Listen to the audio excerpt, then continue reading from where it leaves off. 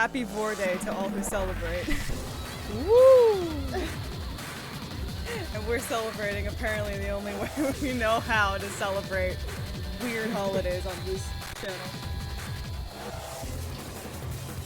Archer, how could you forget about Vor Day? Archer. Archer! That's sacrilege.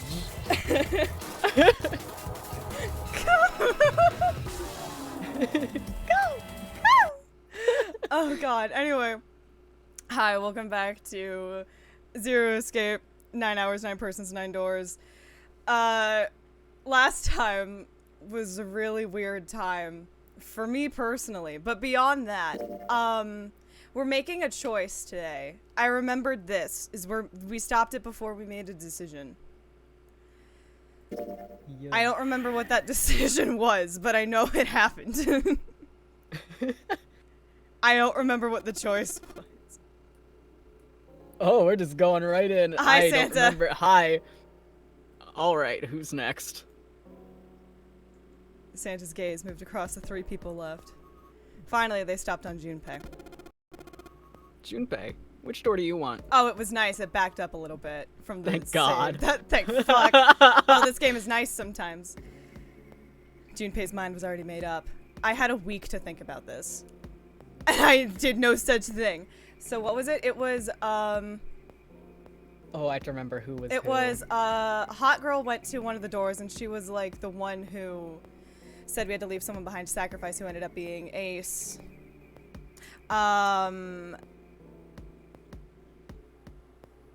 Okay. Thank you, Archer. Yes, please run through the numbers for me. Oh, please. I don't want to do math yet. It's too early for math. You didn't even warn me there would be math last time. I know, that was That was an oversight on my part, truly. So door 3 was... Oh, I forget. Who the fuck is 3? It's I'm Archer, really help. hold on. Wait. I got this. Everyone shut up. I got this. Hold I on. could easily look So this we have, up, but I don't yeah, want to. Oh, door 3 was probably Santa then, because everyone went to their number. Oh, door 3 just like, okay. But just to prove that I'm not a fake gamer, hold on. We have Ace, who just medically knocked himself the fuck out. We have Snake, who is missing. And we're all looking for Snake, and we're like, what fucking door do we go in? Ace is in his EP arc. We respect it. We have Santa, who is this little twink right here. We have Clover, who's a pink-haired girl, who said she was Snake's... Not Snake. No. Yeah. No. Yes, Snake's sister, I think. We have 5. That's Junpei. That's me. We have June, who was a Kane, who we know, and we're playing the route in which we are just overtly flirtatious with her, which I think is funny. We have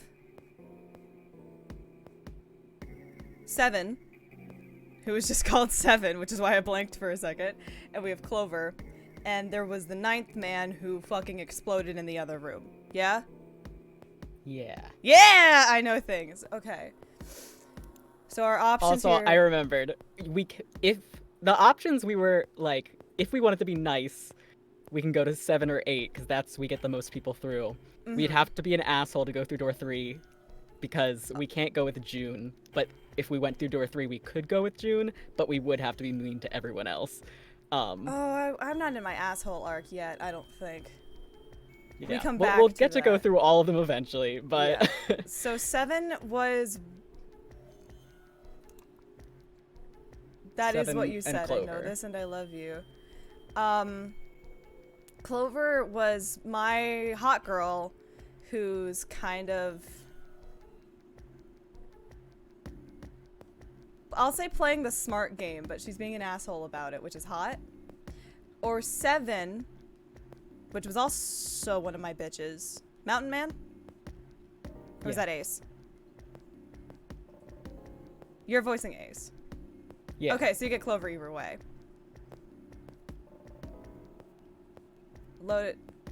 Lotus. Lotus is the hot one. Clover is the child. Lotus is. Okay. Lotus is, I don't know why I may have said that backwards. I know what I meant. So basically, choose your Kate. Choose. We got. You know what? I kind of want to Choose argue for your 8 because like I can do Lotus's voice a lot easier, but also that's a stupid reason to make that decision. So we got a lot of Lotus last time. We did not get a lot of 7, I don't think.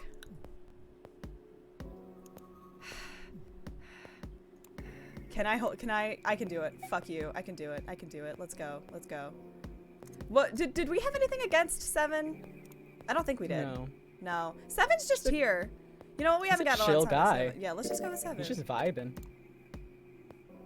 I think I'm gonna go with door 7. Okay, 7 it is. Yeah. Alright then. That means June's gotta go through 8. What? Why? What? Santa grimaced and muttered angrily to himself, but finally began to explain.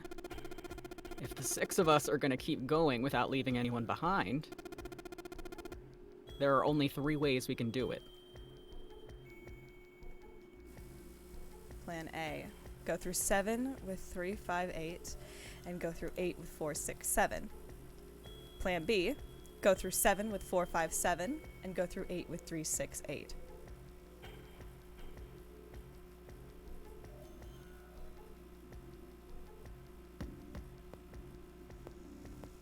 Interesting. Okay. Plan C, go through 7 with 3, 6, 7, and go through 8 with 4, 5, 8. And that's it. Those are our only options. So glad someone here can do math, because it's not me. In other words, 3 and 4 and 7 and 8 can never go through the same doors. You get it now? As Santa finished, June looked over at Junpei, tears welling up at the corners of her eyes. Oh no. You're saying we aren't going to see each other again for a long time. Junpei felt just as June did. He wanted to be at her side through whatever trials they were preparing to face. But he knew if they were to survive, he had to swallow his feelings. In order for the 6 of them to move forward, he and June had to be separated. He looked at June. He was scared to lose her, but he swallowed, steeled his resolve, and did his best to smile. That's 2 mentions of the word swallow in about 5 seconds on board A. Yeah, baby. This is a serious moment. I'm so sorry. Hey, come on. You're gonna make it sound like we're never gonna see. That's Junpei. Fuck! Okay. Hey, come on. You're making it sound like we're never gonna see each other again. We gotta split up, but only for a while. We'll see you tomorrow at school. This is just like when we went into the 4 and 5 doors, remember? We got split up then too, but we all met back up. I'll bet 7 and 8 are just like that. You mean they're connected somewhere? Yeah.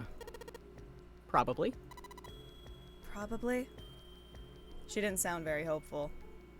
It was 7 that interjected. I'm sure they're gonna connect somewhere.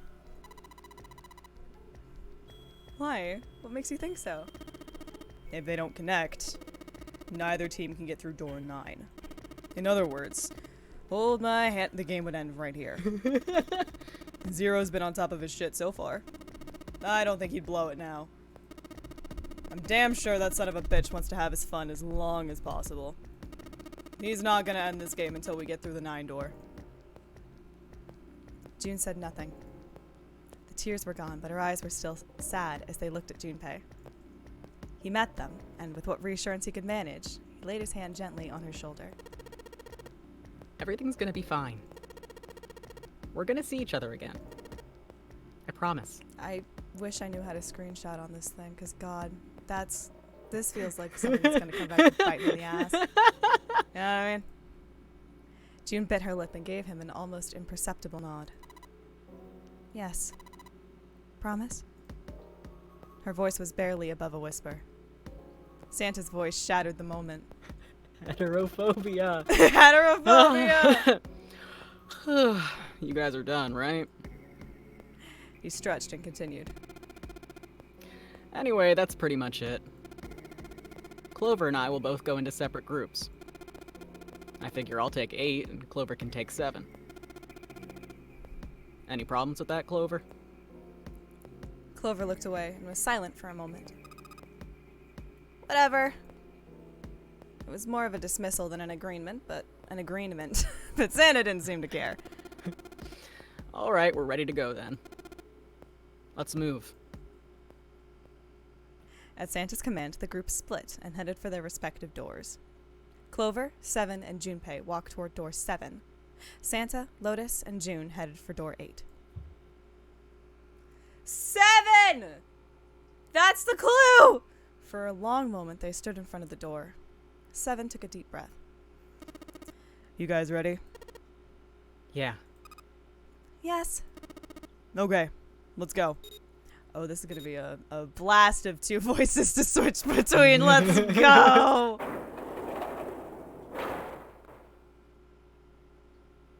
The door had opened. A narrow hallway stretched out before them. 7 and Clover leapt through the door. The moment they did, their bracelets beeped. Brum. The detonators in the bracelets have been activated. Junpei stepped forward to follow them. But as he was about to step over the threshold, he stopped. He looked to his right, toward door 8. June stood there, a mirror image of Junpei. She turned and looked toward him. Their eyes met. They nodded. Their farewell took almost 1.5 seconds. Then someone took hold of Junpei's arms and hauled him bodily through the door.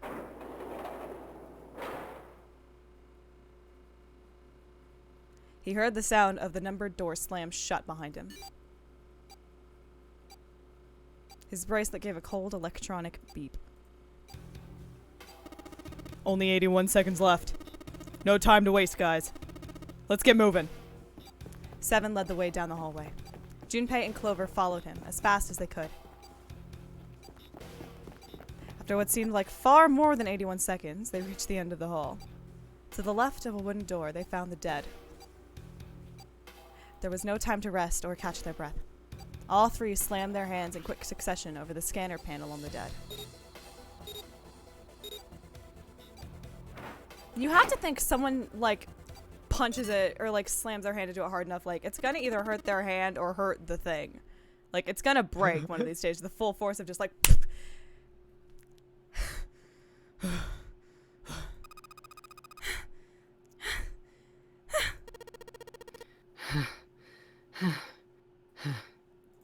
Can't wait for the panting compilation. It's gonna be used for evil. Still trying to catch his breath, 7 leaned heavily against the wall. It stopped. See, Archer, you get me. 7's gonna fucking break it. It stopped.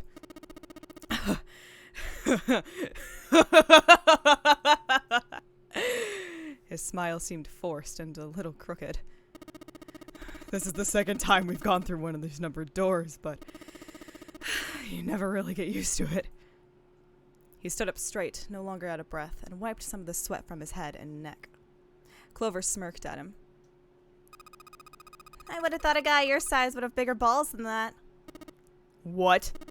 What the hell did you just say? Say it again, I dare you. You have no... You little... You want to die? I'd like to see you try. You fucking brat. Alright, let's go. Hey, calm down, guys. This isn't the time for, this. It's not gonna do us any good.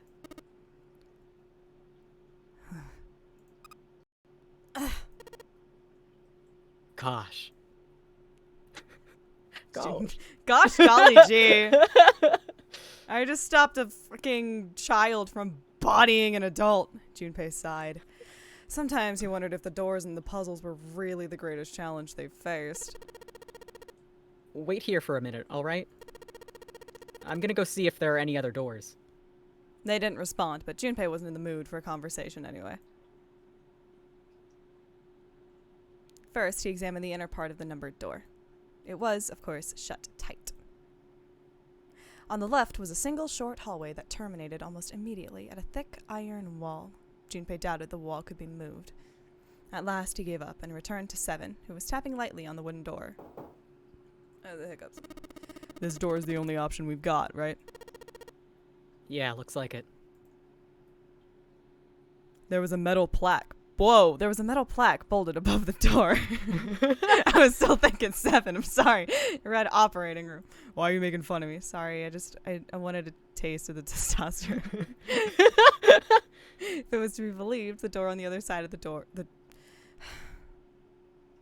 I'm doing great. The room on the other side of the door was an operating room. Something about it made Junpei feel nervous. Well, there's no point in standing around. Might as well go in and see what's waiting for us. Seven grabbed the brass knob and slowly opened the door. The creak of the hinge sounded like the groan of an old woman. What?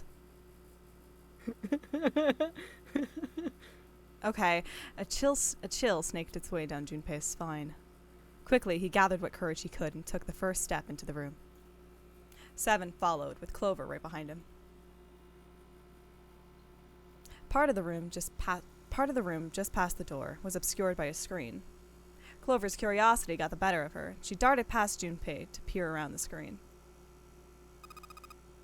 Ah! Her scream nearly blew out Junpei's eardrums. He and Seven ran toward Clover to see what had frightened her. They rounded the screen, and the cause of her outburst was immediately clear. Corpse, corpse, corpse, corpse. Yeah! What the hell is this? Is this a corpse? Corpse, corpse, corpse, corpse, corpse, corpse. It was something that looked kind of like a human lying across some sort of bed. Doll, doll, doll, doll, doll, doll. No, not a bed. An operating table. The table sat on a rusty steel lift, and a cluster of bright operating lights shone down on it from the ceiling. Slowly, they approached. As they got closer to the body, it became clear that it wasn't a body at all. What the hell? That's just a huge doll or something. Doll, doll, doll, Doll, doll, doll. A doll? Clover did not look terribly comforted. Slowly, she approached the operating table and looked as intently as possible from as far away as possible at the thing. It's clobbering time. Junpei could see her relax. You're right. It's only a doll. Man, it really scared me. She heaved a great sigh of relief and wiped a few drops of sweat from her forehead. Seven smirked. Well, I guess it would have been weird if you actually had any balls. Shut it! Don't you start with me, fatty. Oh, what's this? You want a piece of me, short stuff? Yeah, bring it on, you whale. Hey, guys. Let's not have transphobia and fatphobia in this episode. Not again, okay? Hey, seriously, knock it off. And Junpei sighed and shook his head. Anyway, it looks like he's got something the two of you could stand to have a little more of. I'm talking about a heart. Oh, get the ass. Get fucking wrecked. Huh? Oh, this? You mean on his chest? Yeah. You know, where a heart is, asshole. It was set a little higher than normal for a human body, but from the shape of the organ, there was no doubt that it was a heart. Why would there be a heart in a doll? I don't think it's a doll. You think maybe it's like a medical mannequin or something? Or maybe it's got more personal uses? Seven's grin was more than a little perverted. Clover glared at him. Anyway, how about we take a look around this place? Let's go. Okay. Sure thing.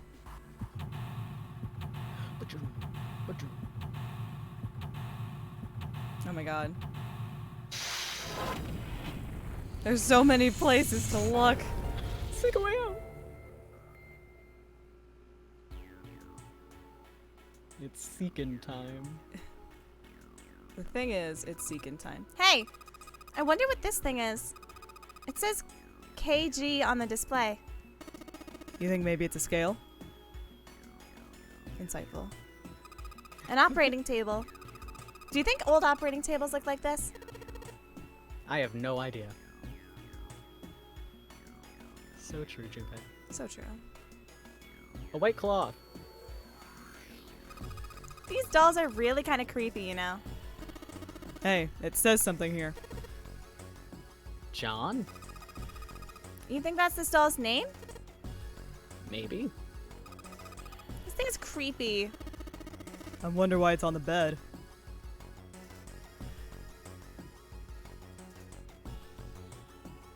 It's an old operating table. The medical mannequin is lying on it. Great. He has a name, Junpei. His name is John. His name is John. His name is Jonathan Doe. Come on, get a grip. You be kind to him. A medical mannequin with its guts showing. Ew. Gross. Hey, Junpei, there's a slit in this thing's chest. Yeah, sure is. There's something in there. Maybe we can get it out. Damn it!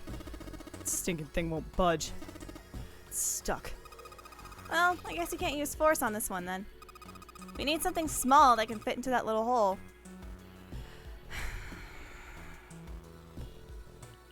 The table that I'm yawning. The table that the mannequin is sitting on. We need something small that can fit in the hole. Hey, Seven, you're up to bat. Fuck you, Clover! Do I have to do all of these individually? Jesus Christ. Why is it bloody? Hey, why is it bloody? Or rusty? That's not safe. That's OSHA OSHA would not approve. This isn't healthy. This is not OSHA certified. None of this other stuff looks useful. Yeah, it's all pretty rusty. Good We'll job just clicking the take the- one useful thing, asshole. We'll take the blood-covered one. That one's safe. An internal organ, specifically a lung. Why could I click on the lung specifically? You can see this thing's internal organs. If we had something that could fit into those cracks, maybe we could take out some of the internal organs. Hey, Seven! If shut. only we had something small. Just a wooden partition. Nothing special about it. I'll be the judge of that.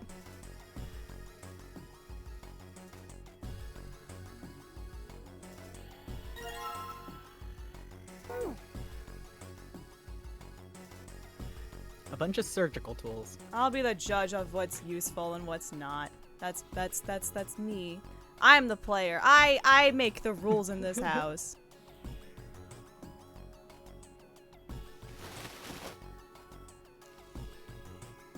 Hi! There's some kind of device attached to the bed. It says KG on the panel. Is this I a love scale? Is this a scale? Another medical mannequin? From the looks of it, this one's a chick. She has a name too. Lucy. Lucy. What? Sorry. 7. How dare you? Sorry. Listen, I can't do math, but I can sure as hell kind of read. Poor thing. Looks like Miss Lucy only has a head and a left arm. Maybe we're supposed to gather all her parts? You know? If we got... We're looking for 3 of them and a torso. We could probably get a banger out of this if we tried. What's this thing? It's got these short iron legs. Maybe it's a heater? There's nothing inside it. There's a pipe going outside! Our favorite thing in the whole world. No comments, Junpei? No. No.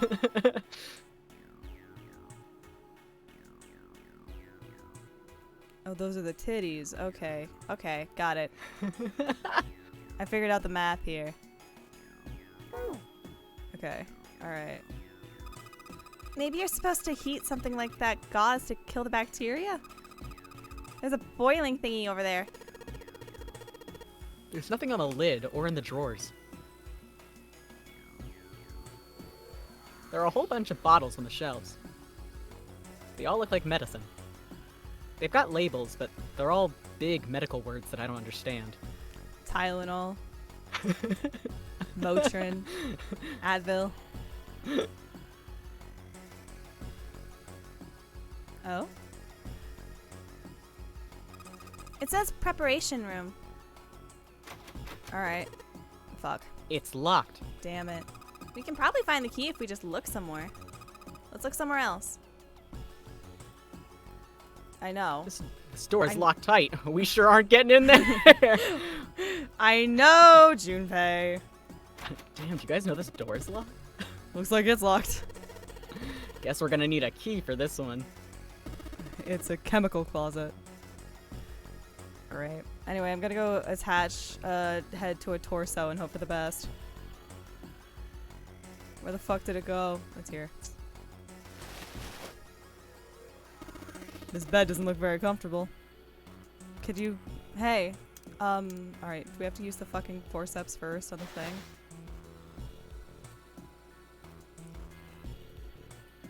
I know. Shut up. Partition. Nothing sus about it. There we go. Fuck. Oh. Suck my dick, I guess. The chest of the medical mannequin. One of the organs is missing. The organ is... Organ? Really, Clover? I expected more from you. Oh, like you could do better. I could. I'm a pun master, Clover. Chest of the medical mannequin. Part of one of the organs that's missing. We're gonna say it again. Oh! If you pull out the lung on the right, there's still more stuff in there. Man, you're kinda slow, aren't you? You say something? You guys suck. I'm not clicking on the fucking partition!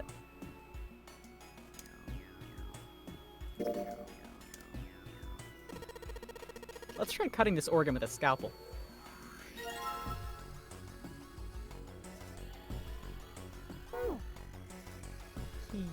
Key! Cool, it's unlocked. Haunted hallway. Haunted hallway. Hallway. I think you hang your coat here. There's a bunch of hooks.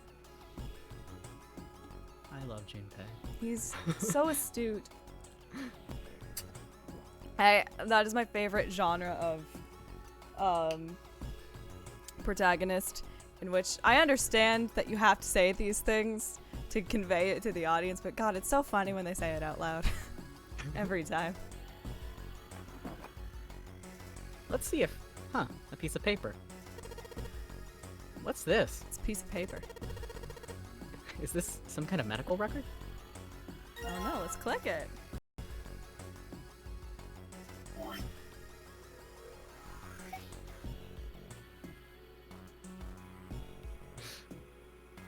I'm afraid. Oh boy. I'm afraid. I'm afraid.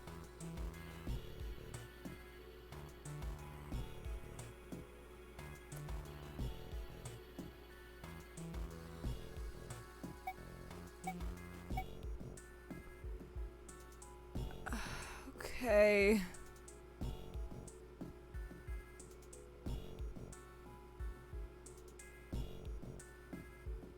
Okay. Okay. I'm gonna let that sort itself out. There's nothing left in the drawer. A cabinet with a drawer in it. Beautiful. Ah. What the hell are you doing? Don't you want to get out of here? But I'm tired.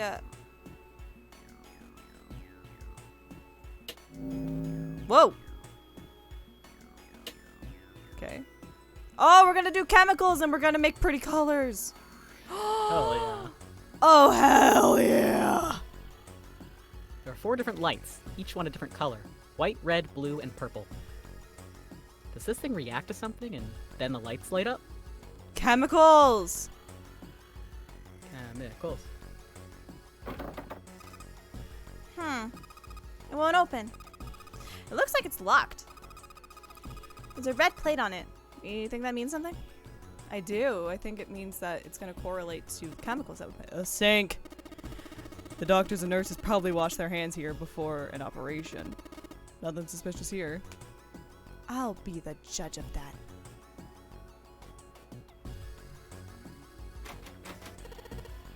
It's locked.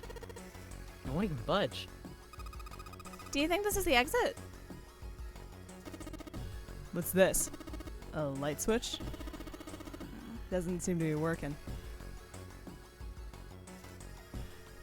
Okay, that's okay. Player, it won't fucking open.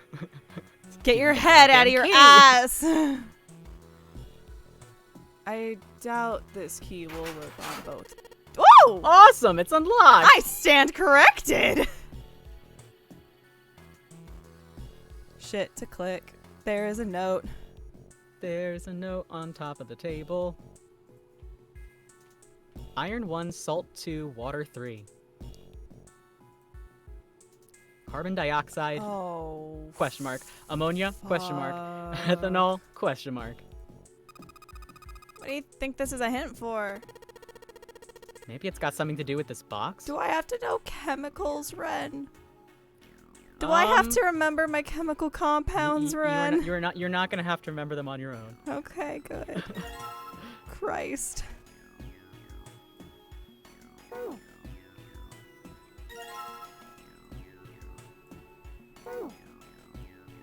Hell yeah, liquid. This thing won't open. Is it locked? You probably need to put in a passcode. I mean, geez, they even got a keypad on there. How much more obvious can you get? I can only enter 3 numbers. E is for enter and C is clear. Once you input the number, press E. If you mess up, press C. Let's give it a shot. Before you even Oh. do the puzzle, suck my dick. Let's not give it a shot. You're gonna yell at me when I try and come back and do it, but that's not my problem. Junpei, there's a bottle of iron powder on the shelf. How do you know it's iron? I take iron supplements every other day, man. I know what iron looks like. The label says Fe. Fe stands for iron, right? Hey, Junpei, you think there are any slugs on this ship? Huh? Well, if there are, I was thinking we could put salt on them. What's she pointing at? The label states NaCl. Salt, huh? Aw! Hell yeah, Clover! Do you think Seven will shrivel up if we put it on him? Hey. You say something?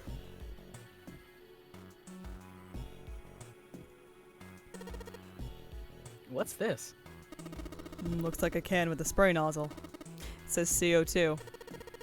So it's a can filled with carbon dioxide. Hey, Junpei. There's dihydrogen monoxide on the shelf. Why don't you just say water? Archer. Archer, I have questions. So this is Crystal. Something stinks. Is it coming from this bottle? Why would I know the snail? I know, like, the snail where it's like the snail will follow you until you die. The Yeah, that's snail a will snail. kill you.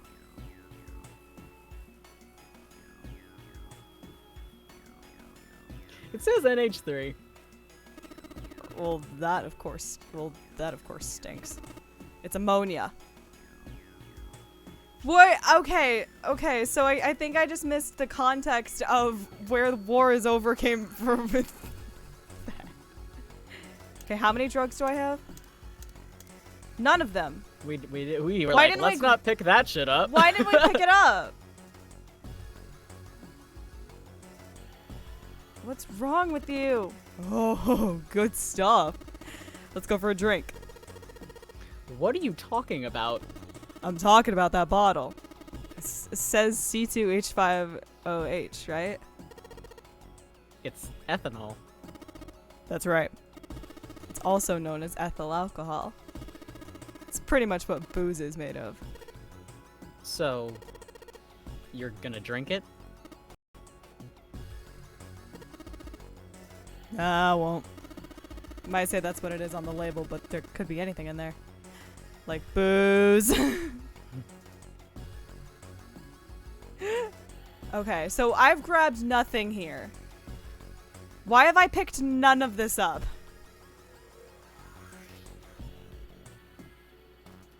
Christ's sake.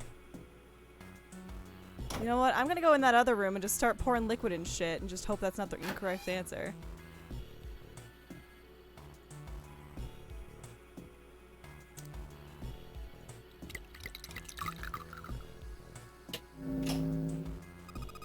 Hey, it turned red. Forget about that. Didn't you hear that just now?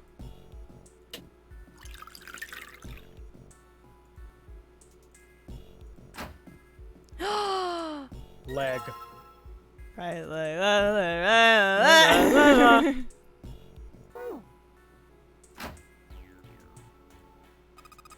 I found a beaker. Great. It's blue now. I think I heard another noise.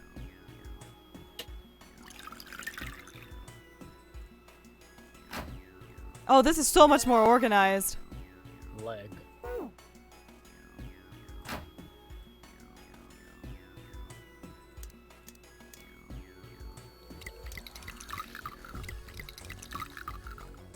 Purple. I get it. You combined the red liquid and the blue liquid to make a purple one. Oh my god, we know color theory. Good job, Junpei! The purple light came on and I heard it unlock. I'm sure it's unlocked. The locker with the purple plate has got to be unlocked. All right, let's see what happened. The purple thing will not be unlocked. Hey! Tum Tum! Tum Tum. Anyway, nope. I was told there was weird dialogue, so now I'm gonna hear it.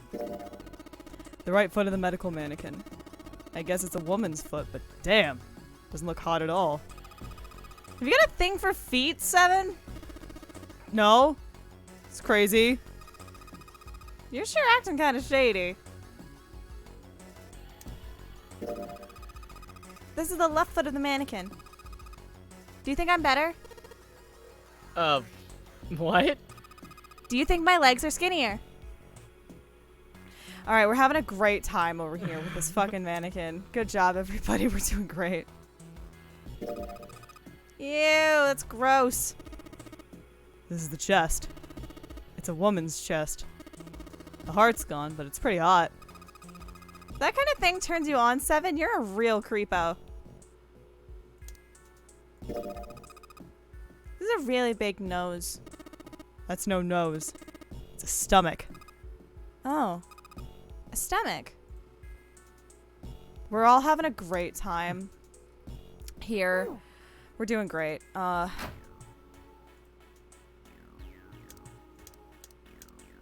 So I do have this. Okay, that didn't really do anything, but I do have it now, which is... Purple. We have it. So I think we just need like one more thingy. We just need one of the arms, I think, and then we got it.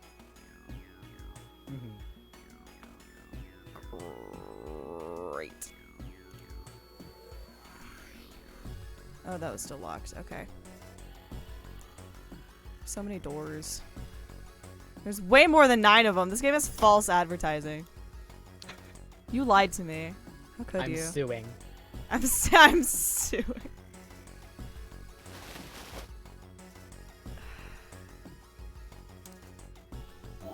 Can we do this, like, this way? Fuck. Why not? Or do we have to, like, lay them all out on the table and then it'll be, like, combine them? You can't just be hauling around an entire mannequin. That sounds like quitter talk, frankly.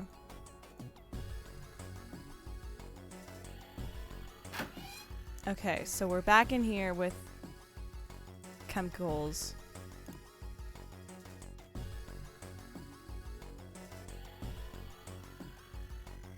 Yeah, I want it. Oh, do I have to click on the box? Okay. Iron 1, salt 2, water 3.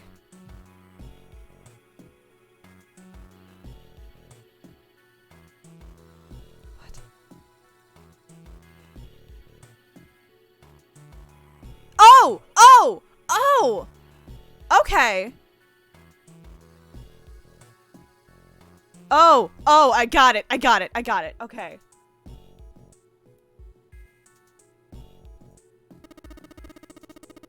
Shush, I don't need to hear it. I got it. I got your stupid, I got your puzzle, riddle master.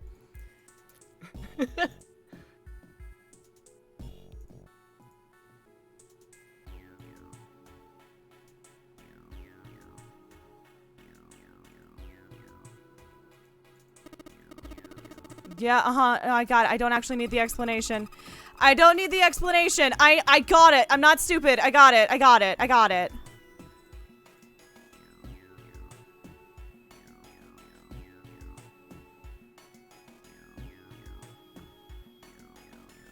Shh. I don't need it. I got it. I need a faster way to skip this dialogue, please.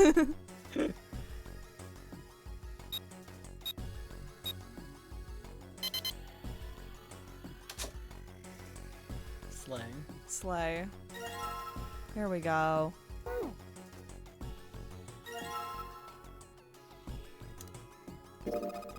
It's the right arm of the body. It's kind of creepy.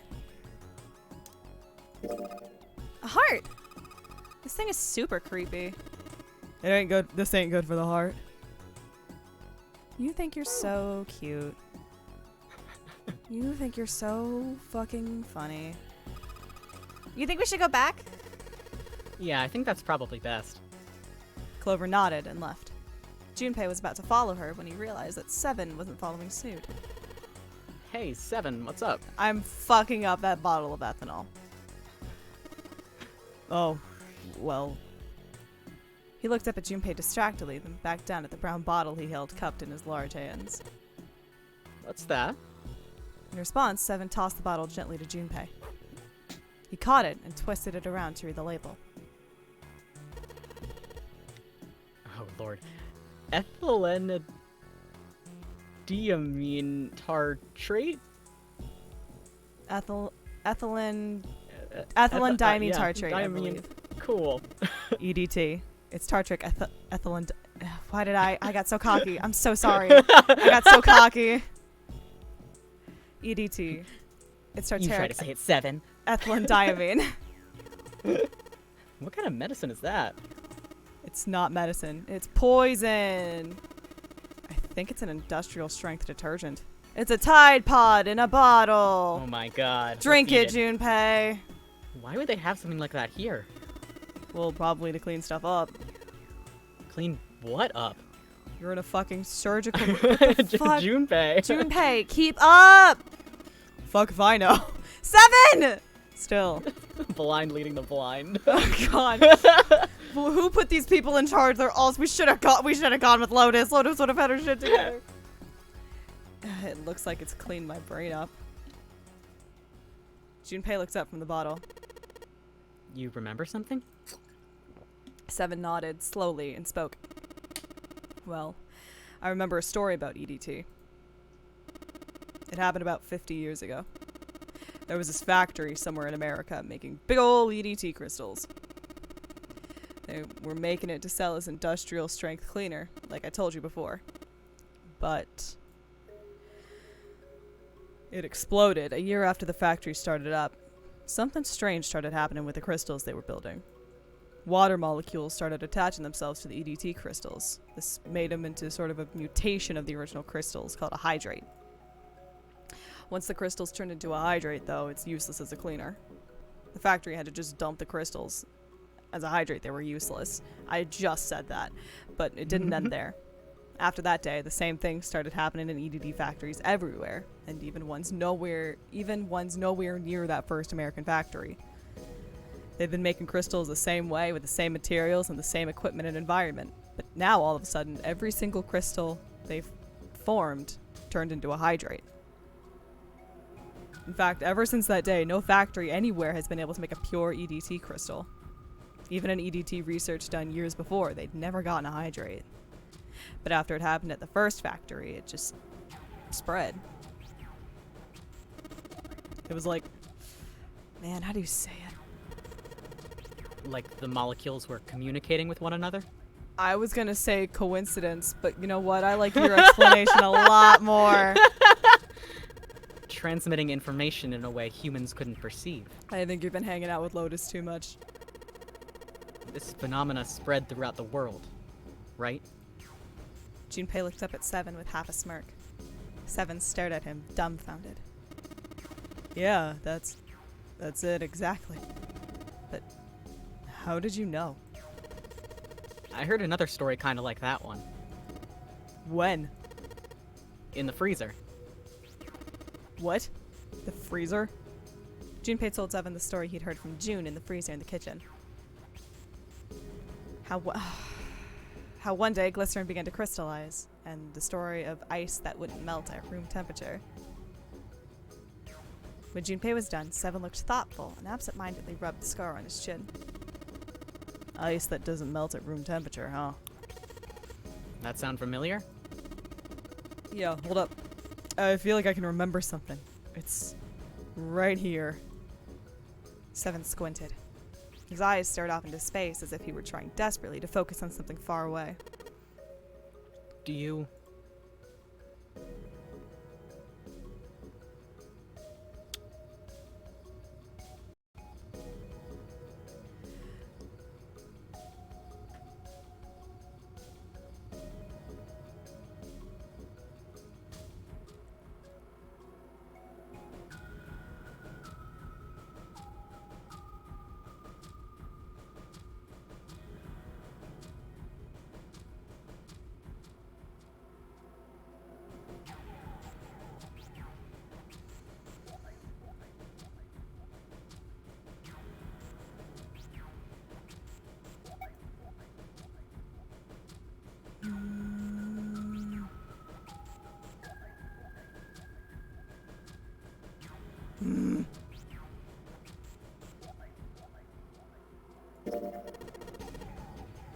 Do you know about Ice 9?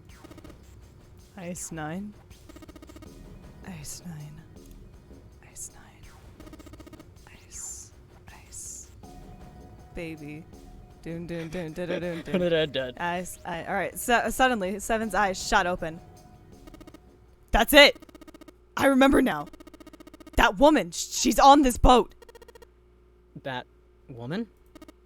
Alice! Who's Alice? Come on, the woman who won't melt at room temperature.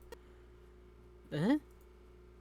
It became clear to Seven that Junpei had no idea what he was talking about.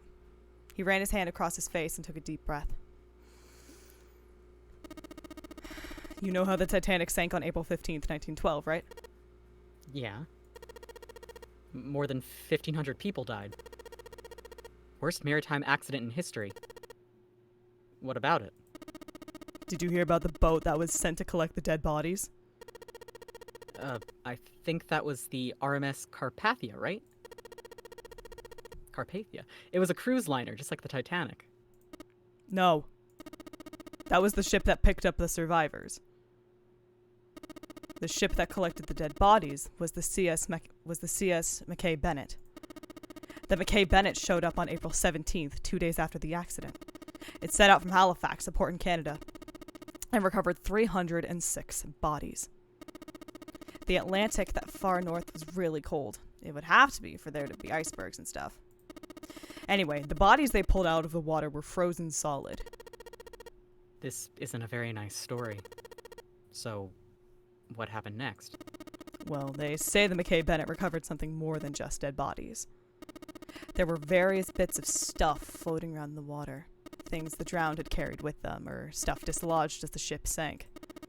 One of the things they found was a coffin. Dio. A coffin? Hello. Yeah. Oh, a wooden one.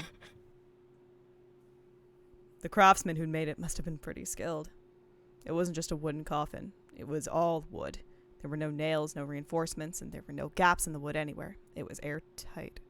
Weren't we talking about, like, they found a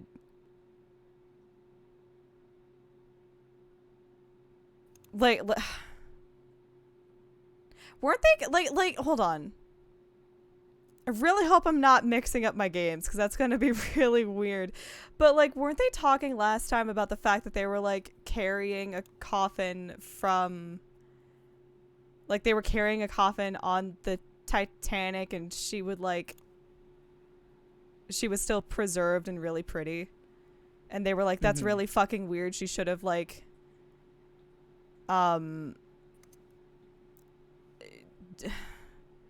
returned to the earth from whence she came by this point, but it was like, no, she was still perfectly preserved. That was this game, right? Yeah. Okay. Okay. Did we ever get a name for who that was?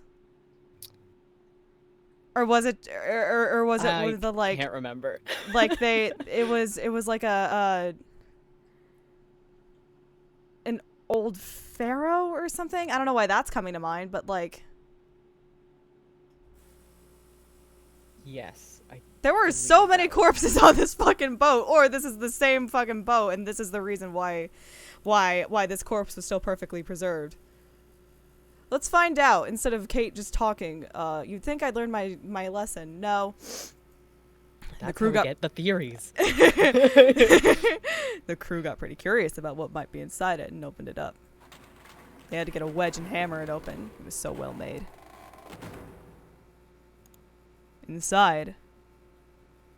Hey! Got it! They found a woman. Or I guess you should say they found the dead body of a woman. Her hair was thick and black, and her skin was deep brown and didn't show any signs of age or decomposition. They say that she looked gorgeous, like a goddess.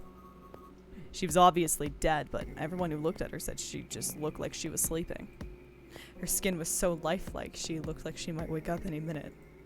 She didn't, though. Like the rest of the bodies they found, she was frozen solid. Eventually, the McKay Bennett finished the search and returned to Halifax. 306 bodies were unloaded and taken ashore. However, it was warm enough that they began to melt. Ew, they say that the stink was horrible. But there was one body that didn't thaw. The girl in the coffin. That's right. Everybody thought for sure that she'd melt and start to rot like the rest of them eventually. But weeks passed and nothing happened. Then a month had passed, and another, and it was summer and she was still frozen solid. After a while, people started to say that she was some sort of miracle. Rumors about the girl started to spread, and people came to visit Halifax from all over. After a while, people started to call her All Ice. Alice. Of course, those rumors didn't last long. Why? Oh, got it. Sorry, I was like, they made that pull in the other Spike Chunsoft game that we played. Why did they... Yeah. Got it. Yeah. Well, she up and disappeared. One day, Alice was there, and the next day, she wasn't. They say someone snuck into where they were keeping her and stole the body. With the body gone, the rumors followed pretty quickly. And after a while, no one remembered her. You might be able to find something about her if you could find a newspaper from back then, but that's about it. Wait. You just said that she was on this boat. Yeah, I did. Alice has gotta be somewhere on the ship. Now, why the hell would you say something like that? 'Cause I know. And just what is it that you know? What happened to Alice after she was stolen? Junpei gulped. Alright, tell me. What happened to Alice? Seven nodded, slowly. Took on the look of a man recalling something long buried. Well, around that time, the word was that there was a thriving black market in New York. I mean, I'm sure there still is, but this was special. All millionaires from all over the world. I've heard that Alice went up for auction there. The person who won the auction was Lord Dashiell Gordon. You've heard that name before, right? Arthur Gordon. Isn't he the guy who bought the Gigantic, the Titanic sister ship? Yeah, that's him. Although I guess he hadn't done that yet. What do you mean? Gordon bought Alice in 1912. Then 4 years later in 1916, he bought the Gigantic. And he hid Alice somewhere on the Gigantic. But nobody knows where. He died in 1931. And apparently he died without ever telling anyone where Alice was hidden. However, what? I was gonna finish my fucking sentence, Junpei. Fuck you. Don't interrupt me. Well, he did have one close friend who asked him, "Where is Alice?" And he said, "Alice sleeps in a small chamber past the forest of knowledge, beneath the navel of the Gigantic." What the hell is that? Some kind of riddle? I hate riddles in this escape room puzzle game. That's stupid. Why can't they just tell us? Your guess is as good as mine. Seven threw his hands up in defeat. So that's it. Whatever you think, I believe it. She's hidden somewhere on the Gigantic. In other words, she's hidden somewhere on this ship. Before Junpei could dispute Seven's rather bizarre claim, they heard Clover's voice from the door. She did not sound pleased. Hey! What are you two doing over there? Stop wasting time and get over here! Okay, we're coming. Ugh! Seven looked at Junpei. Yeah, so anyway, that's the story. It might be useful someday. Don't forget it. With that cryptic remark, he turned and left the room. Junpei was left behind to ponder what he'd just heard. He tried to remember what June had told him earlier. That mummy wasn't just a normal mummy. They say that she was frozen. The story says that from the time of its discovery all the way through to when it got put on the Titanic, and even though it was carried through the desert, her body never melted. Was that Egyptian priestess Alice? Had the water in her body become Ice 9?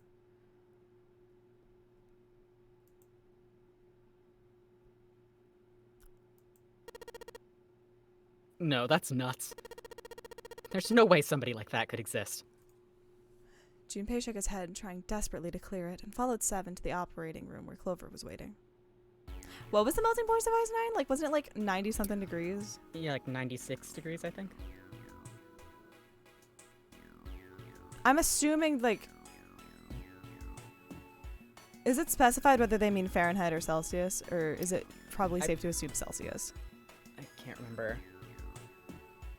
I don't think they ever I think it was Fahrenheit, though. That's still really fucking improbable, then. Because if you're saying she was carried through a desert and she still didn't melt, that shit gets hot, dog. I can't remember. That,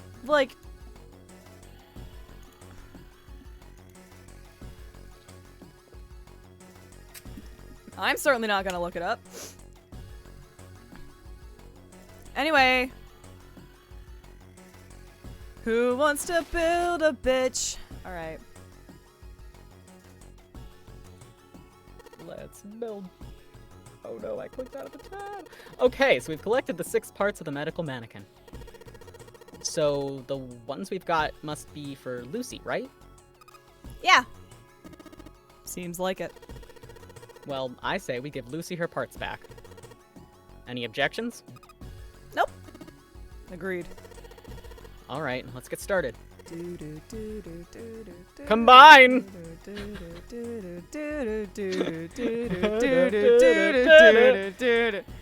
Hey, nothing happened. We didn't get a cool villain number. Fuck! Where's the musical? That's odd. Maybe it's the wrong weight? Wait. Yeah, well, you know how there's a scale on the side of the bed? Maybe we need to do fucking math. We need to get the scale to a specific number. How are we gonna do that? You're gonna switch body parts between the mannequins. I think we're supposed to swap our body parts with John's. Oh. Let's give it a shot. Oh. The screen below displays 2 medical mannequins. Oh. You can switch their body parts. Thanks, King. You're welcome. And the part you want to switch in. Okay, okay. Can I have the thing up to like look at it? Oh god, it's mean. I don't. Okay. Hold on. Hold on. Hold on. Suck No my dice. penis, Junpei. Okay. You know what?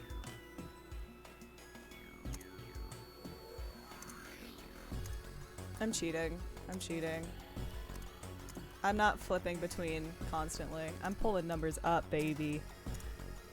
Okay. I'm not listening to that dialogue 37 times. Let's go. Okay.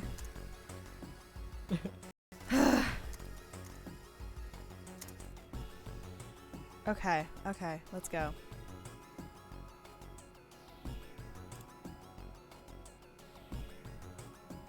I believe in you. Yeah, yeah, it's not cheating, it's keeping track with the information given. It's fine.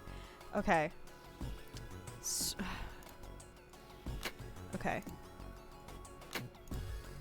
Okay, okay, hold on. So what has to stay? The arm and the head have to stay. And what are we? So we need to get you.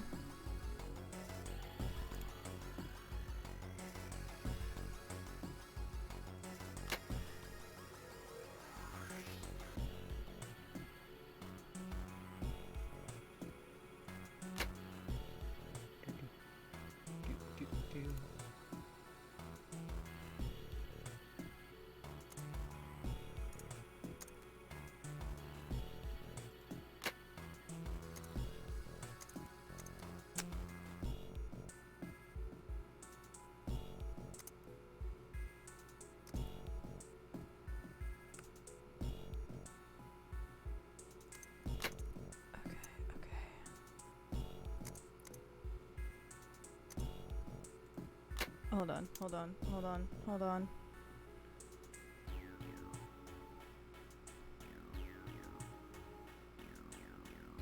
I like legitimately need a fucking piece of scratch paper right now.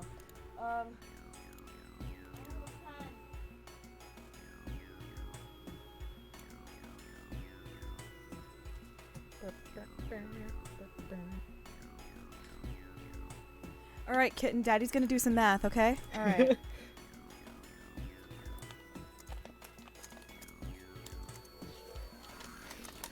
Okay.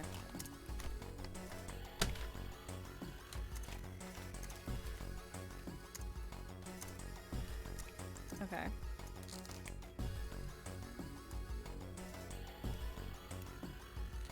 So if we just swap. Oh, for fuck's sake. Okay. It is 1:15 p.m. on a Tuesday. This is high school all over again. All right. Oh god, you're right. Okay.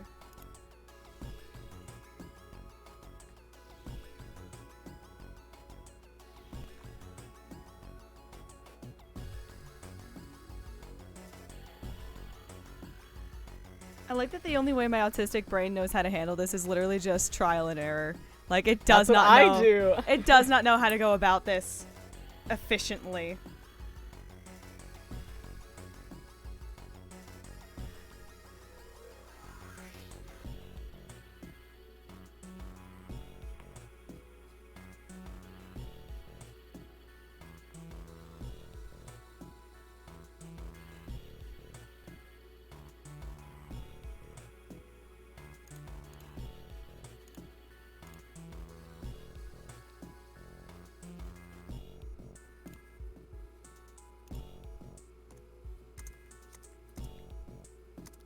I do like that it is consistently that, like, the male side is heavier. That's nice for math purposes. Okay.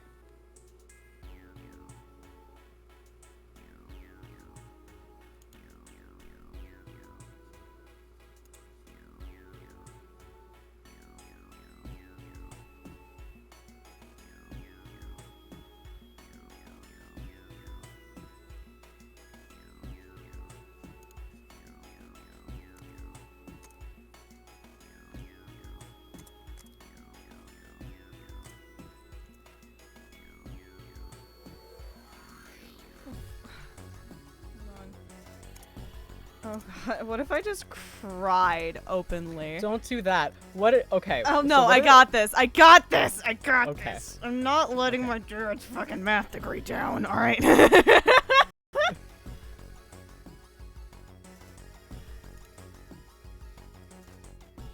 I need to prove that the gay theater kids can do math to some degree.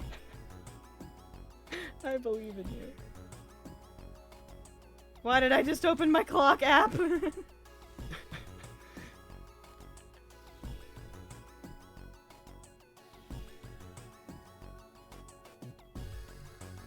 Okay. What do you need to get to? Okay, so you need to go up. So.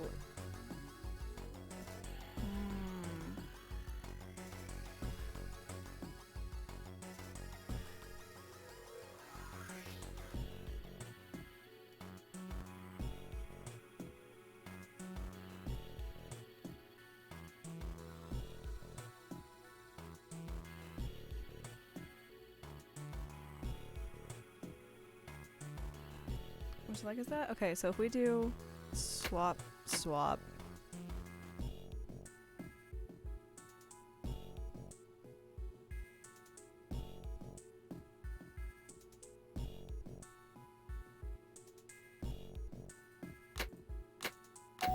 Hey! Hey, Junpei, I just heard something. Came from John's operating table. We better check it out. I love trans people. I was about to be like, I heard something from the trans allegory.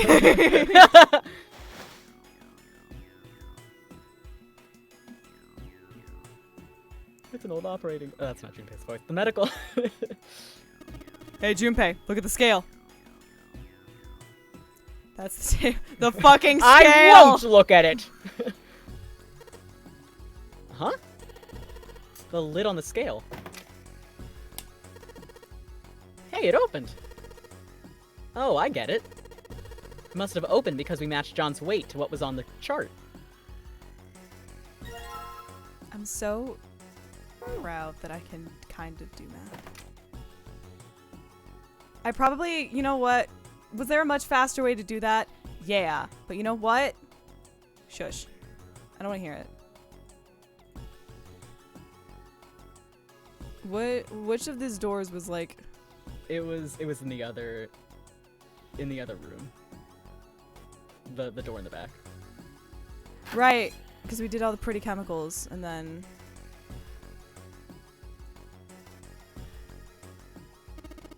Hey, hold on. Junpei stopped, about to put the key into the doorknob.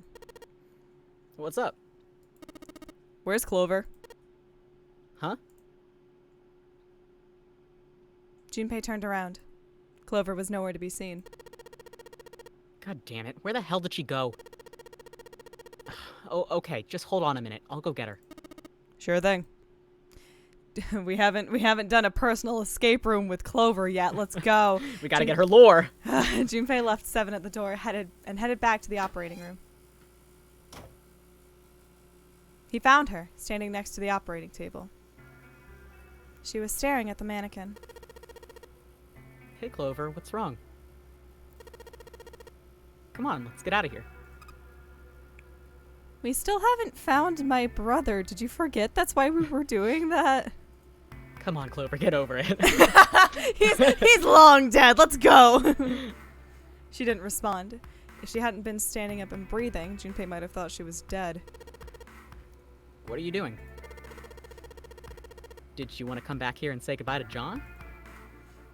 It wasn't the best joke, but it was something. An attempt to lighten the mood. Clover didn't laugh.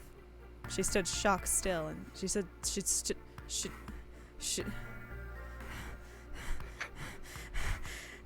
stood stock still and said nothing. Hey, Clover, can you hear me? Perhaps it was something he'd said, or perhaps it was something else. Suddenly her mouth opened and she whispered in a dry, dead voice. My brother might be dead. fuck, right. That's why we were... Ah, shit. I'm so sorry. I forgot about that shit. Huh? That's why we couldn't find him. If he's dead, I'm going to be next. Suddenly the operating room felt very, very cold. What are you talking about? What's wrong with you? He gave her a small shake, but she still didn't respond. The silence grew heavier. Junpei...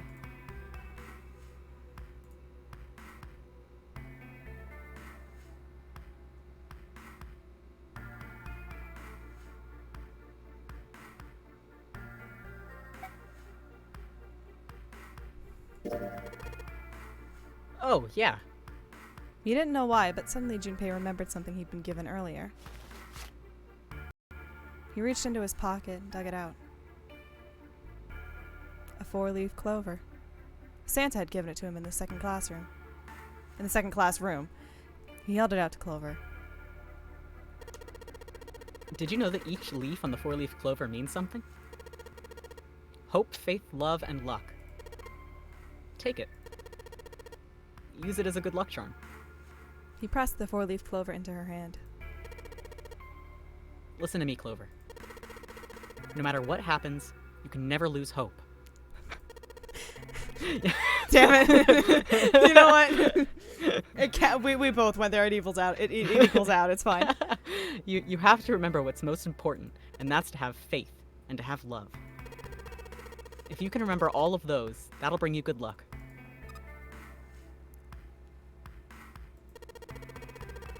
Snake, I mean your brother, he's not dead. He's alive, somewhere. I'm sure of it. You've just gotta believe in that. Clover stared at the 4-leaf clover in her hand. You could see tears start to form at the corners of her eyes. Thank you. Her voice was tiny and broken, and as she spoke, she started to cry. She tried to hide her tears by looking at the floor, but it did little good. She wiped away tears with the baggy arms of her jacket, but more quickly took their place. No matter how she tried, she couldn't stop crying. Her tears made small, wet circles on the floor. Thank you. She said it again. Then she looked up at Junpei, seemed to choke down the last of her grief. She did her best to smile. Junpei wiped an errant tear from her cheek with his thumb and gave her the best smile he could manage. Now come on. Seven's waiting for us at the exit. Oh, she's so gonna die next. But still, she didn't move. Wait. Before we go, there's one thing I want to ask you. What's that? What do you think when you hear the word experiment?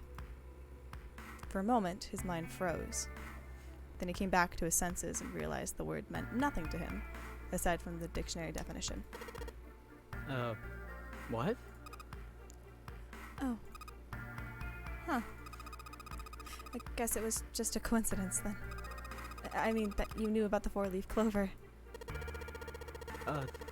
Look, I'm sorry, I don't want to be a jerk, but you are making less than no sense right now. Oh, no, it's nothing. Just forget about it. Oh, don't give me that. You really think I could just drop this? What is this experiment you were talking about? Clover looked away. The 4-leaf clover was still in her hand. She stared at it for a long moment and then finally spoke. You promise you won't tell anyone? Cross my heart. Really? Really. I can trust you, right? Of course you can. Clover slipped the 4-leaf clover into her pocket. Her eyes still red from crying, she looked up at Junpei. Okay then. I'll tell you. I'll tell you what happened on this ship 9 years ago. Wait. On this ship? Yeah. This ship. He was entirely lost. He had 1,000 questions, but it was probably best, he thought, to save them until Clover had finished. It was an experiment to test some sort of psychic thing. Something about communicating through these fields that you can't see? Fields that you can't see? He'd heard something like this before. Clover nodded. Like, think about this. Imagine an egg. This is how the evil gay Clover twin theory can still win. Clover is Pewter. Pewter is so trans. Welcome to my TED Talk. She pointed at the operating table. On top of it was a somewhat mismatched medical mannequin whose parts had been swapped with another mannequin. I did that. Hi, that was me 5 minutes ago. This is John, right? But is he really John? You know the ship of Theseus? All Junpei could think was she's finally lost it. Isn't this like Lock's Socks? Or the ship of Theseus? Junpei grew even more confused. He'd never heard of either of those things, although they sounded smart. You don't know? Let's explain it in detail. You haven't heard of those paradoxes? Junpei shook his head. Clover laughed. Okay, well, pay attention then. This is how Lock's Socks works. Let's say I've got a pair of socks. They're my favorite socks. One of them gets a hole in it. What would you do if that was your sock, Junpei?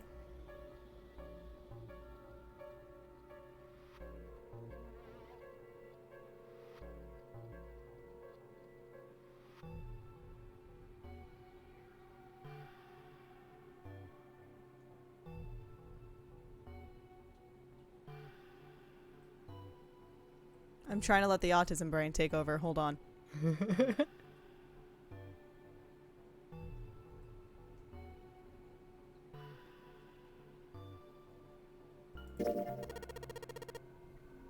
Well, I guess I'd patch it up. Get some cloth and close up the hole. But what if another hole opens?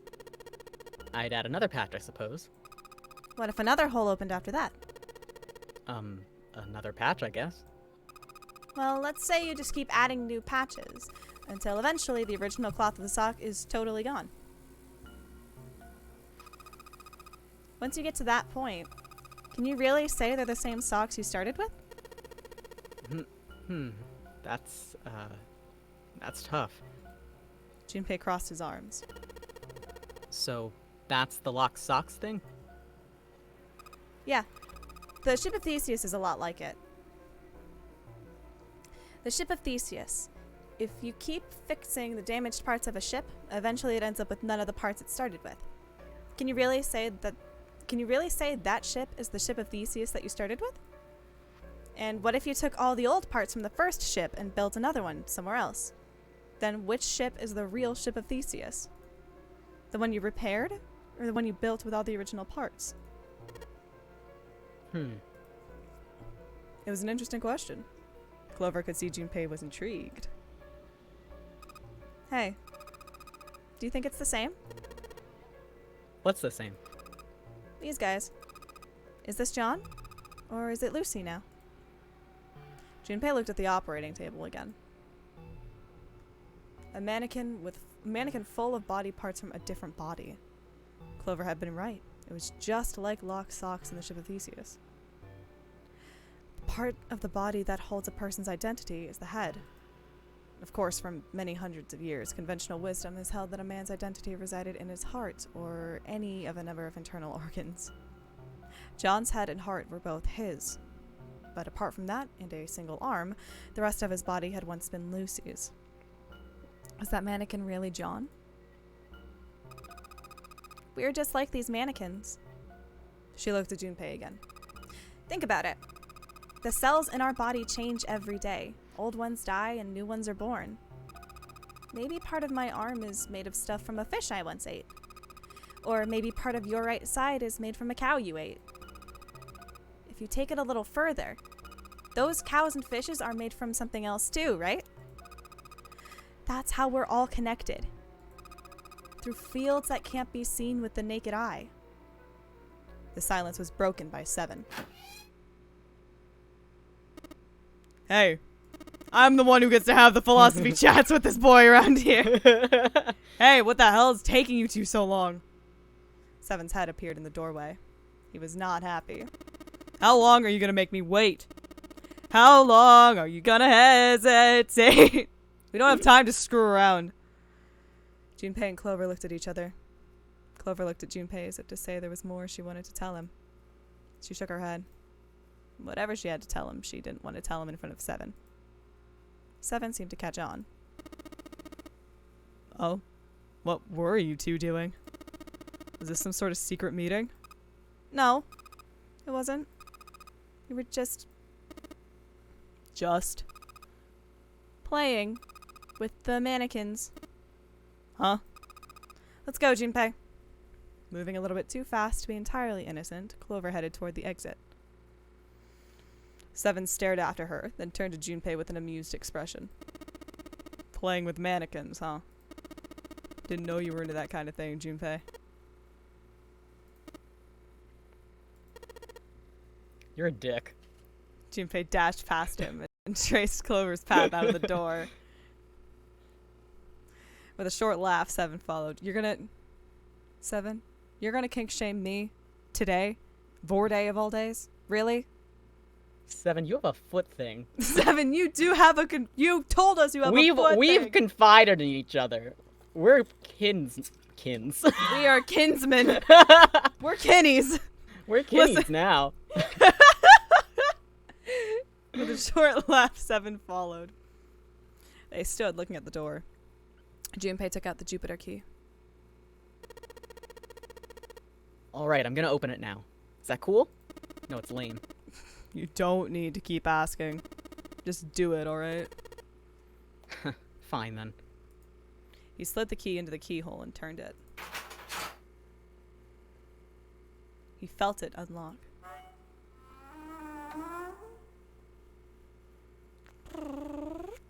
The door opened with a soft, melancholy creak. Beyond it lay a simple, white hallway. There was no fanfare or confetti. Obviously, there was no one there to applaud them. They simply walked through the door. That was it. Alright, let's get going. Hey man, what's up with you? You're so serious, you know. Can't you sound more happy? You know, get a little excited. Seven, we're in a death game. Bro, buddy. yeah, we're in a death game, like... Not really. A man might be dead. Junpei turned away from Seven and took his first steps down the simple white hallway. I'm gonna turn my air off really quickly. It's not actually air conditioner level weather. Ow!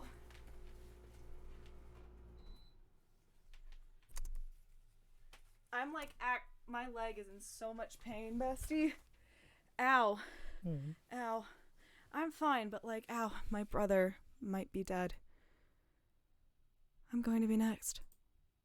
Clover had told him only a few minutes before that her brother was probably dead and she was likely to follow him. Good recap! How could he pretend to be happy after hearing something like that? You found it! You lied! There was fanfare!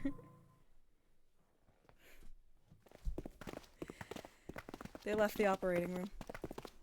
The hallway took them around several corners and past several doors, but they were all locked. Until, at last, the final door was hidden in a corner of the hall. Junpei grabbed the handle. As he made to push it open, a voice stopped him. The voice came from behind him and belonged to neither Seven nor Clover. Jumpy! He spun around. He saw someone running toward him from the other end of the hallway. There were 3 people coming toward Junpei and his companions. Santa, Lotus, and June. They pulled up short in front of Junpei, breathing hard. Whoa. What the hell is this? What are you doing here? What? But we didn't... Before he could finish, Clover spoke. Hey guys, could you come take a look at this? She was standing near the end of a small hallway that branched off to the right. The rest of them ran over to her, curious as to what she'd found. There was something on the wall at the end of the hallway.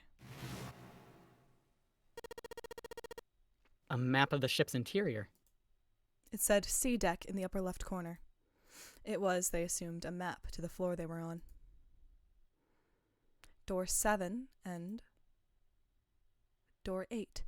The map confirmed what they already knew. Both doors eventually led to the hallway where they had found themselves. In fact... Yeah, isn't that what I said? We aren't going to be split up permanently till we find door 9. We might get separated for a little while, but we'll see each other again. Otherwise, we won't be able to open door 9. That's how the nonary game works. Junpei looked at the map of the ship's interior again. As he looked more closely, his surprise and excitement gave way to weariness. One by one, the others saw what he'd seen. They moved as one for the door. He pulled the map of the ship's interior off the wall, put it in his pocket, and followed the others. The 6 of them stood in front of the door, arranged in a semicircle. Santa stepped forward. He took hold of the door and spoke without looking back at the other 5. Ready? I'm gonna open it. Slowly, all 5 nodded their silent assent. With a deep breath, Santa threw open the door.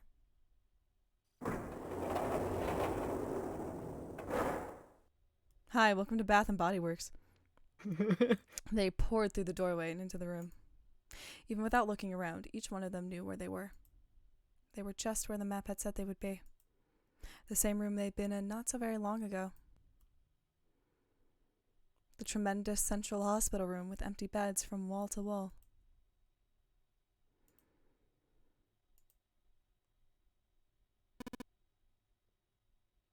I see. I believe I understand what you're saying. The EB arc is over. The I am man, no longer he EB. rises. I am now awake. The 6 of you split into 2 teams and went through doors 7 and 8. You solved the puzzles in the operating room and the laboratory, and then met one another in the hallway after opening your respective locked doors. He looked like anyone might after only just waking up, but it seemed like his brain was working as well as ever. He had managed to grasp, summarize, and understand each team's report. He has risen. At any rate, I feel a bit silly for my little show of altruism. I'm sure you'll be back for me. I did hope you would come back, but I confess I didn't think you'd be back so soon. Ace shook his head with a rueful smile. Well, we saw each other again, and we ain't dead, so I say that's good enough.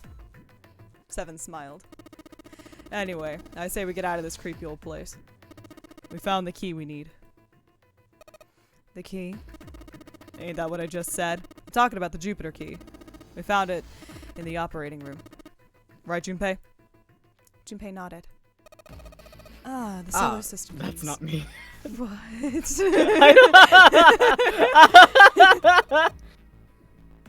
Actually, we found one in the laboratory, too. Here, the Earth key. Lotus dug out a still warm key with an Earth symbol on it. Why did you specify warm? Jesus, I might lose it. It's probably better if you hold on to it. That way it won't be my fault if it gets lost. And with that, she pressed it into Junpei's hand. He felt slightly less than honored. As a group, they now had 3 keys that had not been used. The Jupiter key, which had been found in the operating room. The Saturn key card, which had been found in the kitchen. The Earth key, which Lotus had just handed to Junpei. Junpei tucked the new keys into his pocket. June spoke up. The Jupiter key is supposed to be for the door at the end of that long, straight hallway, right? Yeah. If the map's right, then it connects to the central staircase. Then, next to the stairs... Wait! They were the first words anyone had... It was a single word anyone had heard out of Clover in quite some time. Her face suggested they weren't going to be very happy words. What about door 3? Look. You saw the map, right? It's the same as 7 and 8. It'd just lead us back to the big hospital room. There's no point to seeing what's on the other side of that door. There is a point. At least there is for me. There were tears in her eyes, but she glared at 7 as hard as she could, just the same. She looked very much like a frightened puppy. There wasn't a man alive who could have resisted those eyes. 7 looked everywhere in the room except at Clover, and muttered and coughed apologies under his breath. Yeah, you're right, I'm sorry. Snake might be on the other side of door 3. Clover nodded once. The next person to speak was Ace. Very well.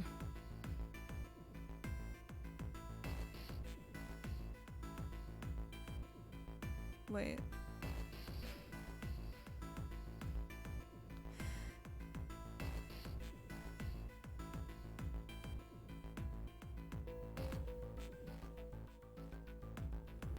Wait.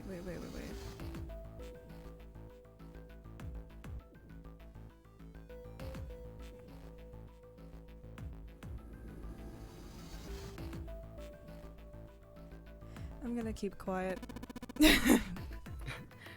I'll be coming with you then. I've had a nice long rest. I think it's time I was up and about again. So, 7, you'll help me, won't you? Huh? Me? Junpei did the calculations quickly in his head. 4 plus 1 plus 7 equals 12. 1 plus 2 equals 3. It looked like 7 was doing them too. At last, he gave up. Damn. Well, I guess that's how it's gotta be. So, I'm going with you, huh? Yes, you are. Alright, let's get moving. And so it was decided that Clover, Ace, and 7 would discover what lay beyond door 3. Okay, we're heading out. Be careful. Whoa. Didn't think I'd be hearing that from you, Lotus. Don't let it go to your head. I'd be in trouble if the 3 of you bought it. The rest of us can't open the 9 door. Ah. The truth comes out. Does Bruno Mars is gay? Bruno Mars is gay is one of the most recent talked about in the media in the few years ago. 7 nodded, as if this answer made much more sense, and pulled the lever on the red.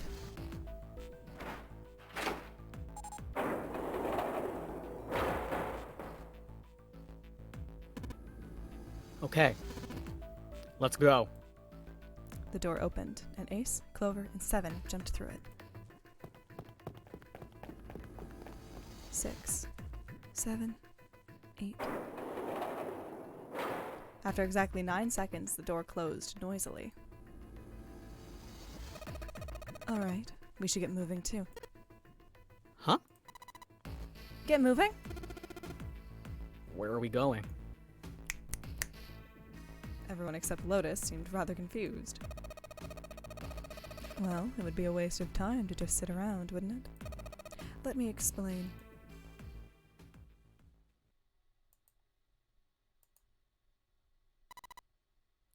I get it. We're gonna see if we can get anywhere interesting with the Jupiter key. Yes. If we're lucky, we might find Snake. They were at the end of the hallway lined by individual hospital rooms. The Jupiter symbol was engraved on the keyhole. All right, Junpei. Open it, if you please. Yeah, on it. Junpei pulled the Jupiter key out of his pocket and slid it into the keyhole. He twisted. With a nice, sharp click, he felt the door unlock. All right. Ready, guys? Junpei's companions nodded. He nodded back, then slowly and quietly opened the door.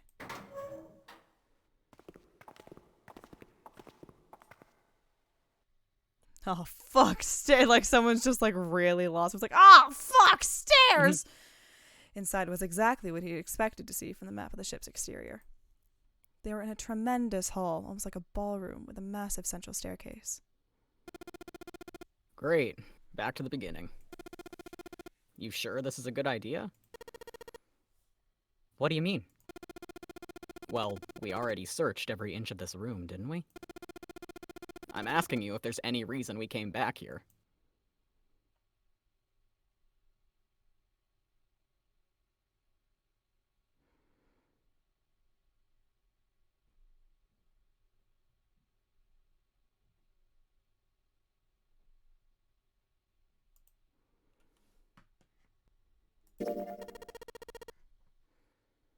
Of course there's a reason.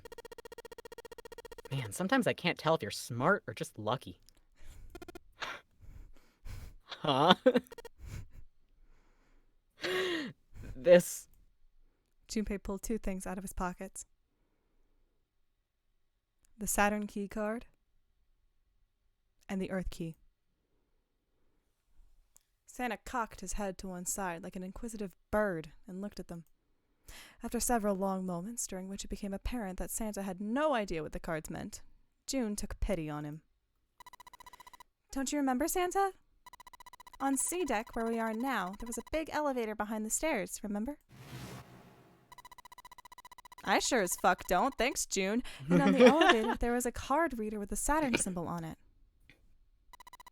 And on A deck, on the door to the left, there was a keyhole with the Earth symbol on it. I think. Taboo. So the two keys that Jumpy has. should let us use the elevator and the door on A deck. Huh. Yes, that's right.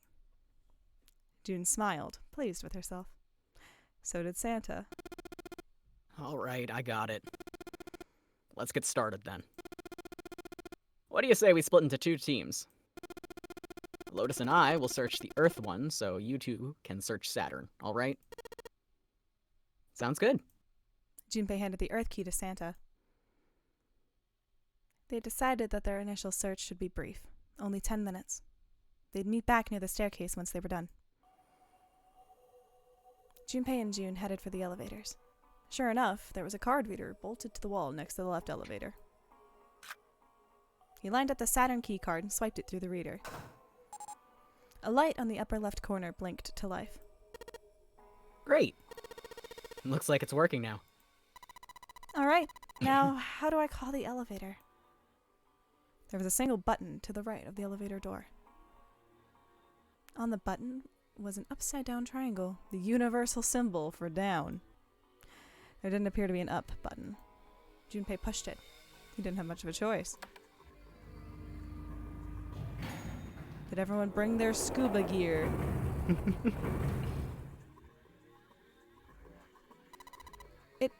It opened! Look, Jumpy! June's voice was excited, but Junpei could hear a tinge of anxiety. Sweet, it opened. Let's get going. He grinned at June and stepped toward the open door. As he was about to set foot in it, he felt a hand on his arm. Wait, What? I'm not really... I just... Oh gosh. Junpei was at something of a loss. What could she possibly be so frightened of? I don't know, an elevator going down into the sunken parts of the ship? Probably scary. Being locked up with a boy. Being locked up with a boy! What am I supposed to do? Boys are scary. Boys are spooky. I think she's scared of boys. She was afraid because the only elevator button pointed down. That meant, of course, that the elevator couldn't go any higher than the floor they were on. As he thought about it, Junpei realized he hadn't seen elevators on A or B decks near the central staircase. All of which meant that the elevator could only convey them to the lower decks. And the floor below the one they were on, D deck, should be completely submerged. That meant... Hey, wait a minute. This elevator came up from somewhere under us, right? Well... Yes. I guess it did. It didn't open right away after you pressed the button. There was a motor noise like it was moving, and then it opened. Yeah, exactly. Yes. So, take a look inside. Junpei jerked his head toward the interior of the elevator. It's not wet at all, is it? It has a roof on it, Junpei, and it was closed. No, but it opened at the bottom floor. That's what he's saying. The walls and even the floor are totally dry. Oh, you're right. They are. She looked around at the elevator, slightly embarrassed. Well, let's test it. Test it? Yeah. Watch this. Junpei put one foot in the elevator and bent around the corner of the door until he could see the floor buttons. There were only two, E and C. He pushed the E button and jumped out of the elevator. The door slid shut, and they heard the grinding of the motor as the elevator car moved down.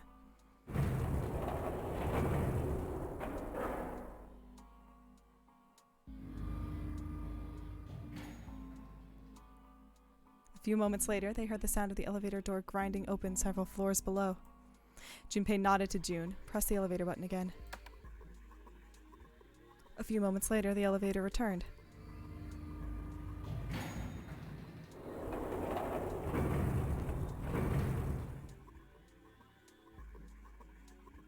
The door slid open, and just as Junpei had expected, there was no water to be found. See? Junpei couldn't resist puffing out his chest, just a little bit. June, however, still looked confused. What does that mean? How can E deck be safe if the D deck is full of water? Well, here's what I think. The elevator shaft in E deck must be watertight and separated from wherever the ship's been punctured. Here, let me show you. The shaft is stuck. He pulled out his notebook and pen and sketched out a rough illustration. How long has he had that? I don't know. Plot convenient notepad. Shut up. I see. So is that why the ship hasn't sunk? The shape of the inside keeps it all from filling with water? Yeah, I think that's what's going on. Junpei continued talking as he closed the notebook and slipped it back into his pocket. So, I'm gonna go down and check it out. You stay here, alright? But... Come on, just do it, alright? He gave June's shoulder a reassuring squeeze, then hopped onto the elevator. He pushed the E button, and the door began to close. June looked worried, her eyes darting back and forth as if she was trying to make a decision, when suddenly... I'm coming with you! Huh? At the last possible moment, June dashed forward, turning sideways just in time to slip through the gap between the closing doors. Junpei jammed his finger against the open button, but it was too late. The door had shut. He and June were in the elevator, and it was headed down to E deck.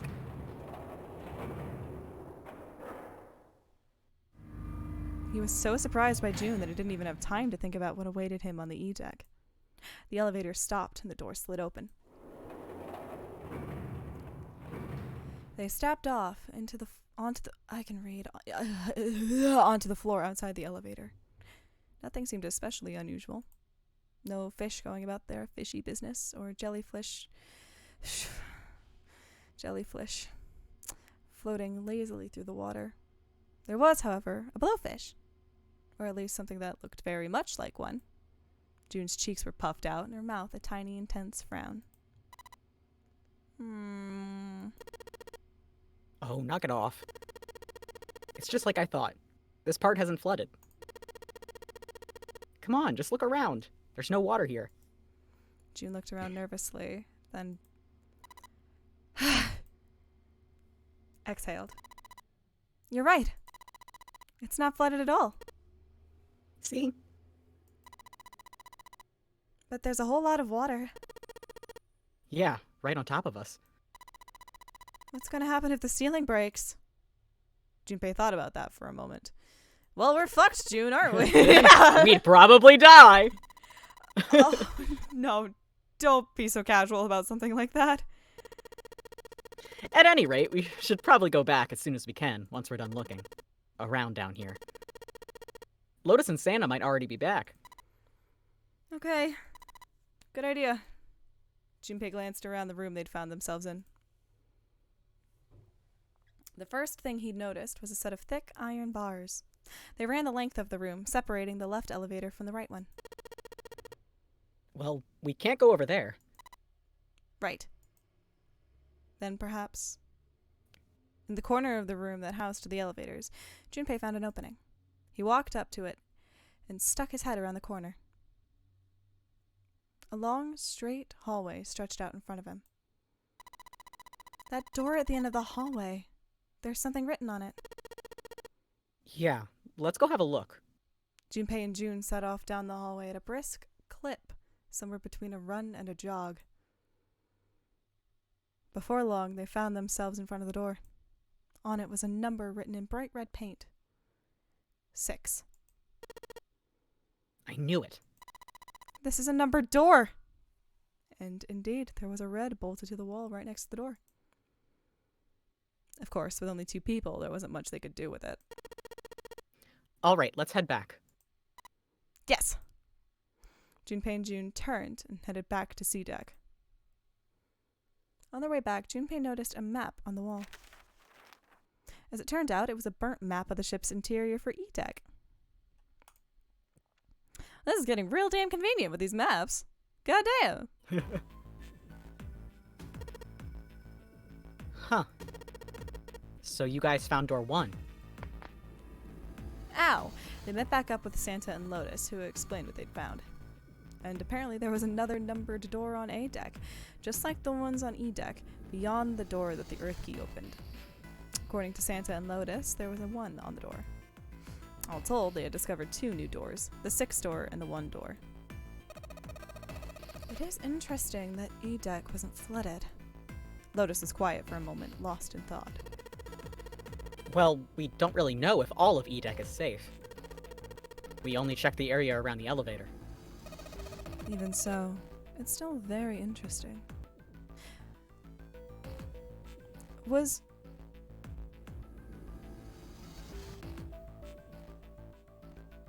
there a comment early on during Junpei's escape where, like, they mentioned, like, some part of the wall behind him sealed off? Or did I completely make that up? I don't remember.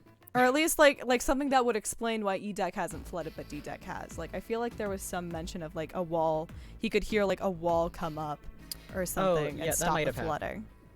I don't know. I'm really good at making shit up. So, who fucking knows? You said the 6th door was there, right? Yes? Then that means Zero planned all this out, even the sinking. That would have meant some pretty serious remodeling of the ship's interior. It's pretty mind-blowing when you think about it. Yeah. I wonder how long it took. I can't even imagine how much it how much it must have cost. It would have been a ton, that's for sure. Well, that does go along with what Ace was saying. The most reasonable explanation would be that this was done by some organization with access to a whole lot of cash. Yes, it does make sense. That thought made all of them go quiet for a moment. June bit her lip while Lotus sighed softly to herself, and Santa cracked a stiff neck and stared off into the distance at nothing. I don't think it's a very good idea to stay here. June looked up at Junpei with large, pleading eyes. Nice turnabout musical reference there, Zero Escape. Yeah, you're right. Ace and his team might be back already. Well, Junpei and I should be able to open door 1. Huh? You guys leaving me behind? 8 plus 6 plus 5 equals 19. 1 plus 9 equals 10. 1 plus 0 is 1. Just kidding. Alright. Let's go. Lotus's words were all the impetus they needed. Back to the large hospital room they went, where they found a dead snake. Uh-oh. The moment they stepped inside, a tremendous voice echoed across the room. Hey! Hey! A man has fallen into the river in Lego City. Where the hell did you guys go? It was 7. Ace was right behind him, and Clover was behind Ace, although she seemed to be hanging back. It looked as though there was something strange about them. 7 had the look of a man who'd seen a ghost. Ace was just as pale, and Clover looked as though she was only moments from passing out entirely. For a long moment, they simply stood there, looking at one another. Junpei looked around nervously, waiting for someone else to speak. No one did. He looked at 7. What happened? What the hell kind of a question is that? Seven was trying very hard to be angry, but something had shaken him. Hard. His shoulders were trembling, and his voice was strained. Snake is... Seven couldn't finish. He just looked away, his face twisted by...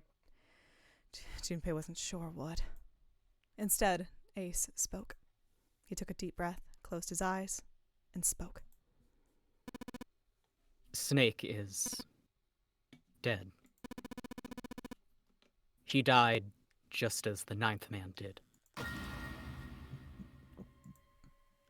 It was as if all the air had suddenly been sucked out of the room.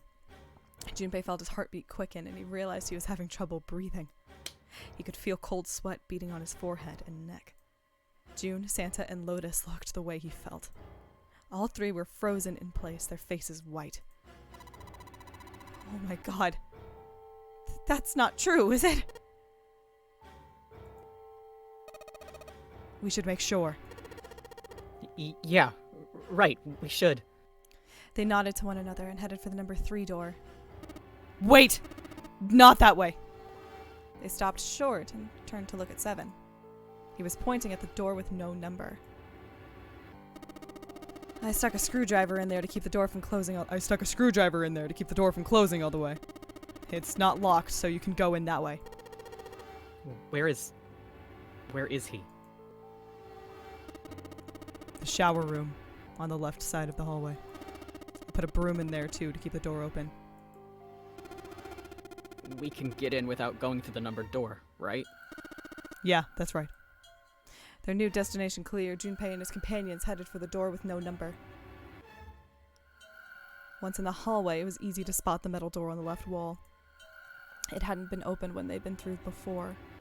But now, just as Seven had said, there was a broom stuck between the door and the frame, keeping it open. They looked at it for a moment, then stepped inside. Ugh, it smells horrible. Lotus wrinkled her nose and covered her mouth in disgust. Even Santa pinched his nose shut.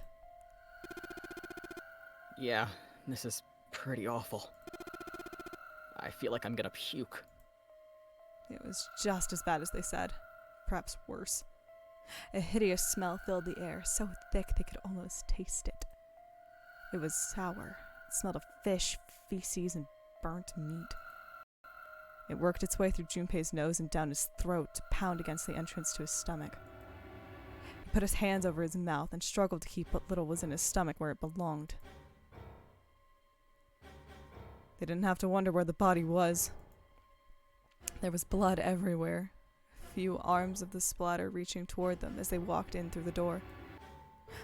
All one had to do was follow the many radial arms to its source. The body itself was hidden behind a divider. June, you should stay here. But... Please, just do me a favor, okay? Alright? He didn't give her a chance to say no. He put his hand on her shoulder as if to shove her into the ground like a tent pole, turned, and walked toward the end of the divider. It felt like it took an eternity for him to get there. Santa and Lotus followed, timid and nervous as a pair of children. Eventually, they reached the divider. They looked at one another and nodded, slowly. Junpei put his hand on the divider and peered around the corner. For a moment, he forgot to breathe. He felt his heart collapse in his chest like an empty cigarette carton, and time froze. He knew in that instant that he would take the image before him to the grave. What was left of the body sat in a sea of blood. Chunks of flesh torn from the body sat in blood like tiny islands in a great red sea. A vast, ragged hole had been torn in the torso, and what remained of his intestines spilled out of it like fresh spaghetti. Smaller chunks of meat had splattered against the wall and become stuck there as they dried. Globules of yellowish fat had left trails like tiny slugs as gravity pulled them down the wall, even as they dried to it. Just like Ace said. Santa's voice was strained. Junpei suspected he was holding down some vomit of his own. Just like the ninth man. The detonator in his bracelet set off the bomb in his gut. It looked as though the explosion had been quite powerful. His legs were both bent in an odd, unnatural way, and his left arm had split open, exposing the painfully white bone of his ulna. Thanks. His bracelet lay next to him. It seemed to have hit the wall hard enough to have shattered the display, which lay on the ground in pieces. Half of his head had simply collapsed. The blood coating almost made it look like raw pizza dough covered in tomato sauce. His clothes, too, were covered in blood.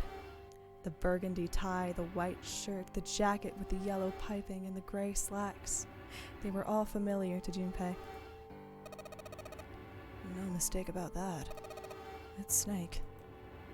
Lotus's voice was unnaturally deep and strained, and Junpei heard it catch in her throat.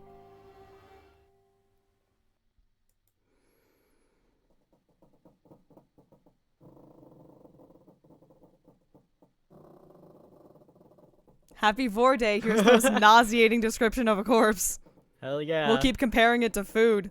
Happy Vor Day. The squeal of tortured metal made Junpei's teeth curl, which is impressive because they are bones. It sounded like the noise a ghost would make. No matter how many times he heard it, he never got used to it. Every time it put him on edge. It didn't help that there was a girl nearby who looked far more like a ghost than a living human should. It was Clover. She sat on the edge of the bed, her head drooping listlessly onto her chest. Her eyes were blank and stared across the room at nothing. Her breathing was slow and mechanical. Oh, that's so polite. Aw. Imagine it happens right after. Oh. Aside from the rise and fall of her chest, she didn't move. Junpei felt as if even a nudge might cause her to shatter into 1,000 pieces. Snake was probably murdered. Chances are he was killed the same way the ninth man was. Seven lowered his voice, likely in an effort to keep Clover from hearing what he had to say. There were 4 other people in the room with Junpei and Seven. Ace, Santa, June, and Lotus. Seven looked at each one of them in turn and continued. It's pretty straightforward. Not that hard to figure out how they did it. First, the killers got Snake to authenticate on the red to open door 3. Then they shoved him into it, alone, and waited 9 seconds for the door to shut. Once that door shut, it was over for Snake, but he didn't give up. He probably knew it wouldn't do him any good, but he probably ran into the shower room looking for the dead. It was a small chance, but it wasn't like he had anything to lose. Unfortunately, it didn't work. The detonator's only deactivated if everybody who authenticated when they went in uses the dead. And then 81 seconds after he was shoved in,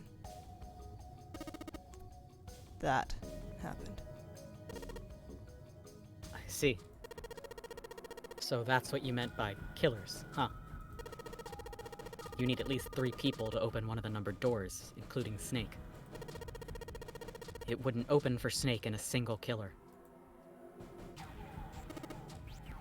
Exactly. That means we're looking at multiple perps here. Junpei crossed his arms and grunted. Well, just in case, I want to make sure. Let's say you're right. When do you think Snake was killed? When we all split up to look for the parts for the Reds, I think. Tebun. Right after that was when we noticed he was gone. Then that means none of us have alibis. We were all off searching the rooms we'd been assigned, looking for those parts. Yeah. That means anybody could be a killer. Wait a minute! What are you talking about? June seemed shocked. How can you say one of us is a killer so casually? I'm not. I'm saying 2 of you are killers very casually. Well, not just one of us. If I'm right, then at least 2 of us are murderers.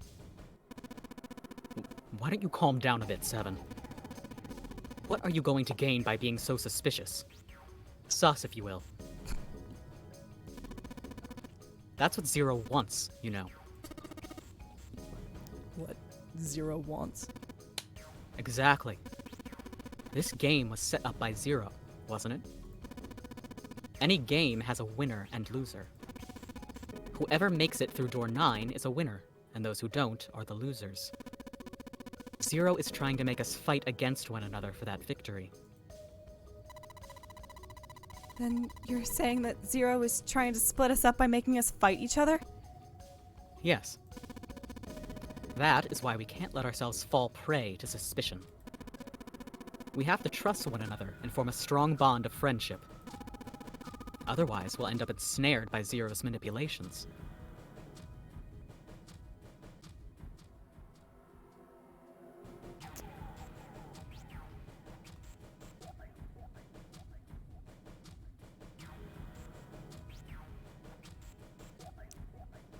You know what, Ace? If you weren't mathematically... No, wait. It's 3 to 5, isn't it? Yeah.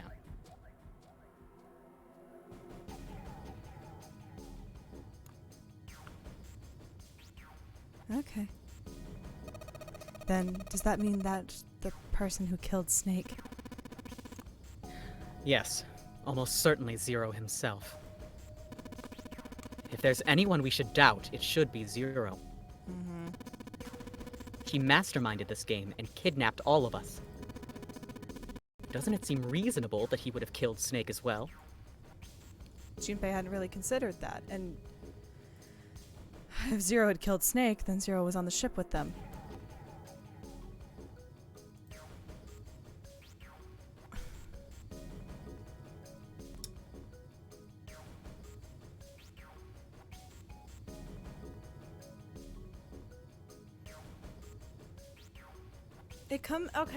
Okay.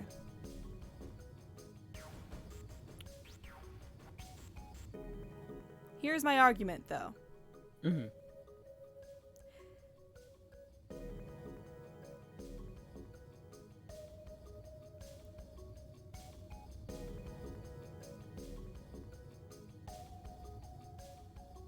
As previously discussed, the point of a death game is to be watched.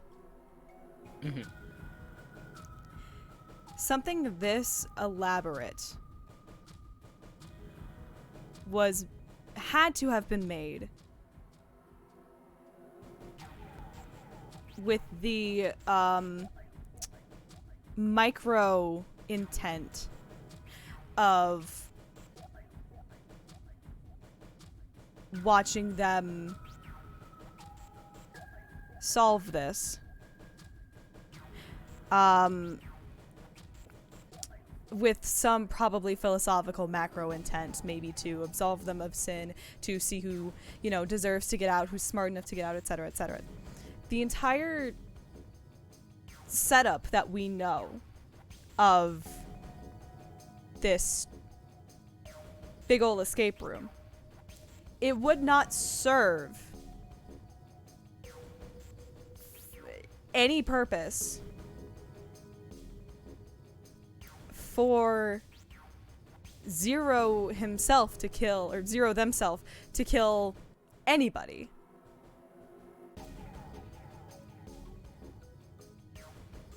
I don't know if this means that Zero is still here or not.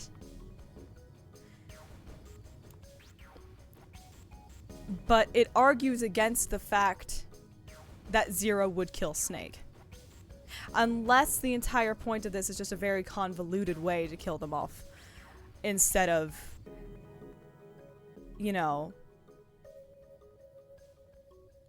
something for them to do, something humans put in distress, how do they react, etc., etc.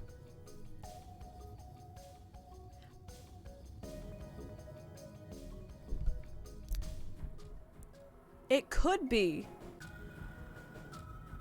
that you could argue Zero is still on the ship, but just maybe in I don't know, the captain's cabin, whatever, somewhere high enough where they could still have control of the entire ship, but I don't think Zero is in the fucking guts of the thing. I don't think Zero is here. Mm-hmm. they could be here, but I don't think they're involved with the thing, is the point. So you know what? Fuck you, game. I'm gonna say not sure, and then you're gonna call me an idiot. But you know what? Instincts.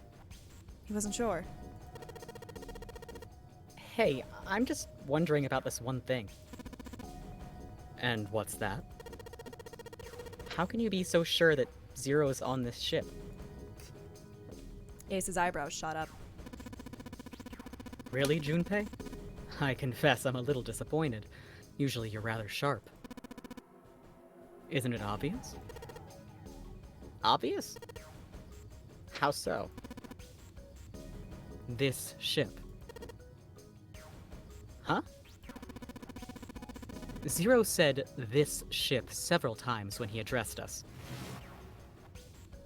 I am Zero, the captain of this ship. The purpose of the game is simple. It's shrimple. It's shrimple. It's shrimple. Fuck. Hold on. Can I get it? Can I get it? I'm gonna get her. I'm gonna do a retake. Hold on. The purpose of this game is simple. Leave this ship alive. As you have no doubt surmised, the ship has begun to sink. If he weren't here, he would say... Oh, he wouldn't say, rather, this ship, would he? He'd be saying something like, that ship, or the ship. Oh. Yeah, I guess that makes sense. Ace's explanation made perfect sense. Junpei felt a little foolish that he hadn't seen it himself. Still, he was left with a question that was one of no small importance. If Zero's on the ship, where is he? Suddenly, everyone went very quiet. The silence was cold and clammy, and Junpei could feel it crawling across his back and around his throat. Thanks. Again, he heard the ghosting, moaning noise. We got ghost fuckers on the ship, and moments later, a person who looked more ghost than human appeared. It was Clover. You know what? I did make that entire argument completely forgetting about the possibility that, like, one of us is Zero.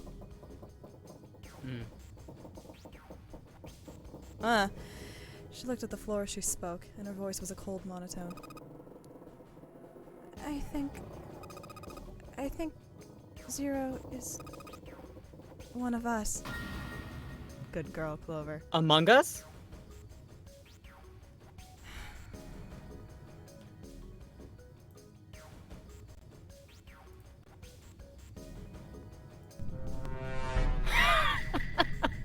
Sorry, I had to pull the soundboard up. Every human body in the room froze.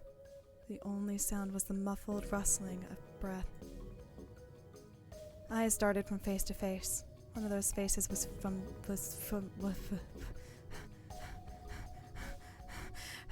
one of those faces was the face of their jailer. But who?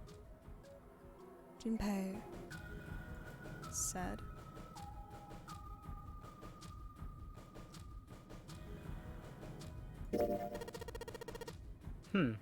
Well, that's possible. Huh? Like Clover said, Zero might be one of us. What are you saying, Jumpy? I don't know. Why are you so defensive, June? Didn't you hear what Ace said? Exactly. I said we shouldn't suspect one another for no reason. No reason? I've got a great reason. And what's that? The bracelets. He held out his left arm. Why are the bombs in our bodies connected to the bracelets? You're all thinking Zero's hiding somewhere watching us, right? If he's doing that, then he can just detonate the bombs by remote control if someone did something they weren't supposed to. It would be a lot more precise and a lot easier. But if that's the case, then why is the bomb set off by the detonator in the bracelet? Huh. You got a point. I'm not done. So shut the fuck up. Try applying the same ideas to the nonary game. All of the puzzles here run all by themselves. In other words, Zero doesn't have to be controlling them for the game to move forward. Why's that? Why would Zero bother to do something like that? Junpei let the question hang in the air and looked at the others. It was Santa who answered. So let's say you and Clover are right. Zero's one of us. If that's the case, then it'd be really hard for him to keep track of all of us, or control anything remotely. That's why all the puzzles run by themselves. That's what you're getting at, right? Yeah. Junpei nodded. 7, when we were talking earlier, you said any one of us could be Snake's killer, right? Yeah, something like that. Alright then, I've got a question for you, Ace. You said something like, Zero must be the one who killed Snake, right? Yes, something like that. I can't think of any other explanation. So what do we get if we combine those? They fit together pretty well, I think. Something like this. Whoever killed Snake is Zero. Or equals 0 equals one of us. 7 and Ace's theories aren't mutually exclusive. They actually complement each other pretty well. At least they do if 0 is one of us. No one spoke. Their faces were grim, but Junpei wasn't sure if they believed him or not. Finally, Lotus spoke up. What were his motives? His motives? Yes. Isn't that pretty important? Why would 0 want to hide as one of us? Oh. Well, that's because, Junpei choked. He hadn't thought of that, and he had to be a bit honest with himself. He had no idea. I don't know. Lotus sighed. Well, so much for making a persuasive argument, Junpei. In other words, you had only circumstantial evidence. I don't really think that's enough to go on, you know? Junpei was painfully aware of their eyes on him and their disapproval. He tried to find something else, anything else, to look at. Just when he felt he could bear it no longer.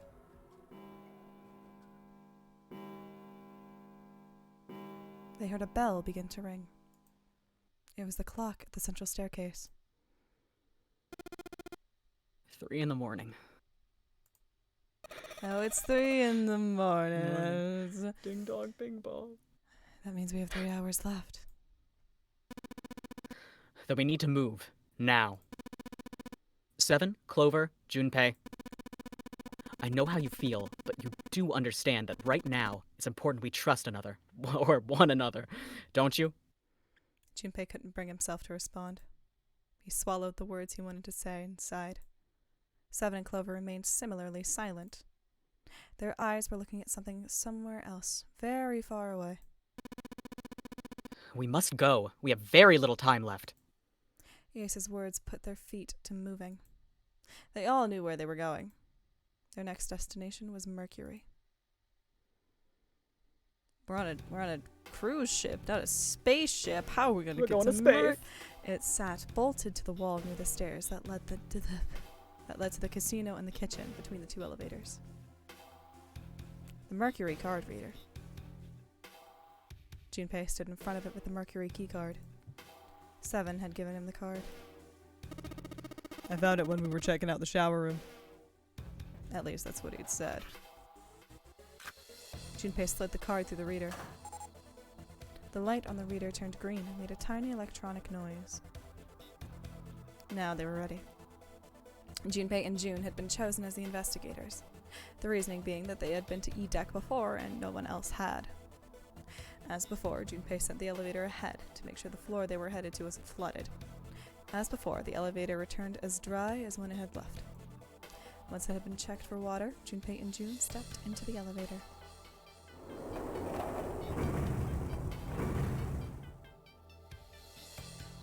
There were only 2 floor buttons they could push. The C and bottom buttons. The rest were destroyed or did nothing when pushed. Junpei hit the bottom button.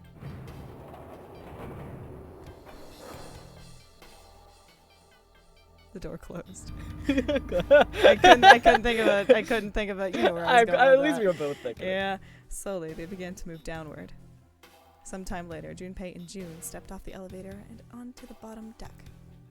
They stepped off and saw that the hallway to their right ended somewhere between 20 and 25 feet from them.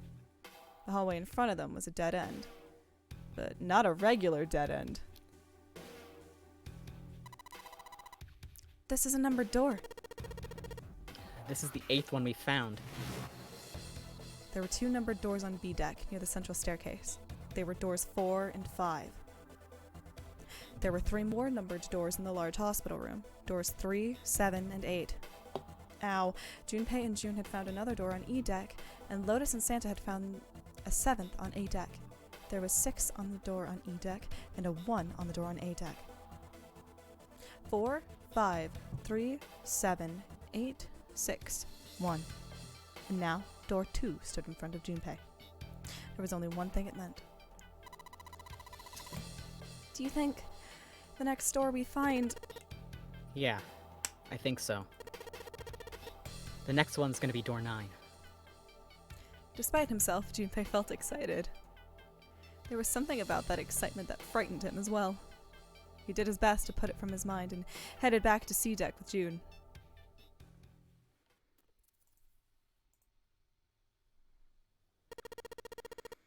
Alright, let's open these up.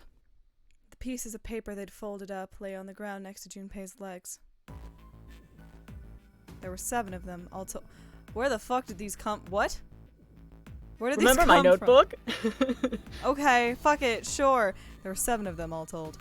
They were written on paper pulled from Junpei's notebook. Each one bore a code name and a door. Why had they decided to vote that way? They decided it wasn't fair to simply ask everyone at once. That would allow people to force others to go through certain doors. Well, that wasn't the only reason. Junpei had proposed the voting system, and he had a plan. It wasn't a plan he wanted anyone catching wind of, however, so he did his best to act calm as he began to open and read the pieces of paper. I'm going to lie. The first one read. Ace requests door 1. Yes, I do. Would you like me to explain why? No. No. No. We don't have time for that, sorry. Absolutely not. Hold on. Oh, I don't get to monologue? No. Let's keep going. Well, no, I keep forgetting you can go in with more than 3. I'm so bad at math. He opened the second one. Next is Santa. He wants door 6. Yeah, that's what I wrote. Junpei continued with the 3rd, 4th, and 5th pieces of paper. Clover wants 1, Lotus wants 2, and 7 also wants 2. Wait a minute. There's no way I'm going anywhere with the Elephant Man. No. There'd be no point to the voting if we let people change their choices because of stuff like that. But... Just give it up, Lotus. It's not like I want to hang out with some exhibitionist grandma. I'm not an exhibitionist. I'm wearing clothes. Barely. So? Last I checked, it's not a crime. Maybe, but what about common decency? Nobody wants to have to look at a chick who looks like a half-naked raisin. I'm going to kill you! The girls are fighting. We support women's rights. This is women's rights, frankly. Fuck you. Lotus's hair flared out like the mane of an angry lion. She roared with a voice that shook the walls. With some difficulty, Ace managed to restrain her. Junpei. Read the rest. Right. Junpei tore his eyes away and looked down at the 6th piece of paper. He opened it. June wants door 6. Yes. I don't really have a reason, I just felt like it. All of the papers save Junpei's have been read. He did some quick calculations in his head. People who requested door 1, Ace and Clover. This was the door on A deck near the central staircase. People who requested door 2, 7 and Lotus. This was the door on the bottom deck and could be reached by taking the elevator to the bottom of the ship. People who requested door 6, Santa and June. This was the door on E deck and could be reached by taking the elevator near the central staircase down. Took him less than a second to run the numbers. Oh, good for you. He opened the 7th piece of paper and spoke. Okay, the last one is mine. I want to go through.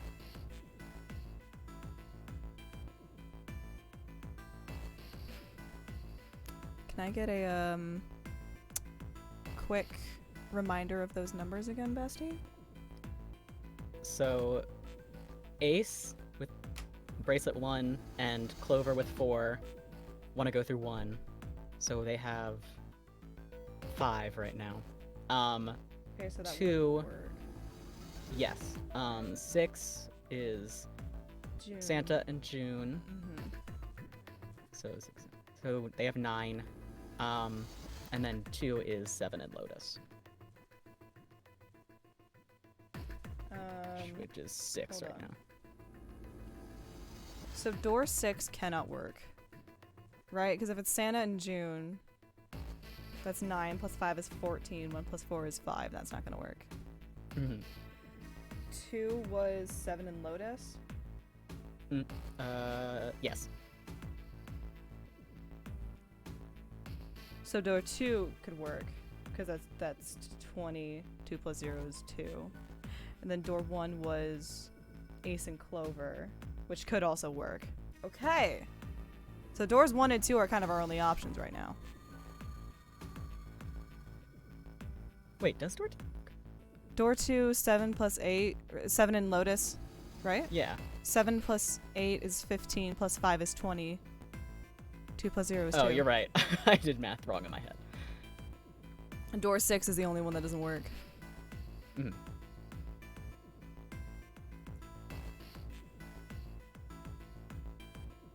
Yeah, so what Archer said. Hmm. So, like, you can pick any door, but It's just the numbers are going to get... it's like, yeah, someone's not going to get Scrambled. what they want, no matter what. Who would have to... Hold on.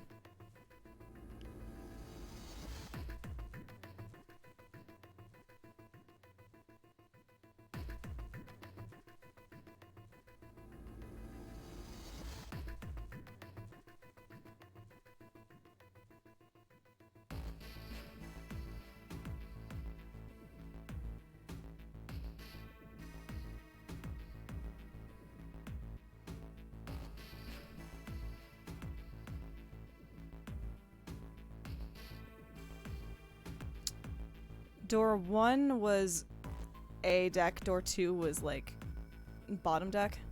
Yeah.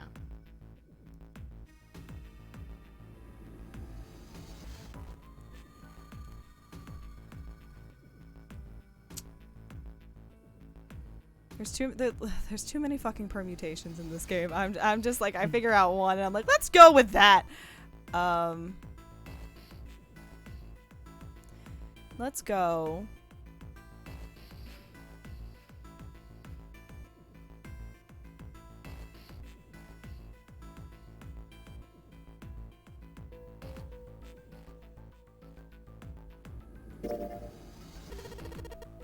My choice is door 1. Santa was unconvinced. Hey, wait a minute there. You cheating? Cheating? I'm asking if you changed your number after you heard what doors we wanted. How could I do that? I wrote it down on the paper earlier. Let me see that. Junpei shrugged and handed it to him. Santa examined it furiously. The others peered at it as well. As they did, Junpei quickly slipped up the piece of paper he'd been hiding into his pocket. Although he'd never know it now, Santa had been justified in his suspicions. Junpei had switched papers. He's a little snake. He prepared 3 pieces of paper for doors 1, 2, and 6 and put the paper with door 6 on it into the pot. He put a small mark on it so that he would know which one was his. He put the paper that said door 1 in his left hand and the paper that read door 2 in his right. When the drawing began, he saw to it that he drew last. The rest was easy. If he wanted to go into door 1, he'd use his left hand, and his right hand if he wanted door 2. Of course, if he wanted door 6, that would be simple. All he would need to do was switch nothing and say 6 is what he'd wanted all along. Well, what does it say? He fought the urge to smirk. You got lucky. Santa snorted and tossed the paper aside, frustrated. Very well. We decided who will go through door 1. It will be Clover, Junpei, and myself. 1 plus 4 plus 5 equals 10. 1 plus 0 is 1. Our only problem is the 2 remaining teams. June and I want door 6. Lotus and I want door 2. That's not good. We can't open either of those doors with only 2 people.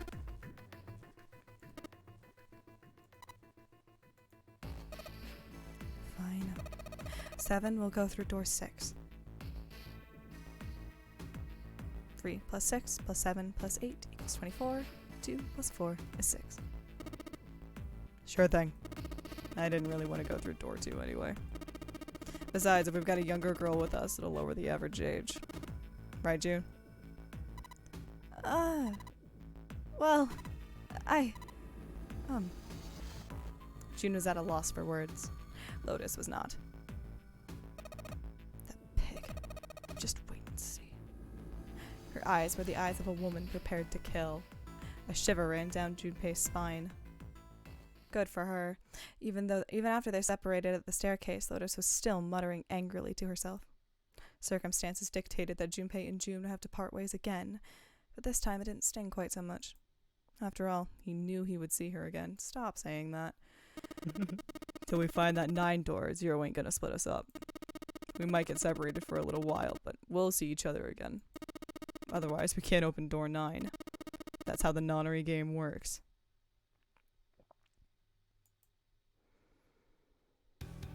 Junpei, Ace, and Clover headed toward A deck. They took out the earth key and opened the door to the left. It opened, and they walked through. It was just as Santa and Lotus had said. At the end of the hallway sat a door with a large red 1 upon it. A numbered door. To the left of it, bolted to the wall, was the red. Ace went first and waved his wrist over the scanner panel. Junpei was next. Finally, listlessly, Clover lifted her arm. She leaned toward the scanner panel. The third asterisk clicked to life, shining brightly. Ace took hold of the lever. He took a deep breath and turned to Junpei and Clover. Are you ready? Ooh. Shall I pull it? Yeah, anytime. Clover said nothing. She nodded, little more than a lethargic twitch of the head. Very well then. Let's go. 3, 2, 1.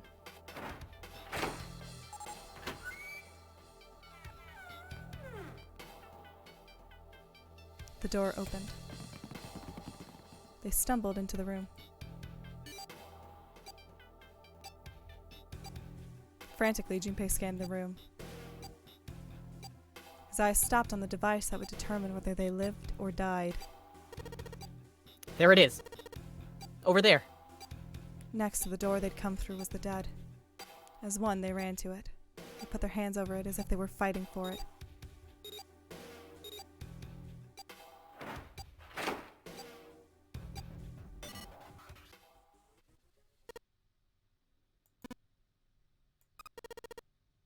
It stopped. Yes, it did. Junpei could feel his heart pounding against the inside of his ribs. Ace and Clover were breathing hard and fast. It was the 3rd time they'd been through the process, but they had yet to grow accustomed to it. Not that Junpei wanted to. He planned to finish the game before he got a chance to let imminent death become commonplace. Junpei looked around again, this time more slowly. There was another door, different from the one they'd entered through. He took hold of the knob and easily, gently, pulled it open. So, this is the wheelhouse? He closed the door again and turned to Ace and Clover. Bold fucking move. He fixed each in turn with a meaningful stare and then spoke. Ace, you investigate the wheelhouse next door. Very well. Clover, you're in charge of this room. Say something. Okay. I will. All right then. Let's get started.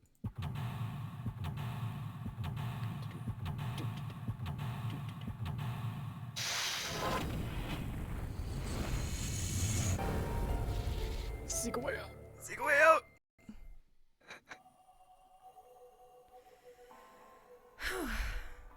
Okay. We do be seeking. We do. A light. It looks kind of like a wilted flower. Rude. Oh, there's so many fucking drawers. Nautical charts. I guess this is probably for reading maps or something. Yeah, they probably spread the map out here and there to decide on the route. I thought I left you in charge of the fucking captain's quarters up there, man. Sorry. A chair. A chair. Clover isn't talking much. Well, I guess that's understandable. I mean, she's been through a lot. Really, it's more surprising that she's still together enough to talk at all. Thank you for acknowledging that, Junpei. Mm-hmm. Good boy. A world map with the Atlantic Ocean in the center. There are a number of red pins in several locations. What do these red pins mean? Well, the nautical charts I picked up earlier have a map like this one. Maybe one of them matches up to the pins or something. Let's see. Well, what do you know? Looks like this one's a match to the pins. Okay, so we've got 7 locations connected by straight lines. And each one has a word next to it. That's probably the speed. New material has been added.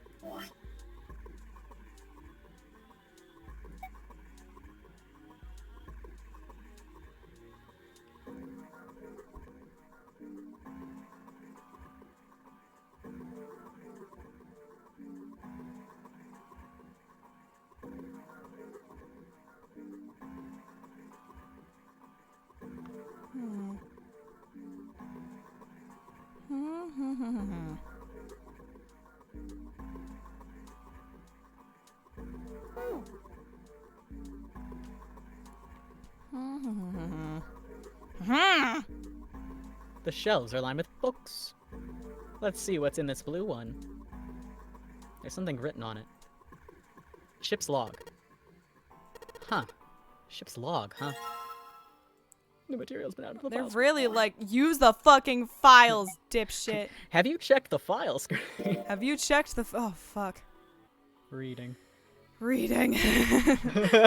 Ship's following is written on the last page. We leave soon for a new journey across the sea. After leaving port, we headed south and west. We turned southwest to steer around the continent, then proceeded northwest. We made port and changed our heading to east for a time, but are now heading due north. Soon we will dock in the United Kingdom, the homeland of this vessel. Alright, well. Cool. It's a wooden box. Maybe a case for letters. Hey, Clover, you ever write letters? You mean like the alphabet, or? Nothing. No dice. No dice. Chair. Clover isn't very talkative. She looks kind of out of it. Is she thinking about Snake? I The left love drawer. Metal Gear. Let's have a look. Nothing. The right drawer. Let's have a look. Nothing.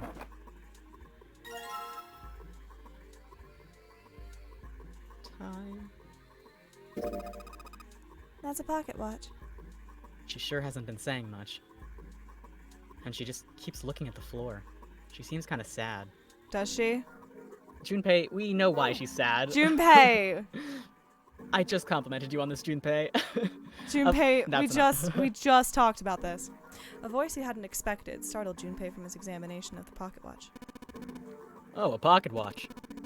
Might I take a look at it? He spun around to find Ace standing in the doorway. Like summoned him. Jesus Christ. Junpei shrugged and handed him the pocket watch. Hey man, what are you doing over in this room? Oh, I just thought I'd come check up on the two of you. Is there a problem? Not a problem. Well, not a problem, but It was a lie. All Junpei wanted was to get rid of Ace. He'd sent Ace to the wheelhouse at the beginning for a reason. There was something he meant to ask Clover, and he meant to ask her in private. There was something he wanted to ask Clover, and he didn't want anyone else to hear him ask it. He also knew that Clover would likely remain silent if there were anyone else around when he asked. That was why he was so desperate to send Ace back to the wheelhouse. Ace opened his mouth and took another look at Junpei and shut it again. A small smirk appeared on his face. oh, I see. Of course. He looked Junpei over, then glanced at Clover. I apologize for the intrusion. Well, best of luck. Ace gave Junpei a knowing pat on the shoulder and left.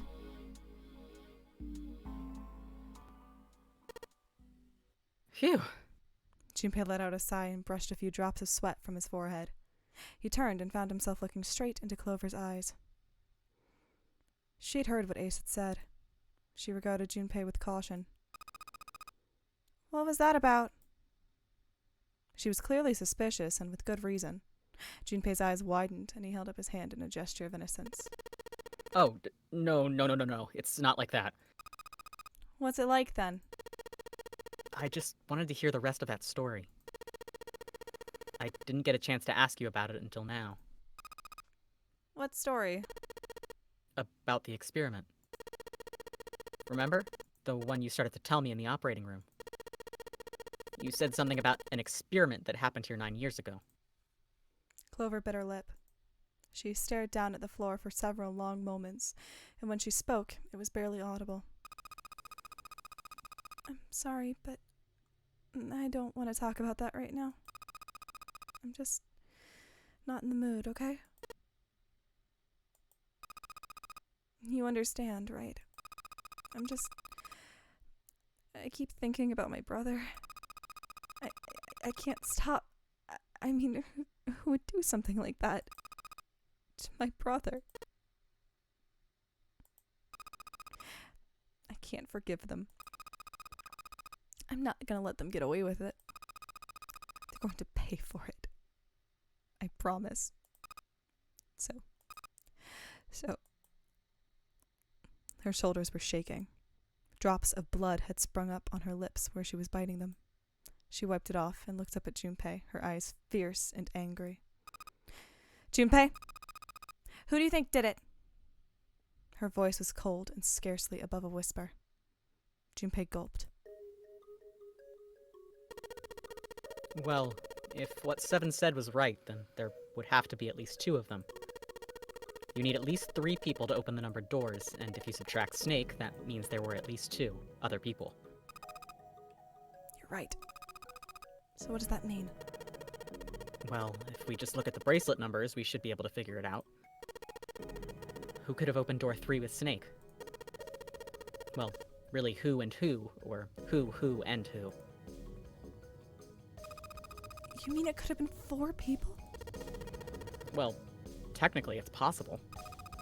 I don't know. That doesn't seem very likely. Why? I'll tell you later. Why don't we just assume it was only 2 other people for now? Okay. Got it. Let's do that then. Then who do you think it could be? Junpei crossed his arms and thought.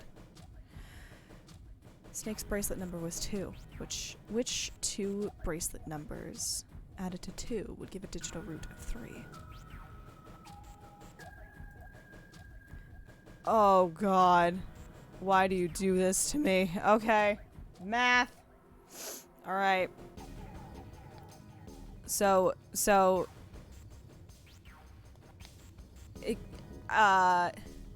not Ace and Santa. because that's too low of a number.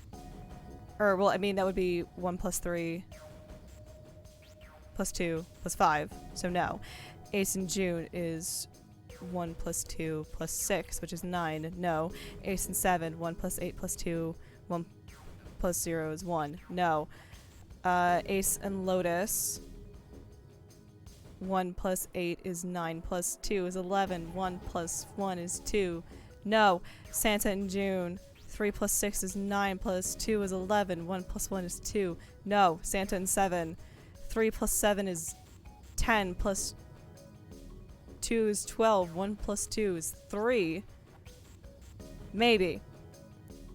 Santa and Lotus, 3 plus 8 is 11 plus 2 is 13, 1 plus 3 is 4, no. June and 7, 6 plus 7 is 13, plus 2 is 15, 1 plus 5 is 6, no. June and Lotus, 6 plus 8 is 14, plus 2 is 16, 1 plus 6 is 7, no. 7 and Lotus, 7 plus 8 is 15, plus 2 is 17, 1 plus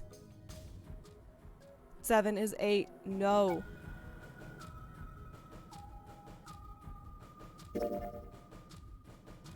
Would it be Santa and 7? 2 plus 3 plus 7 equals 12, 1 plus 2 is 3. 3! Could it be? Were Santa and 7 the killers? If you assume there were 2.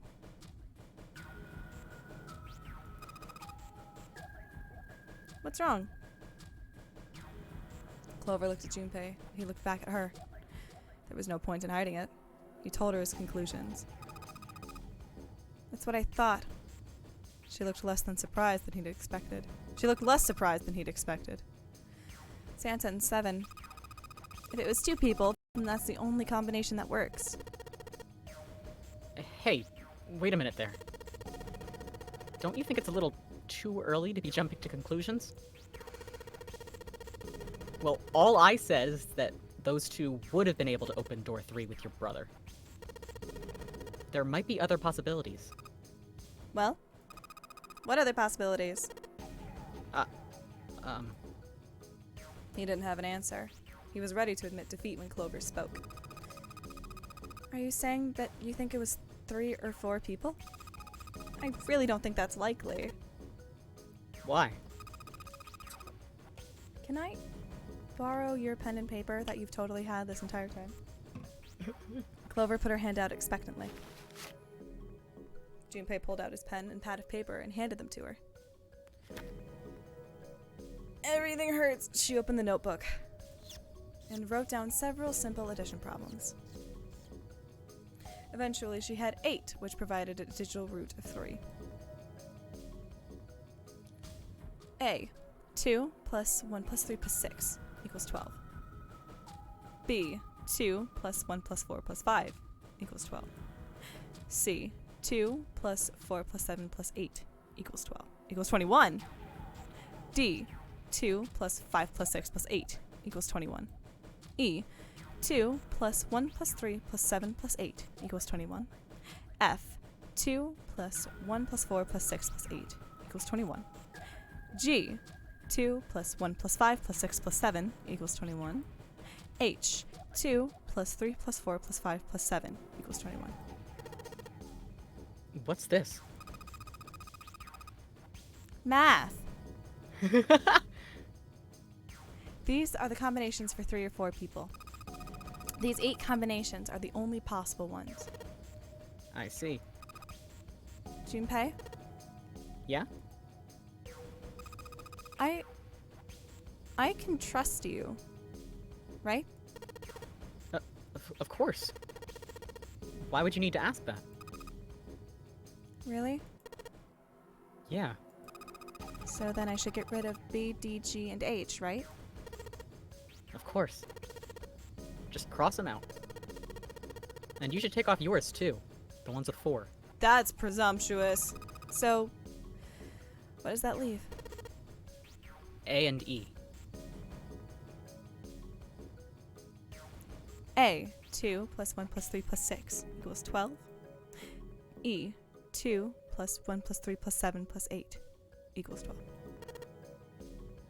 Wait. It can't be A. Why not? Because June's in that one. There's no way in hell she'd do something like that. Presumptuous. Are you sure? I bet my life on it. Mistake. Okay, then.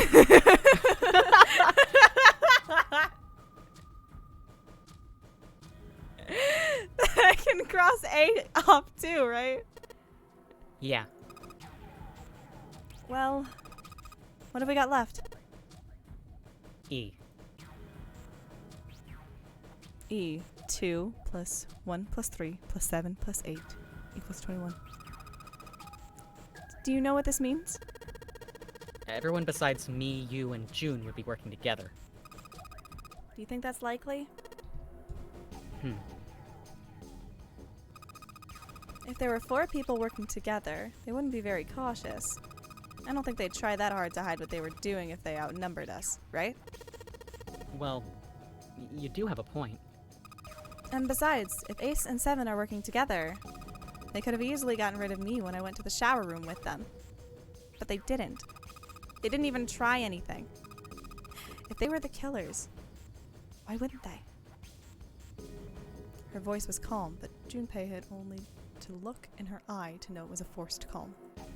There were tears forming at the corners of her eyes, and she was blinking furiously to keep them back. Perhaps by attempting an objective analysis of who might have killed her brother, she had been able to distance herself from the harsh reality of his death.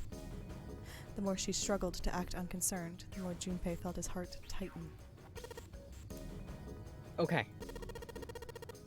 Yeah, well, that does make sense. It seems pretty unlikely that it was as many as 3 or 4 people. Yeah. Then that means there's a good chance it was Santa and Seven. That's how it looks. But why would they do it? There was a moment of silence. I think I know. What is it? He laid his hand gently on her shoulder. He was close, so close to the answer. When Ace chose the worst possible moment to return. Hey guys, how's it going? He raised a knowing eyebrow and then spoke. Have I interrupted something? What do you want? There was something I wanted to speak with you about, Junpei. Could you come with me for a moment? He turned on his heel and walked back towards the wheelhouse. Junpei looked over at Clover. He gave her a short nod, hoped that she would be willing to talk to him again later, and followed Ace.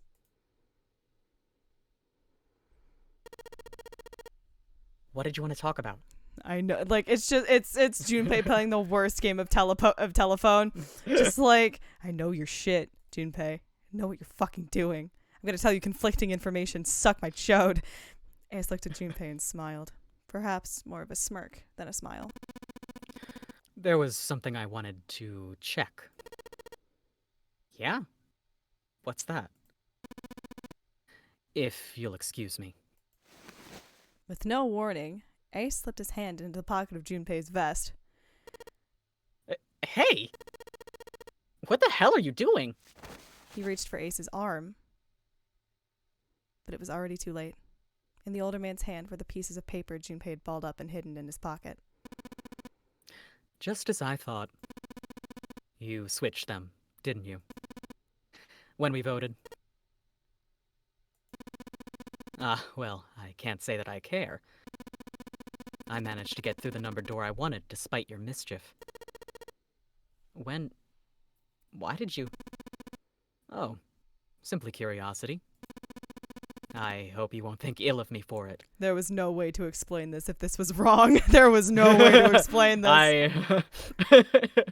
Ace smiled, gave Junpei a friendly pat on the shoulder, then turned on his heel and left.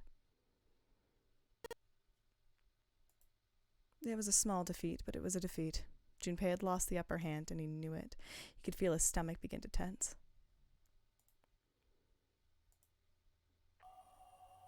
Junpei's like, well, fuck, I think I might like men now.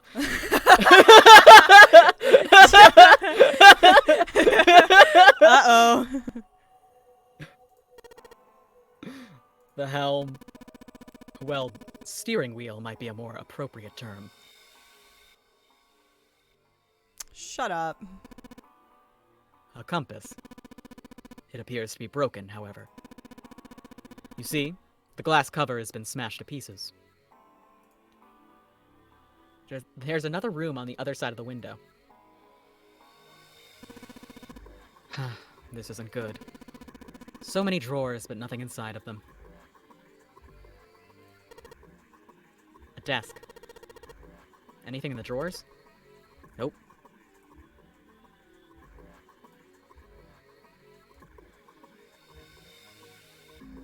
Looks like this is some sort of lock. It's got a weird shaped indentation on it. Huh? This shape. Maybe? It does look like the pocket watch would fit here. Nothing. I imagine the pocket watch is intended to go in there. However, we may need to do something with the watch first.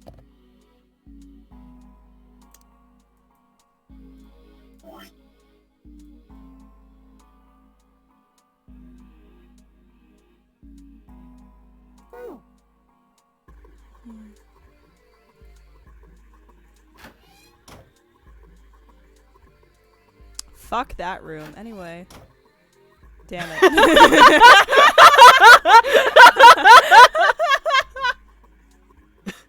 Never mind. That was so much funnier than anything I could have done. Always come back. This room is just like the other one. Metal plates bolted over the windows. Heck, not just bolted. It looks like they've been welded on. No way in hell are we going to get those off anytime soon. Not with that attitude. It's a wooden board with a circular hole in it. Fit my dick through it. An engine order telegraph. They used this on old ships to adjust the speed of the ship. Like the gear shift in a car? Well, it's a little different. The device doesn't connect directly to the engine. In short, it's a transmitter. The navigation officer uses it to set the speed of the ship, and it sends a signal to the engine. There's a handle on top of it, which can be moved back and forth to... Hold on. Huh? I don't care. There's no... First, shut the fuck up. Second, there's no handle. You're right, there isn't. It looks as though it was deliberately removed. What part of shut the fuck up did you not understand? Ace, you could say so much with so little. A compass. And what destiny does it point us to? The one in which you shut your bitch ass up. Jupe's like, Ace, I missed the part where I asked. I really hope you don't think that sounded cool. Not even Junpei likes my boat words. No. No, I don't. Ah, human hammer. They're often used to subdue large men like Seven. What? That was a joke, of course. Thank you, Captain Obvious. Ace. You really kind of suck at making jokes. That was rather cruel. Yeah, well, you're being an asshole. I think I'm allowed to be He goes mean off to and you. sulks in the corner. No, talk me. I'm angry. Settle, Amanda, There's a compass behind the helm. Ace of you. Okay. A steering wheel. You say Ace, don't you dare. Yeah. Let's see if... Whoa. Looks like the steering wheel moves. So it would seem. I noticed something else as well. Yeah. Are you gonna... Would you like to know about it, Junpei? No. What's that? Well, when you move this wheel, the compass also moves. What do you mean? The ship. It's moving. Ha! Tricked you, didn't I? The wheel and the compass must be connected to one another somehow. Like, ignoring that. Do you think that's important? Well, yeah, let's try turning it again. In what world would that not be important?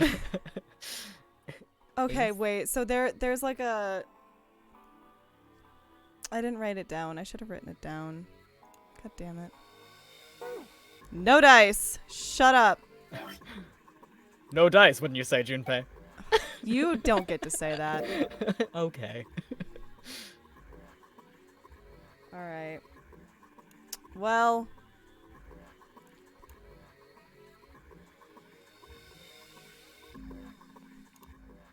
Okay.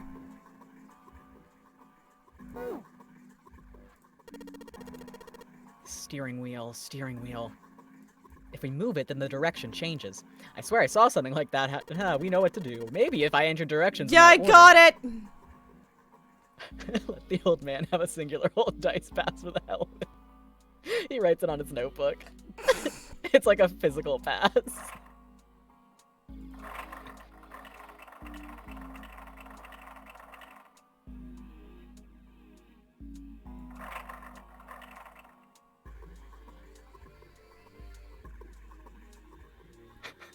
Hold on. Oh, wait. Go here.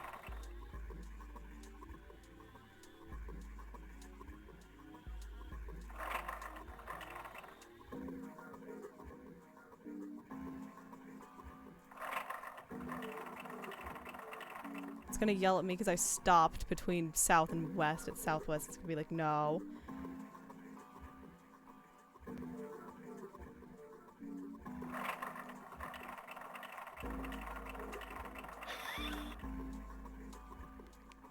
Fuck it, we know dice.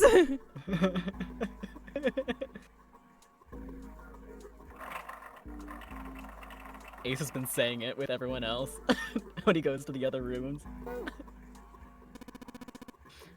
No dice. Junpei, this is almost certainly one of Zero's puzzles. There must be a clue here somewhere that will help us solve it. Have you found anything? Perhaps something with the points of the compass on it? What if I bit your penis off? Like fully and repeatedly. Please do not do that, Junpei. I would Convince me not to. I would strongly urge against that. Aw, Archer missed the penis joke. Rip Archer. He would have loved penis joke. There's it. Alright, I'm taking a picture of this too. That's smart. I don't even know what the fuck that means, but we're keeping it. Alright. Okay. Do I have to, like...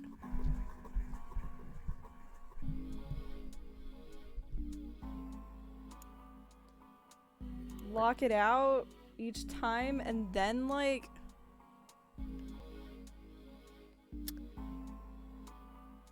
Like, what do you Oh, mean? no, I do! Oh, because there's speed and shit!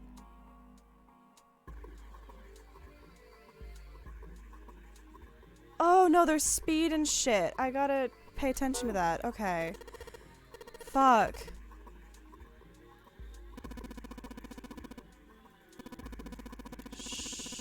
Have you already found... I know what to do! I'm not Junpei, stupid! do you know what to do? I'm gonna help you, Junpei. I'm not stupid! I'm not stupid! I promise! I need to just control this. The handle's been taken off. Okay, so if we can find a... Okay. Alright, we need to find... Who has a stick? We need a stick. Ace, go fetch. Ace, fetch! I'm not a dog. Not with that attitude. I'm not a dog.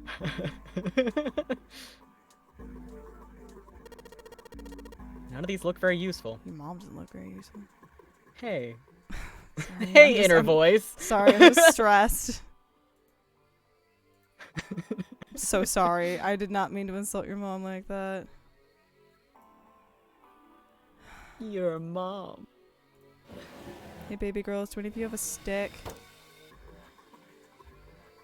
Clover, find us a stick. Clover? That's so specific.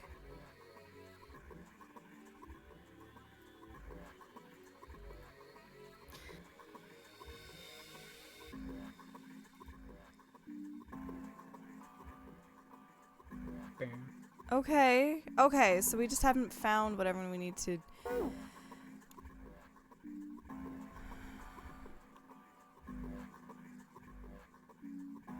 5, 39, and 10. So we need a... Okay. Am I in the right direction thinking we need to look for a fucking stick? We do need something to use as a hand. Okay. Archer's free from jail. Hi, Archer.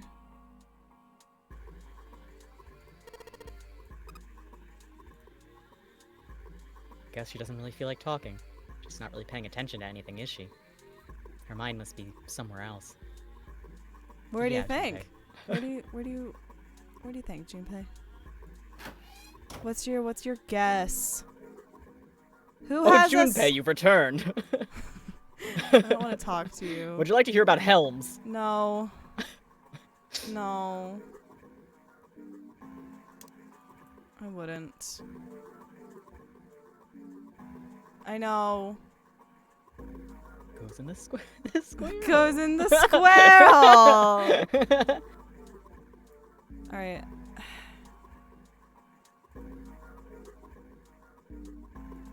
I want to go over there.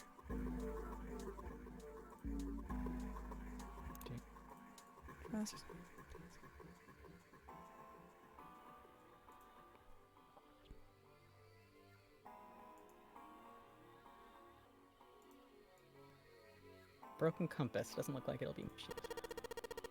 This thing won't budge. Feels like there's something keeping it in place. Is it a stick? What would be the point of moving it? The ship is stopped. What would be the use of steering it? Yeah, I know. Still. So the others are allowed to info dump about relevant things, but as soon as Ace is allowed to info dump about actually relevant things, he's not allowed to. No, because he's a bitch. Listen, I care more about paradoxes than ships. Fuck.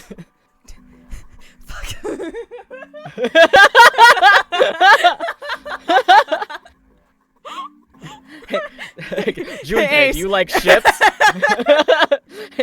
Fuck no. Holy fuck, I love boats. I'm a schooner kind of guy myself.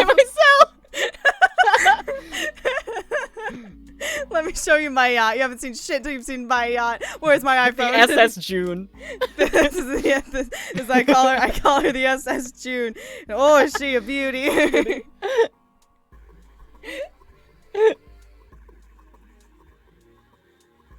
Please just give me a stick. Here. What It's am a I puzzle. missing?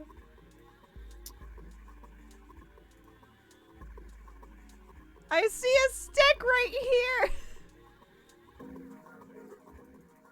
Let me click the stick.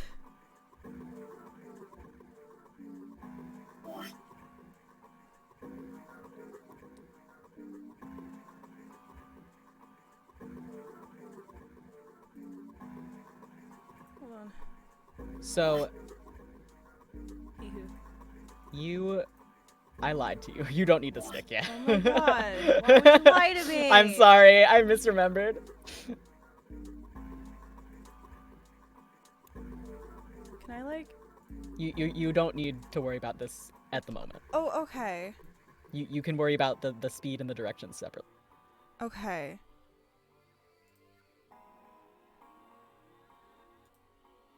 All right.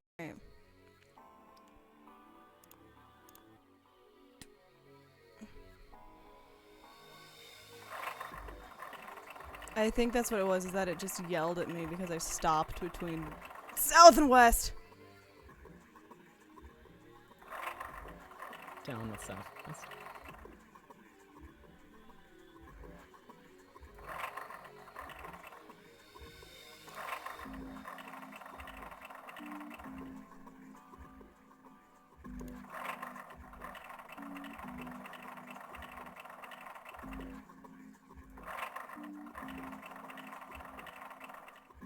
No! The fuck was that? The fuck was that? Top 10 saddest anime. I'm going to smother someone least in I their know what to do. sleep. Junpei, I couldn't help but notice. Perhaps you are feeling a little stuck. The shaft is stuck. I'm going to eat dimes. Shaft, you say? I can't believe I fucking, like, did not notice that line the first time I watched the dub. I'm so, like...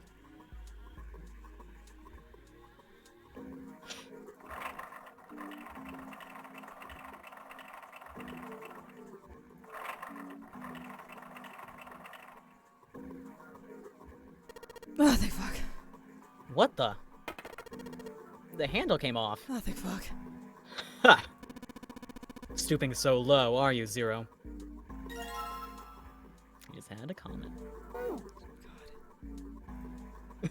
See, I think it would be really funny if Ace turned out to be Zero, just because, like, this sort of like, oh, you think you're so cool, Zero. It's like, shut your mouth. As much as I am, like, not pointing fingers yet at anybody, God, that would be funny.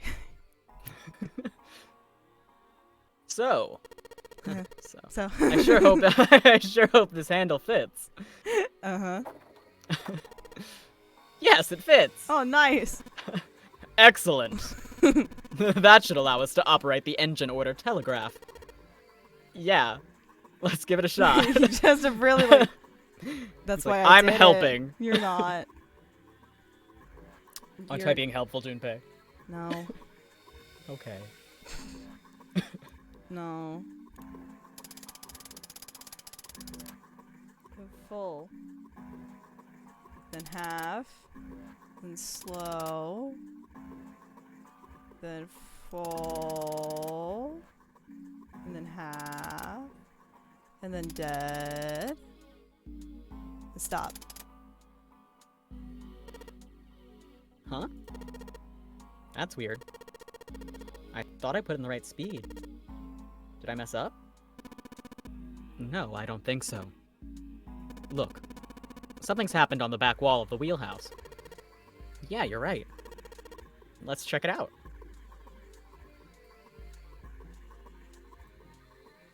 This one? Or the other one? Helm, it won't move. Okay, the other one. Fuck me. That's the door. Fuck me. Junpei just leaves. Ace is like, "Oh wait, Junpei. Don't worry. You'll be back. I'll just stand here." At the back of the wheelhouse. You were right. Do you mean literally like the windows?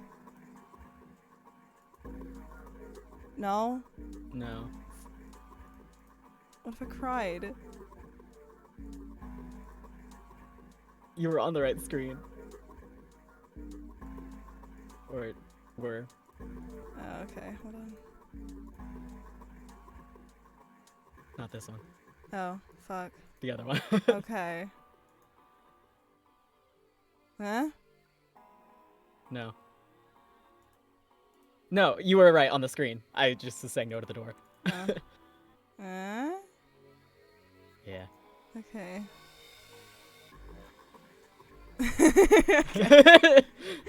There's something I'd like to think that was Ace. Junpei, you're getting warm, Junpei. they're having like a little fun game of it. Clover's like fucking mourning her brother in the other room. She can hear them giggling. Like, ooh, am I getting warmer? No, you're cold now, Junpei. Give it another go. No dice? You already got your one. Fuck you. There's something on the wall. It looks kind of like an arrival board. There are a whole bunch of words on the left side of the display. Shame I can't read any of them. It would be nice if I had my glasses. I was about to be like, I think I developed an astigmatism. What the hell is this? They're called words, June. Junpei, have I ever told you about words? Their names of ports across the world.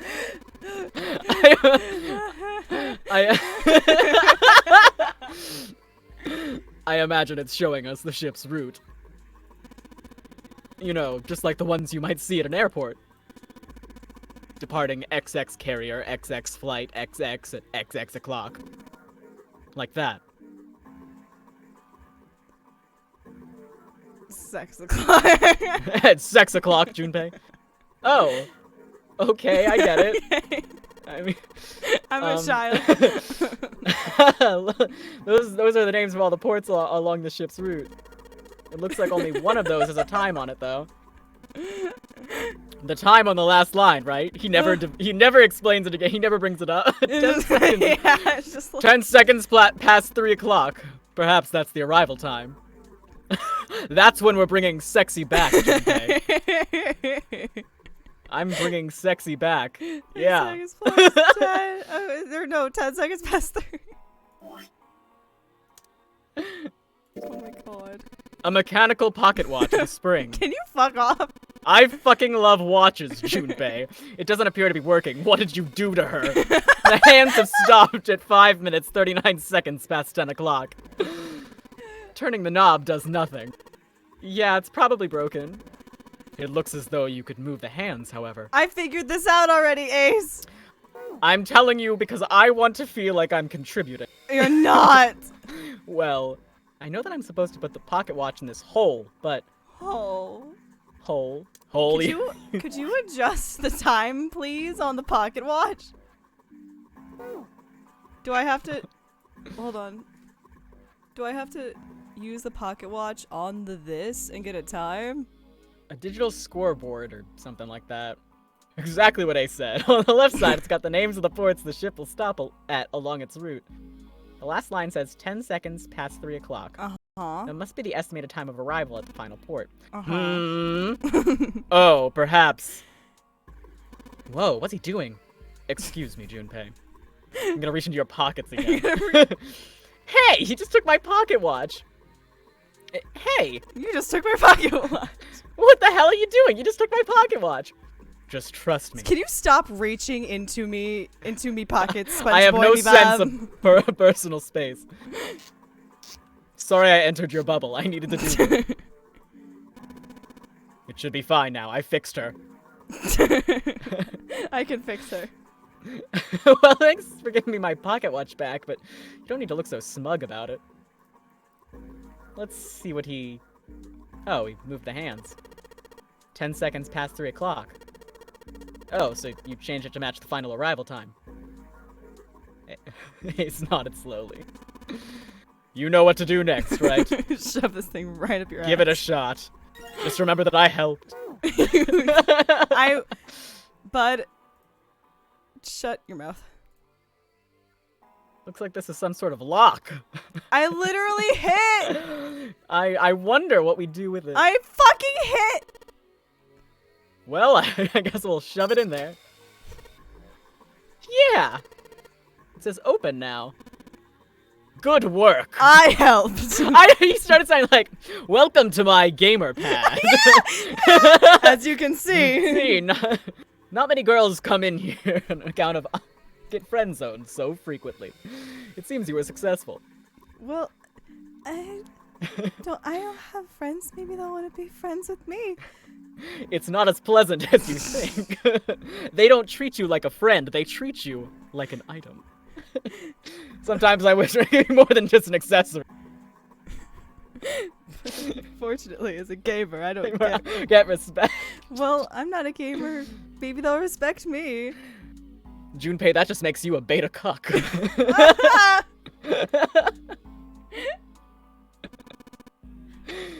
Well done, Junpei. Hey, wait, what the fuck? Clover, wait, okay, Clover. He's monologuing. What? Look, we unlocked the door. See, I helped. I did most of the work, actually. Now we can get out of this route. Oh. Well, let's go then. Clover. No, I thought you found my dead brother. My bad. That was my oof to make. Junpei. Beta cuck. Hey, Like, she just gets in on it for no fucking reason. you found it. The space they found themselves in outside of the wheelhouse was far too narrow to be called a hallway. On their left was a wooden door. Junpei pushed it open and stepped into the room beyond. It was full of all manner of turn-of-the-century electronic equipment. Oh my god, my whole throat tried to turn inside out on that. Jesus. Most of them were things they'd never seen before. They had no idea what they might have been for, let alone how to operate them. Well, this smaller machine had a metal bar that attached in a circular handle. Ace seemed to recognize it. Yes, a telegraph key. I too have seen the Titanic musical that came out in the 90s. It fucked. It's a very good musical, Junpei. Have you ever listened? Have you ever listened to it doesn't get the respect it deserves. It's just not. It's so true. Brian Darcy James should have fucking taken home that award if he didn't. It won Best Musical for a fucking reason, Junpei. I'm very passionate about musical theater, Junpei. These were used to transmit Morse code a long time ago. The Night Was Alive is a banger. He turned and slowly took in the room. This must be the communication office. Why'd you say it like that? Across the room from the like Junpei's like, why are you the way that you are now? I don't like it. Across the room from the door they'd entered through was another door. A metal plaque was nailed to it. It read, Jesus, Captain's Quarters. The captain's quarters. See, I can do it too. Why did my voice do that? That's what it says. Then, do you think? What do I think? You're either gonna say either zeros in there, or do you think this is the captain's quarters? And I'm gonna punch you in the face for either of them. I want him to say this is the captain's quarters. Ow! I am Zero, the captain of this ship. Ace swallowed. Happy Vorday. Junpei could feel his hands begin to sweat. Only Clover seemed unaffected. Ow. Well, we don't know. Wow. We won't know if we don't open it. She walked up to the door and put her hand on the knob.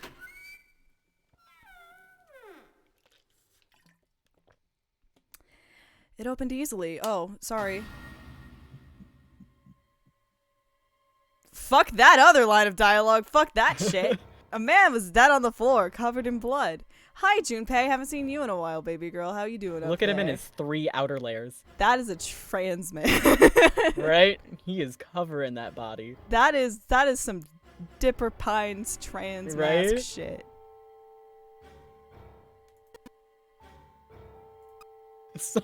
Sorry, I think I literally keep holding down on the mouse. I'm so sorry. An exclamation point. I think so. It's like someone cut him off, I guess. Junpei felt his body seize up. His mouth went dry. He felt very, very cold. The blood in his veins slowed to a crawl, and his heart tightened like a fist. This was the 3rd time he'd seen the horror of death laid out before him. He didn't think it was something he could stand to see much more of. Still, he had begun to accept that whatever it was that he saw, whatever happened to him, was beyond his control, and whatever force controlled him was driven by a determination that he could not hope to match. Nope. A sense of helplessness, of desperation, washed over him. It left behind a feeling of utter emptiness that wormed its way through his body like acid. Then he realized they had yet to check the man's pulse. Perhaps he was still alive. Fueled by that spark of hope, Junpei ran to the man's body, and his heart fell.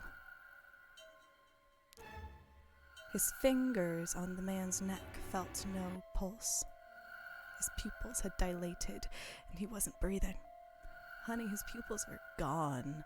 Junpei lifted the man's already stiff body. There was a deep, red wound on his chest. Junpei did not have to wonder long at what could have made such a wound. For lying next to the corpse was an axe. The entire blade of it was drenched in bright, red blood. From the shape of the man's wound, there could be no doubt that it had been made by the axe. Junpei looked at the body again. A lake of blood stretched out around it. It was wearing the clothes of a ship's captain, although they were stained in blood. A captain. Did that mean that this man was Zero? I don't know, he has a watch on. You want to check it? On his left hand was a bracelet. The number on the bracelet was 0. It was only then that Junpei noticed the stench of blood that filled the room. He couldn't help but laugh. There was nothing else for him to say. It was too simple, too obvious, too straightforward. If there hadn't been a dead man on the floor, Junpei might have thought it a joke. It's a decoy body. It's a decoy body. Sequoia!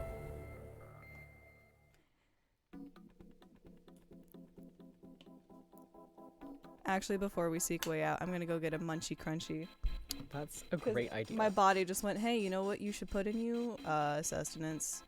Which is So a really true. weird thing to be thinking looking at a corpse. Happy Vor Day. Happy Vor Day. I'll be right back.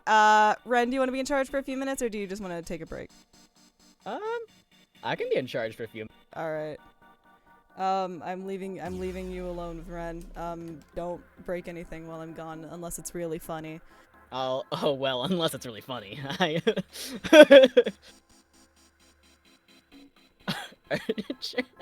Sequoia! He just raises his voice. You are being so normal, Archer. I'm really proud of you. You're doing a really great job. I'm not being normal today. But in like a funny way. Did I have caffeine today? Oh, I did. You aren't. It's great. Yeah. It's the neurodivergent.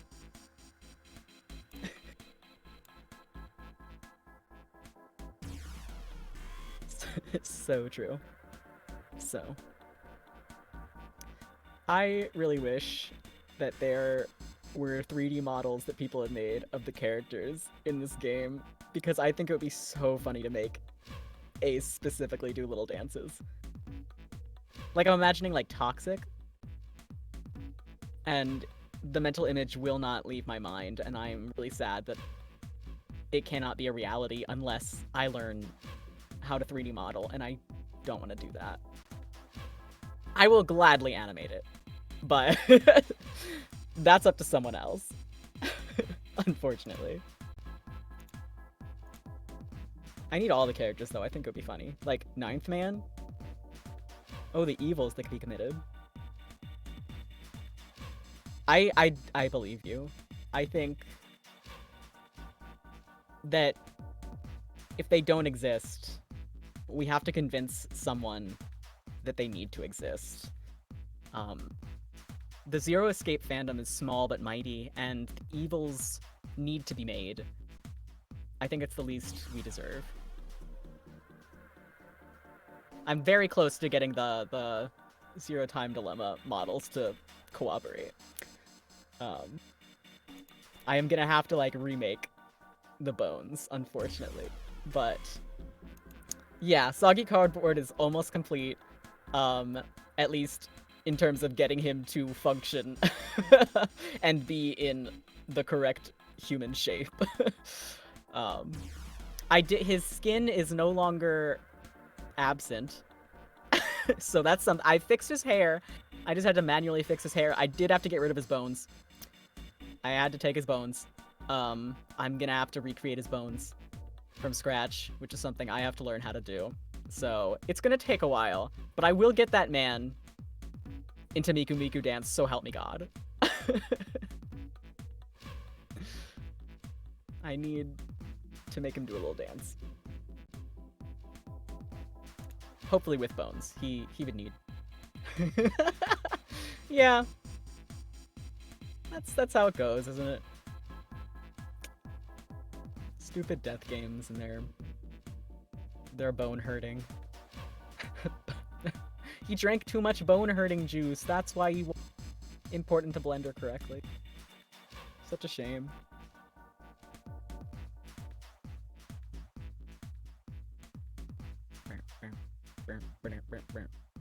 I have such visceral memories of this room in particular giving me so much trouble the first time I played this game. I don't remember what to do here at all either. It's gonna be fun. Yeah, I think it was the same bit that you got stuck on. I just, like, got stuck at one point because I wasn't, like, clicking something at the right angle, and I got stuck for so long. Like, because I did not want to look up a walkthrough because I was too full of pride. So I might have looked up a walkthrough eventually and then gotten really upset that I'd looked at the walkthrough and realized it was something stupid. Yeah, it's like This room in particular, it's very particular about the angle you click on something to trigger the right dialogue, and I just did not do it for so long. I feel like it probably wasn't that long in hindsight, but it felt long in Ren brain time. I was also probably playing this at like 3 a.m., let's be honest, so the brain was also probably not working. Oh yeah, no, it's a good room. Good times. Look at that chair just chilling. A little bloody, but aren't we all? It is the true Zero Escape experience is being very angry at the puzzles, but then as soon as you finish the puzzles at like 4 a.m., you're like, wow, I'm the smartest person who ever lived. And you forgive the game for making you mad at it for a little bit. And then it repeats until the end. It just keeps going over and over again.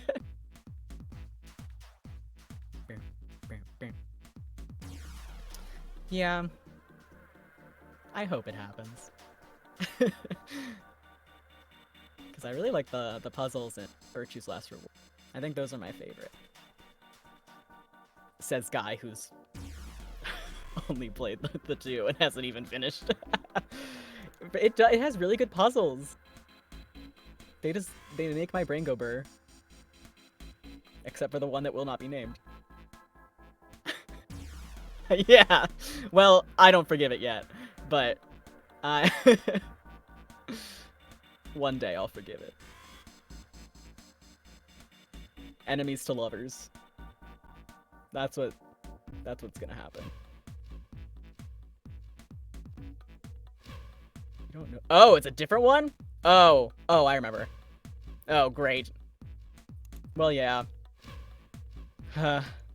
I forgot that I was like, once I get past the one room, I realized there are gonna be even harder rooms past it. Didn't think that far ahead. That's gonna be unfortunate for future Ren.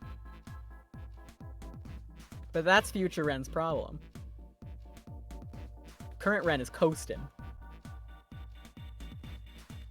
Yeah, I think it was probably a situation exactly like this where I just was not clicking the right thing. I probably dismissed it because I'm dumb. I also, when I was playing that 3 years ago, I was on my like laptop, and I imagined that just something with the trackpad is that I was most certainly not clicking everything. It's a lot easier when you have a mouse. I have discovered.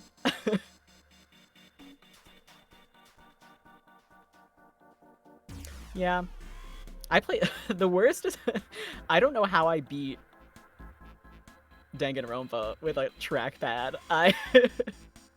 I would literally get stuck on trials for so long because I just couldn't like move my finger on the trackpad fast enough.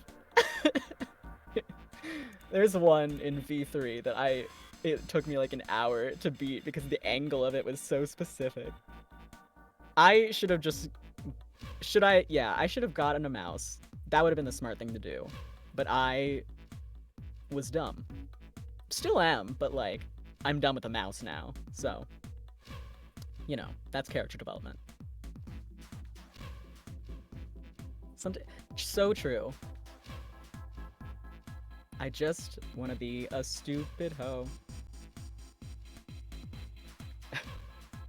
That is just life. Sometimes life is just being dumb. And I'm okay with that.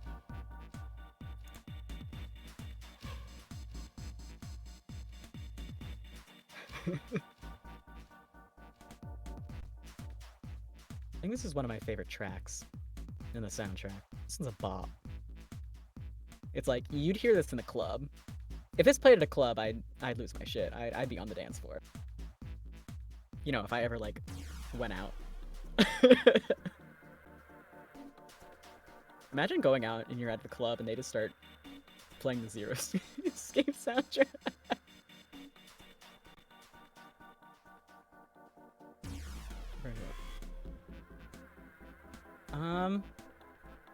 Yeah. I still have to take a screenshot of my flowchart for you. I keep forgetting. I'll do that after stream, so I won't forget. Drag me to the net music. Someone needs to make it. Because it'd be funny. And then we can make the MMD models that will one day exist dance to it. Where... Corinne. I have a lot of questions. Hi, welcome back. Hi. I have a lot of questions. I also have spicy ramen, which may have been a mistake because I forgot I have to voice people, but fuck me, spicy Challenge ramen. mode. Challenge mode. Yeah, sorry. Spicy ramen takes priority. It's too good. It's very fucking hot, like physically though. Oh. I'm gonna give that a minute. Other than that, new escape room just dropped. New corpse just dropped. New corpse just dropped. Ayo, it's actually probably. I mean, it didn't specify that the blood was like dried or anything. I don't think, but I stand by. That's a decoy corpse, a decorpse, if you will. There's blood on the chair. Do you think this was the dead guys? Yeah, probably. Yikes. You know? I thought we were just like stepping over his corpse right now. Yeah, there's like, let me just squeeze right past you. Excuse me. A camcorder. It looks like it's pointed at the door.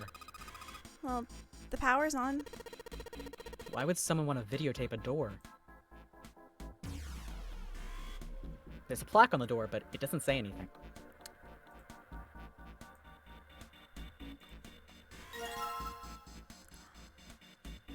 Ooh. Music box. Does it play anything, or do we have to put like a strip of paper in it first?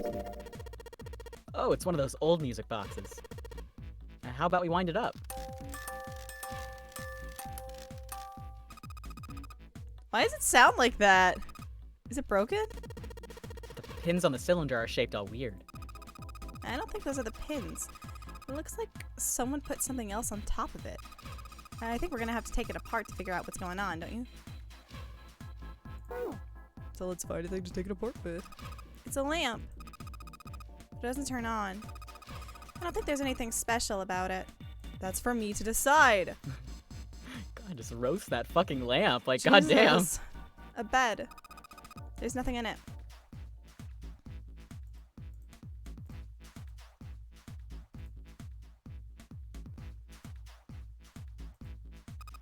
A chair. So Ooh, true, chairs, girly pop. girly. Oh, Christ. What's the deal with this? Christ. Is it some kind of code? There are 4 rows of numbers and letters. They all start with a 0 and end with H, F, N, or V, respectively. Maybe this has something to do with number bases. Please, no. Remember number bases? I'm not strong enough. Oh, you're not even gonna let me see it. Oh my god, you're not even gonna let me see it. It's in the other one, the file, Oh. I think. Yeah. Okay.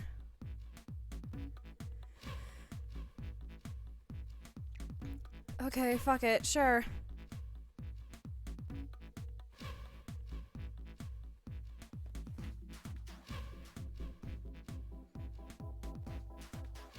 See, like having a notes app where you type it out is probably, you know, better. I'll be real, Chief. We're hexadecimal, baby. All right, 10 in base 10 is written as a hexadecimal.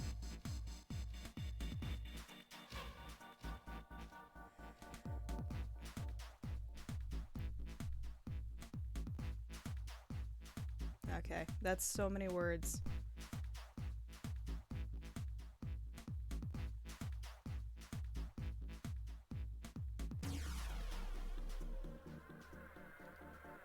Okay, alright. Okay, no, fuck this. Okay. There's a bunch of weird buttons on here. They're called letters. Probably switch what you see on screen. Or the screens. Do you know how to work this thing? Why don't we just press one of these? Like this one. You just hear like an explosion. You died. Well, I guess it does change the... What the hell is this?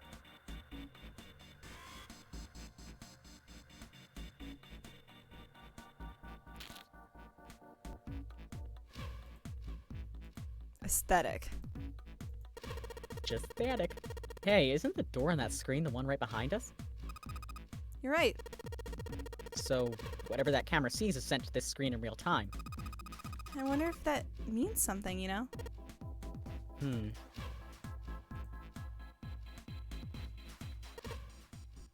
Huh. Nice. Junpei snorted with grim humor for the second time since he'd come into the room. Junpei's really He taking did on the what in fucking... the room?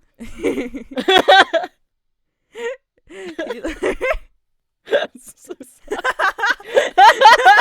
That came from deep within. I can't even think of the musical sting right now. God damn it.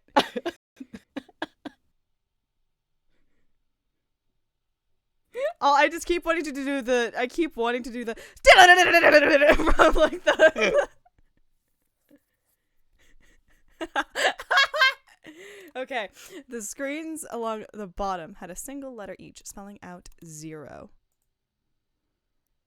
Junpei felt as though he was being mocked. The real villain was somewhere laughing at him. What do you think? He turned to Clover, who was standing next to him. Her voice was almost too low to hear. Nothing. It seemed that she cared about little. Of course, Junpei could hardly blame her. Given the strain she was surely under, Junpei was somewhat surprised she had responded at all. Still, he had to ask. He gestured toward the corpse. That's some fucked up shit, right? Hi, I'm Rod Serling. What about him? Do you think that's Do you think he's really okay? 0? Do you think that guy's okay? Clover shook her head weakly. Absolutely not. There's no way that's him.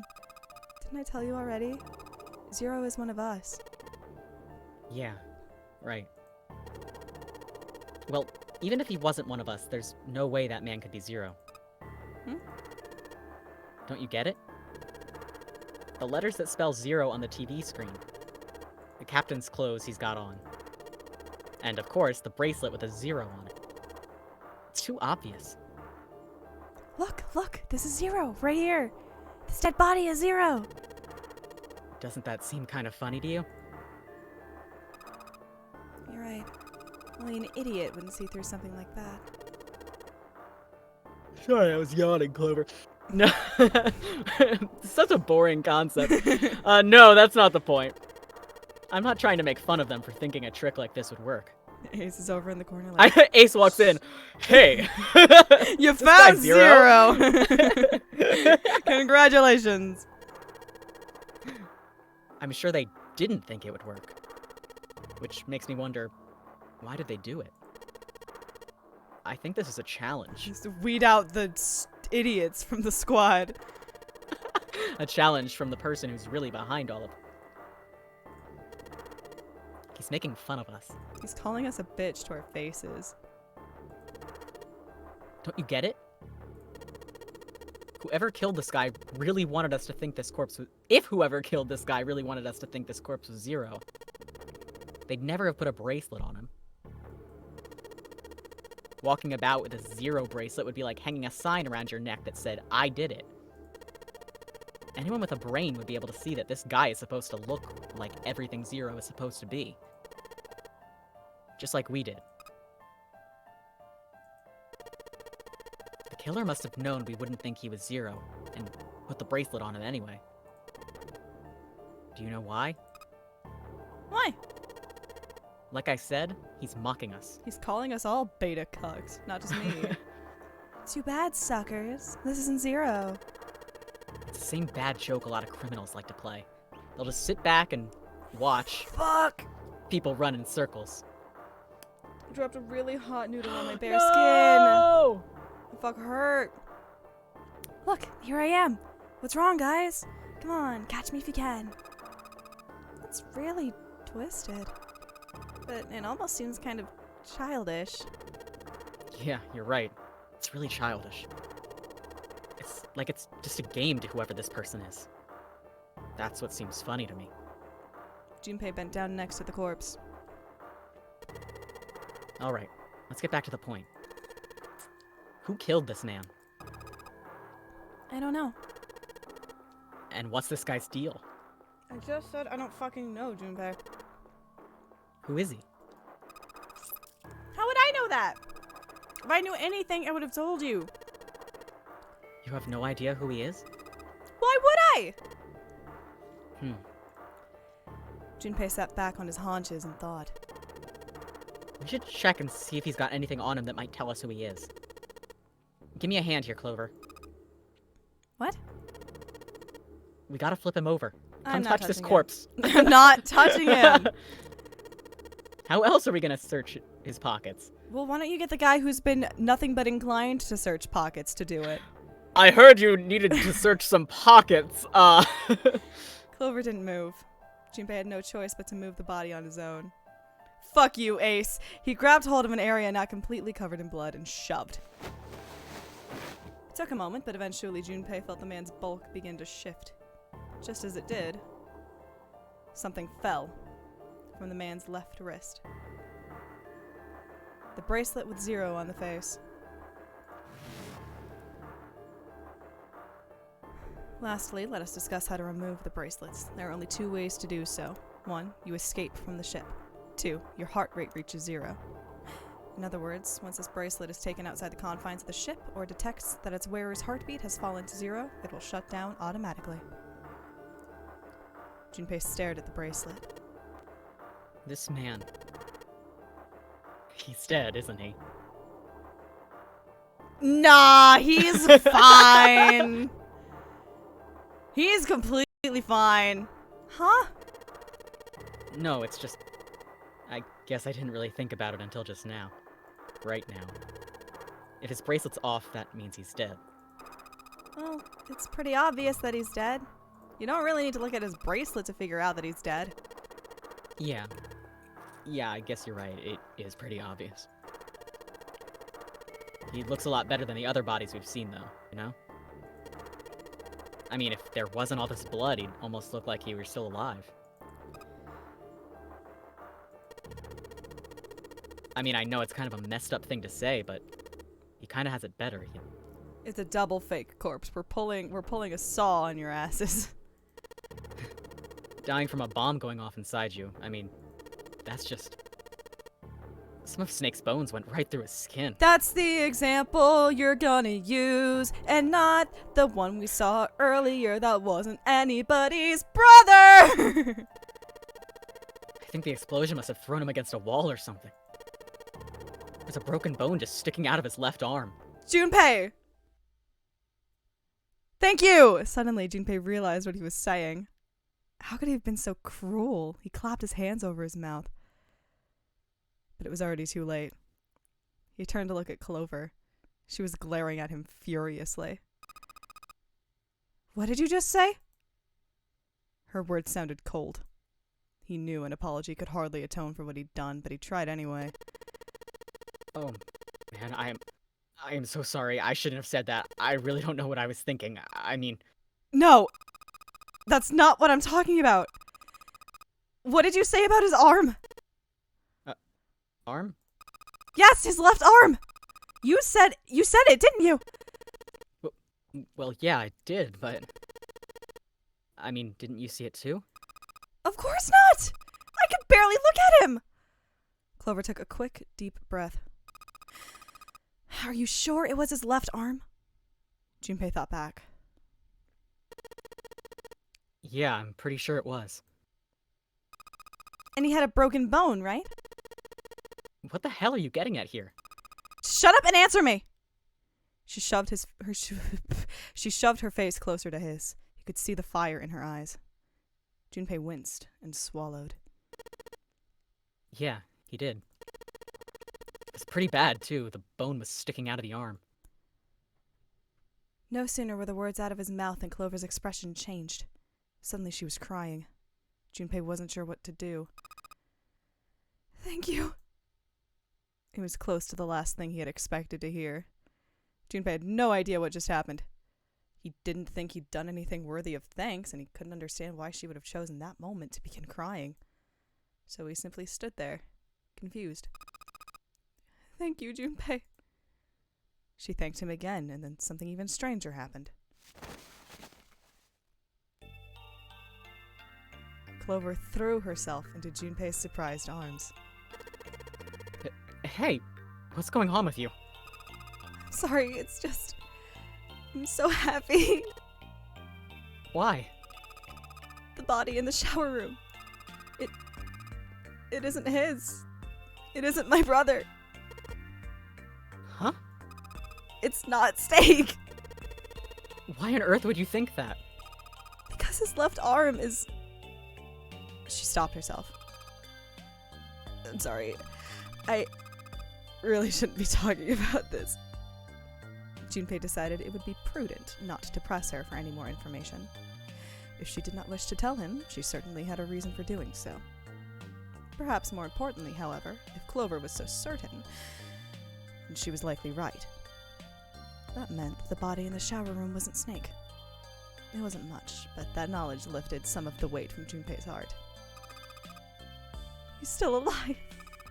I'm so happy. Tears shone in her eyes. Those tears melted Junpei's heart. As she cried, she'd pushed herself up against his chest like a child. Junpei put his arms around her and held her tight. Junpei, you were right. Huh? No matter what happens, you can never lose hope. You have to remember what's most important, and that's to have faith and to have love. If you can remember all of those, that'll bring you good luck. Clover reached into her pocket and pulled something out.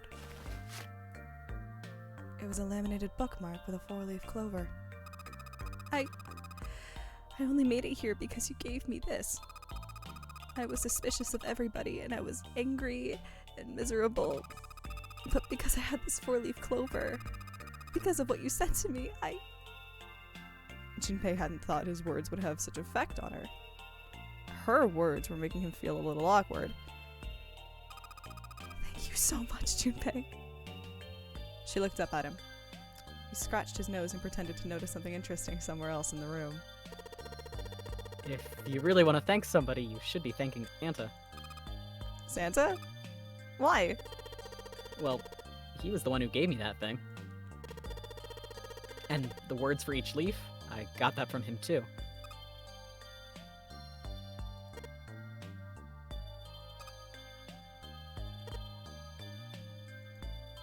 Then suddenly, Clover broke away from Junpei. Huh? He looked confused. He hadn't thought she would react that poorly. Clover began to pace across the room. 6 steps to the left, 6 steps to the right, and another 6 to the left. And then she stopped. Did Santa really tell you those things? Her eyes were serious, but not angry. Yeah, he did. Did I, say something wrong? Oh, no. Not at all. In fact, this could be really good news. I think. You think? Santa knew about the words in the clover. The only people who should know about that are the other subjects. Subjects? The other people who were in the experiment 9 years ago with my brother and me. But he's blind. And I was part of the Nevada test group, so neither of us would be able to recognize the faces of the people who were on this boat. Whoa. Time out. Junpei held up his hands. He took a deep breath and let it out. Let's just calm down for a second, okay? Start from the top. Alright, hold on, before you monologue. Clover, let me get a real good some Hold noodles on. in my mouth. Hold on. Yeah, Junpei, I'm about to tell you a lot of fucked up shit, probably. I need a snacky break. Hang on. Don't start with the end and then jump to the middle. Or I could launch really hot fucking water on my leg. I could do that again. No. You gotta start at 1 and then move to 2 and 3 and 4 and so on. If you don't tell me stuff in the right order, I'm never gonna be able to.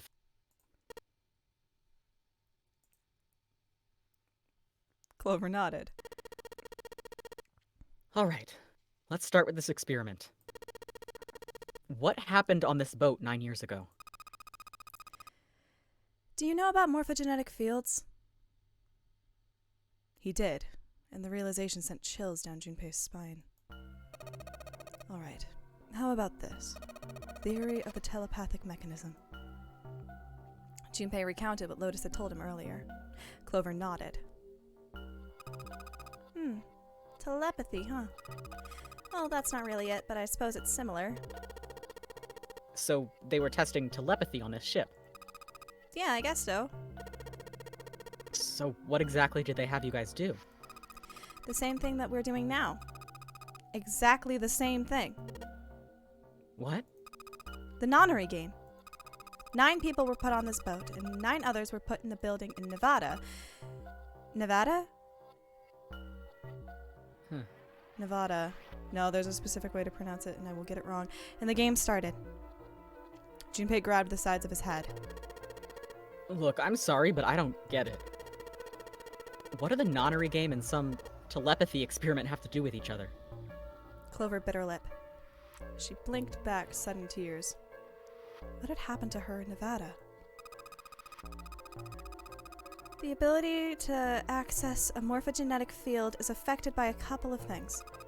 The first is epiphany, and the other is danger. You know how sometimes when you're up against a really tough problem, and then the answer just kind of pops into your head? That's an epiphany. And what you learn from the epiphany can be transmitted with telepathy. When you add danger to that equation, then it gets easier to transmit that information over telepathy. So, you were saying the nonary game was supposed to introduce that element of danger? Yeah, but it couldn't be just any old danger. It had to be life and death. And someone did actually die. A girl. Junpei felt the sudden grip of despair on his heart. Something deep and distant and powerful squeezed, and for a moment he felt very, very empty and alone. She was on the boat with my brother. I was in Nevada, so I never met her, but I did hear her name. Her name was... The sound of the door opening was like a gunshot. Junpei spun around. Her name was Akane. Whoa! Oh, my apologies. I seem to have disturbed you. Ace. You two must have strong stomachs. I can't imagine how you could stay in this room for so long. Ace glanced down at the floor, at the corpse, covered in blood. At any rate, Junpei, would you be so kind as to come and help me with something? I'm having a little trouble, and I could really use your assistance. Come on, it'll only take a moment. With that, he turned and walked back toward the communications office. Clover waited until he was out of sight, then spoke in a small, quiet voice. I don't want Ace to hear us. We can talk about this later. Huh? Hey, wait. Clover ignored him. From outside, Junpei could hear Ace calling. Junpei, what are you doing in there? Hurry up.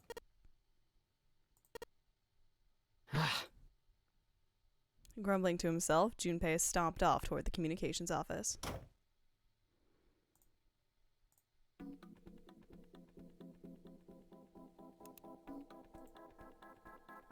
What?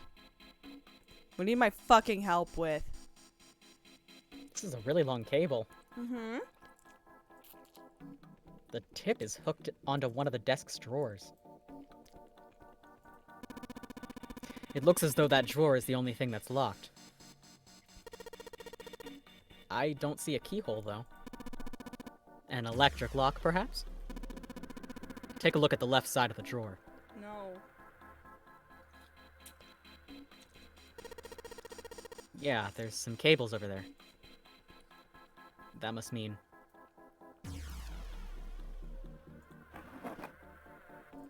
Hello? Hey, what is this? It's blank. There's nothing written on it.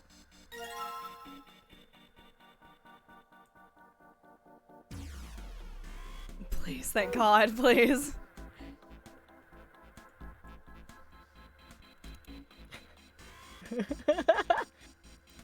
There's a pair of headphones on the desk. Early telecommunications device. Most likely used to transmit a radio signal of I experimented with it earlier, but to no avail. I imagine it's broken. Did you try fucking it? Hey, what? You said you experimented with it. I don't know. Oh, you're into. Anyway, there's a clock mounted on the wall, Junpei. Mounted, you say? Oh god, the hands aren't moving.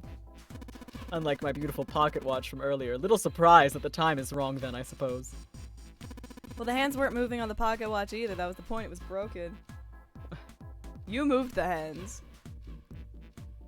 Listen, there's nothing on the back. Yeah, save yourself from this one. I'm just gonna go sit in the corner. Hey, Ace, look!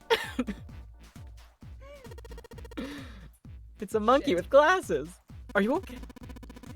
I'm fine. I just keep dropping really hot soup on my leg. No. How on earth did you arrive at that conclusion? It's a monkey with glasses.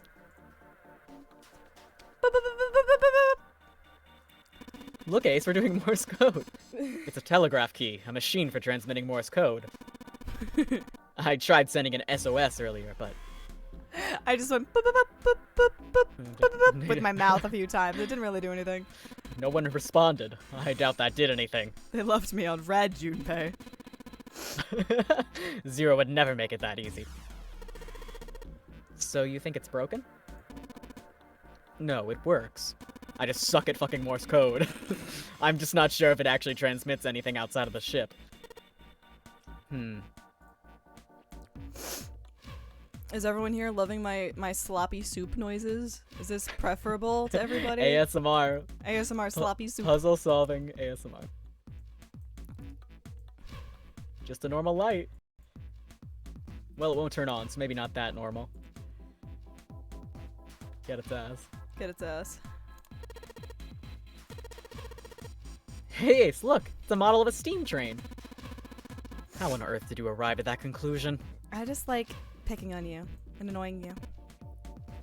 A chair. We're all so fascinated by these fucking chairs. I usually like when they just say, it's a chair. It's a chair, dipshit.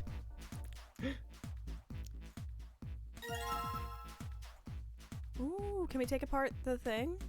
Tools. Alright, the screwdriver ought to make short work of this music box.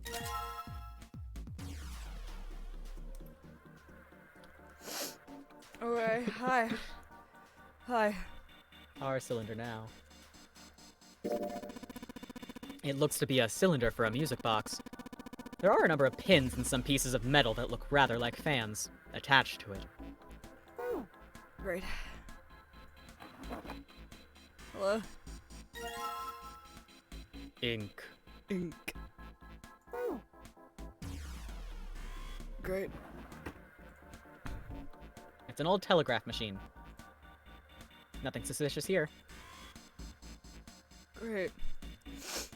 It's an old telegraph machine. I'll be honest, I have no idea how it works.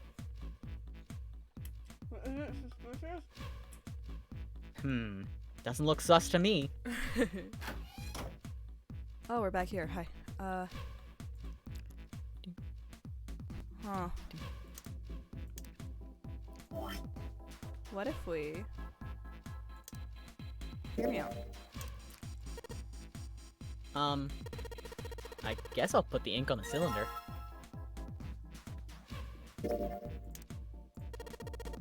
Now I just gotta roll the cylinder across a piece of paper. And if I'm right, the ink should...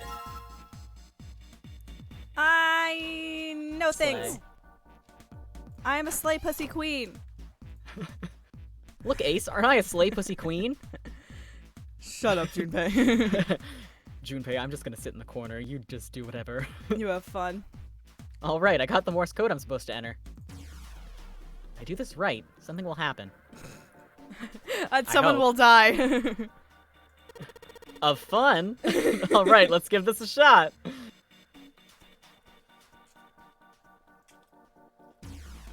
Oh, fuck, minigame.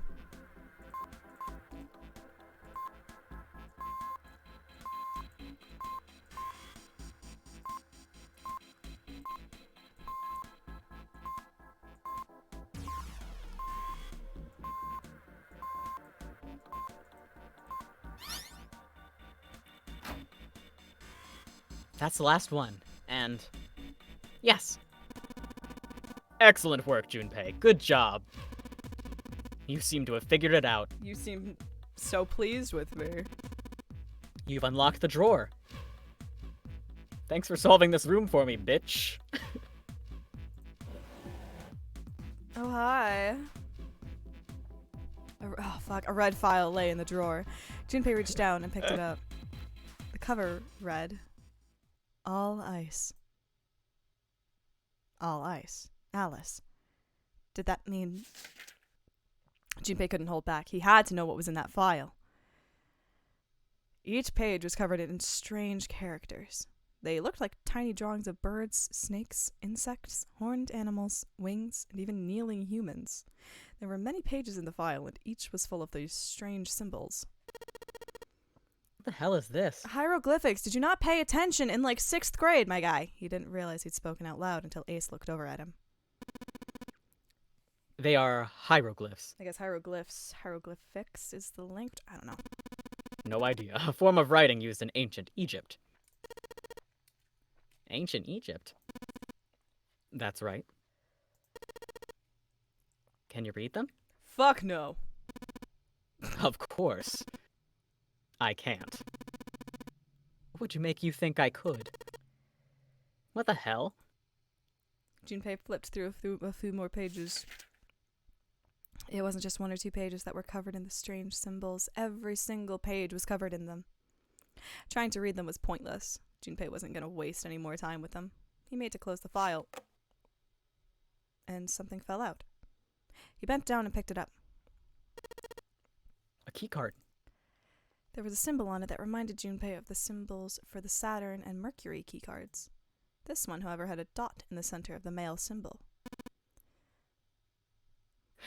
Uranus. That's the Uranus symbol. Junpei looked over to see Ace examining the card. In addition to the Uranus symbol, there were 3 words engraved on the card as well. On the lower right, it said Bottom Deck Library. This must be a key to the library on the bottom deck. So it would seem. The bottom deck. The library. Junpei remembered something he'd heard from Seven when they'd been in the chemical closet. Alice sleeps in a small chamber past the forest of knowledge beneath the navel of the gigantic. Did beneath the navel mean the bottom deck? Did forest of knowledge mean the library? If it did, then was Alice in a room somewhere beyond the library? What's wrong? Junpei blinked. Only then did he notice Ace looking at him, curiosity and concern written across his face in equal parts. There was no reason for Junpei to hide his thoughts.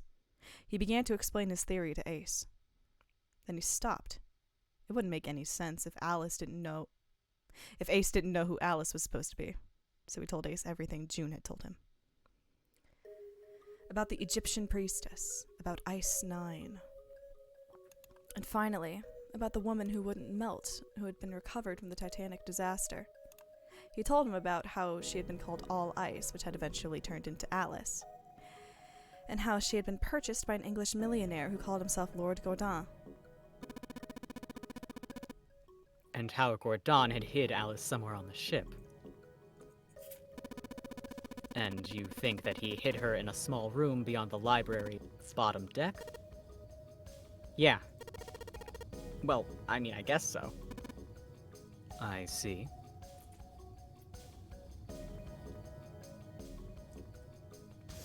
Ace stared off into the distance, his hand slowly and absent-mindedly stroking his beard. After a few moments, his hand stopped. He turned slowly to look at Junpei, and his brows drew together. Junpei, have you ever heard of the term CAS? Say Cass, you coward.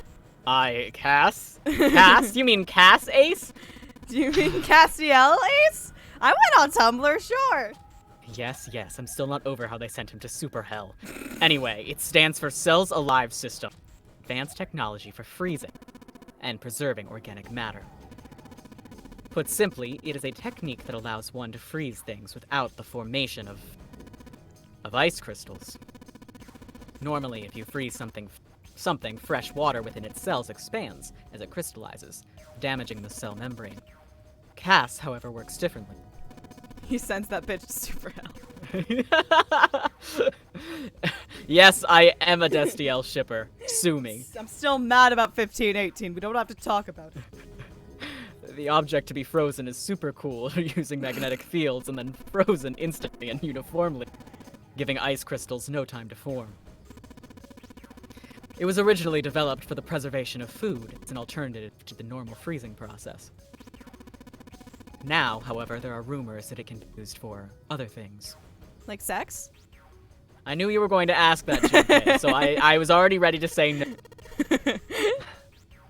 What do you mean other things, Ace? Like sex? Well, no, but there are obvious medical uses, and also space travel. Space travel? Are you serious? Surely you've heard of suspended animation. Cryogenic freezing. It's a fairly common idea in science fiction books and films. People are sometimes frozen for especially lengthy journeys through space. That was when Junpei understood what Ace was suggesting. Whoa, wait a minute there. Ace looked at him and raised an eyebrow. Are you saying that Alice was frozen using this CAS thing? Well, I'm sure the possibility is quite low, but it is a possibility. If this special ice you call Ice 9 does indeed exist. And if Cass were used to freeze her into that sort of ice instantaneously. You think she could be alive? Well, I can't say for sure, of course. I'm only talking about possibilities. The melting point for Ice 9 is 96 degrees, right? Can we specify? No. Fuck. If she were put somewhere where she could reach that temperature. That's nuts. Are you really saying that she could have defrosted and started walking about? I kind of want to assume Celsius, just because this, like, I'm assuming came from Japan, and I think they use Celsius, but I don't Yeah. know. You're quite right. It does sound unbelievable. But if she had, then we would have an explanation for the man we found dead on the floor. You mean the guy dressed like a captain? Yes. Are you suggesting she murdered him? I sure as hell am. He was dead when we... Oh, we support women's wrongs. Clearly he was murdered. There's a slay pussy queen on this boat with us. But if he was murdered, then by who? See, I can learn your lingo, Junpei. Alice, the sick... Alice, the 10th person hiding somewhere on this ship. The one they call the second slay pussy queen. Watch out for her. Couldn't have been it one of us. It could have been, but fuck you. That would be impossible. No, it's not. In order to enter the captain's quarters, one must first open door 1.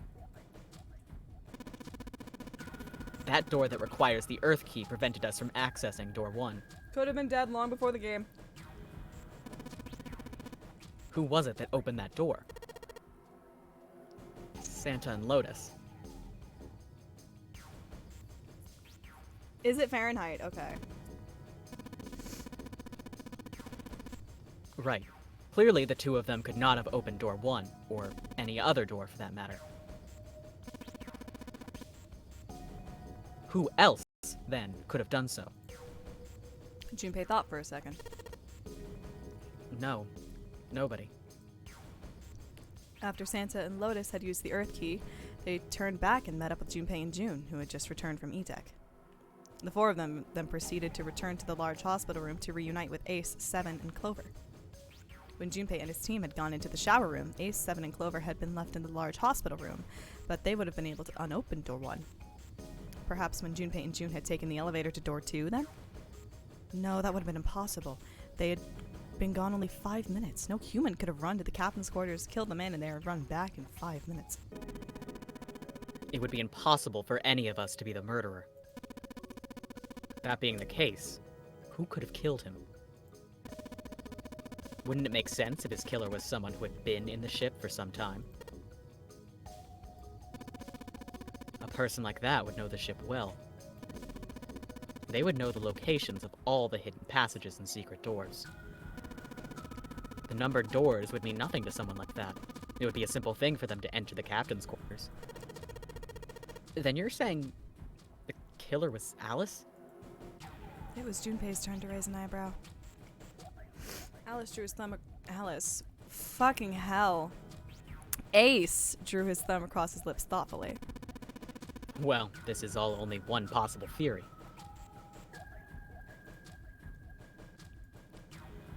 All ice. Alice. Was Alice indeed somewhere on the ship with them? Junpei had only one clue. The key card in his hand. It would, he hoped, grant him access to the forest of knowledge. But beyond that, what waited for him beyond the forest of knowledge? Whatever might be there, however, would have to wait. At the moment, there was nothing Junpei could do. He gripped the key card tighter and shoved it deep into his pocket. This will not protect him from Ace taking it, but God is it at least feels safe. Junpei, do you have something in your pockets? No! I must check. No!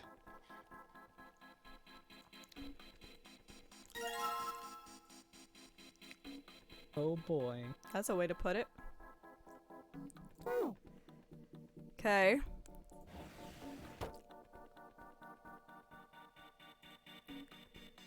We shove a thing in a thing, will it work?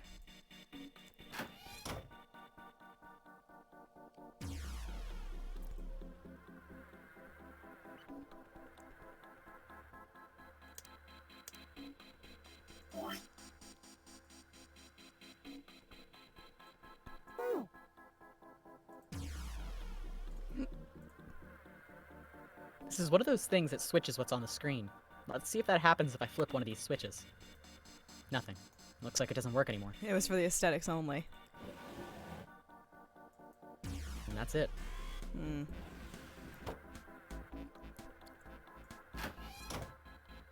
There's another door in here. Junpei, what are you doing? We've searched the wheelhouse from top to bottom. There's no reason to go back. In fact, don't you think it would be wise to investigate the captain's quarters? I think we ought to check both rooms, don't you? Oh my god, I'm gonna bite you. Don't do that. Look, a hook. Misdirection. Bars. That wasn't a joke. I know, man.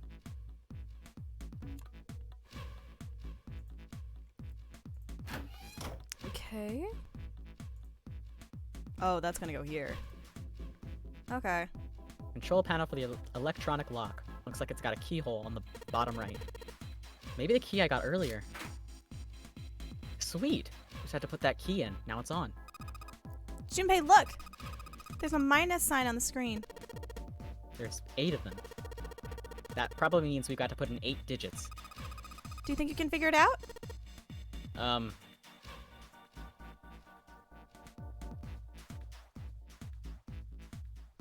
Yeah, I got this. Maybe. Hold on. I like that sometimes it'll let you look at the file and sometimes it won't. Yeah.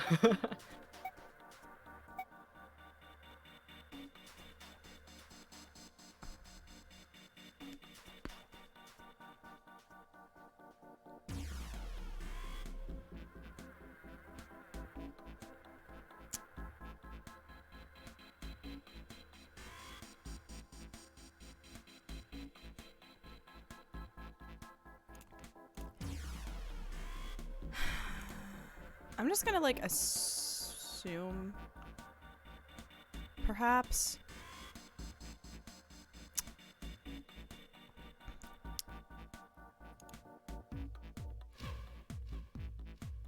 but like why would you do it like this then if the point is to just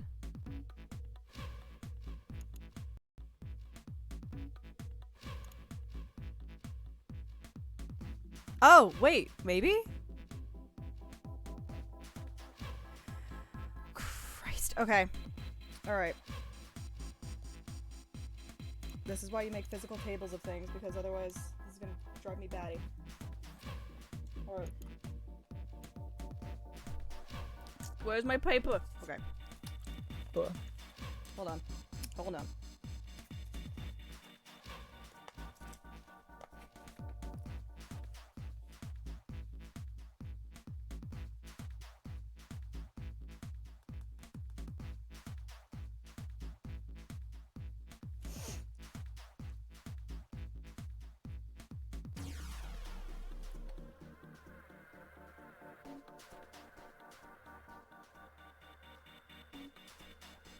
I said that with a lot of confidence, and I'm realizing I don't actually know what I'm doing. Hold on. Okay.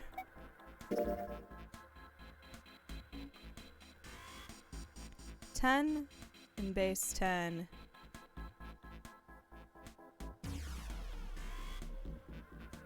Is written as A in hexadecimal.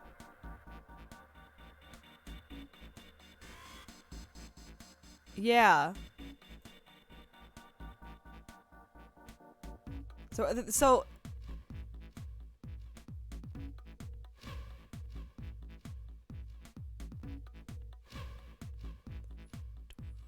okay, so I think I was still right though.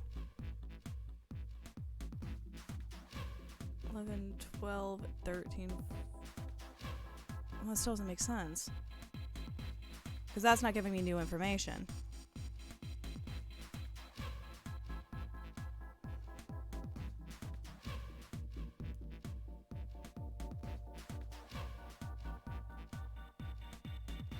Unless you really want this one to be, like, 14.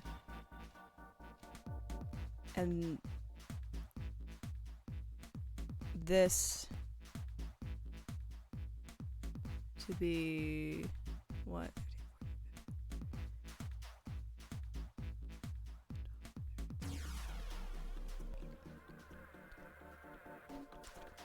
24. I'm really good at puzzles. I'm really good at puzzles. Okay, okay, okay. All right.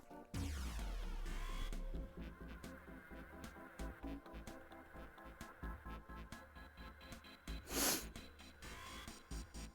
we're gonna write letters in the okay, no, I think that's still right.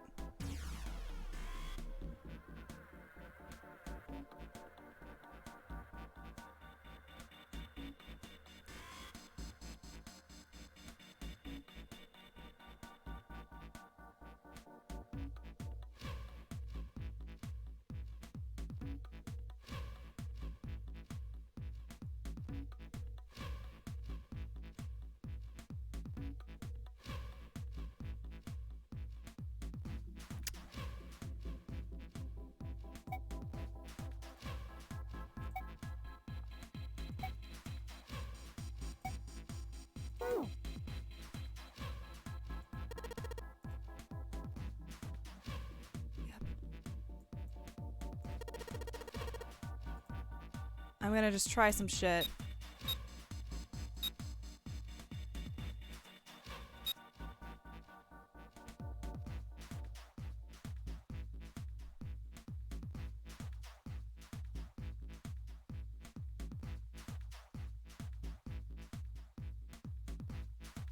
Wait, well, wait, fuck. Oh, shit. Wait, no, I fucked up. Hold on, shit.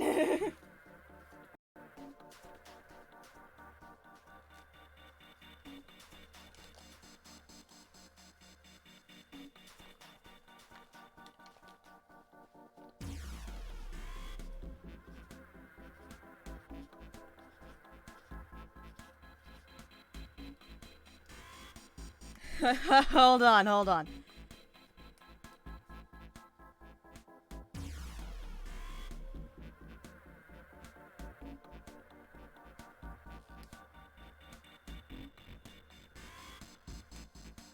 Alright, no. Oh god. Okay, okay. You were so right, the Notes app is so much better.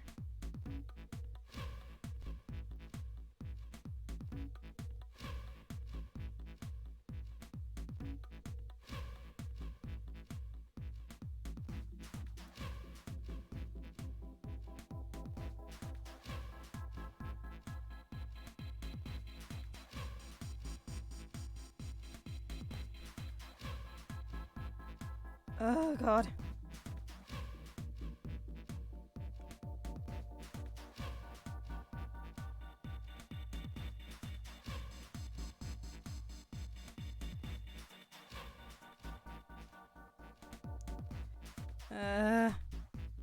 Am I being entertaining yet?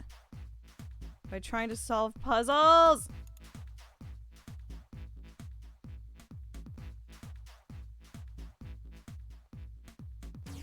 Well, honestly, watch me do this whole thing and have it be like not even fucking close to being right.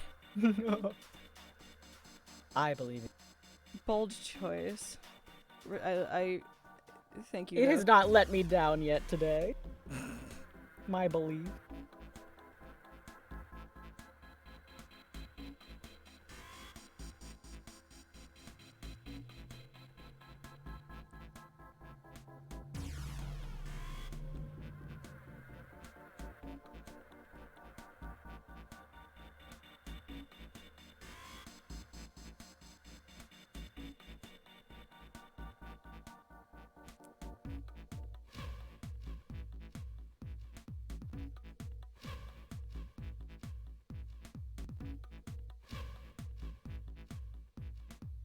Wait.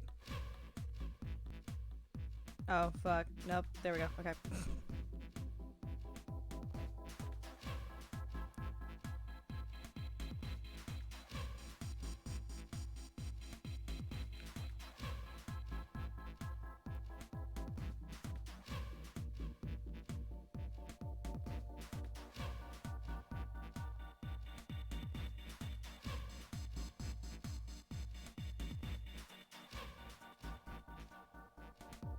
Okay, we're gonna... Okay. Okay.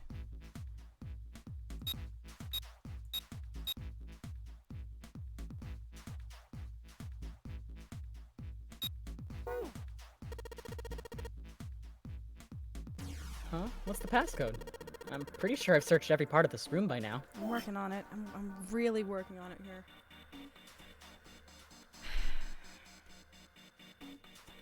I've got every number except this R with relative confidence. I don't care that an update's available. Uh-huh.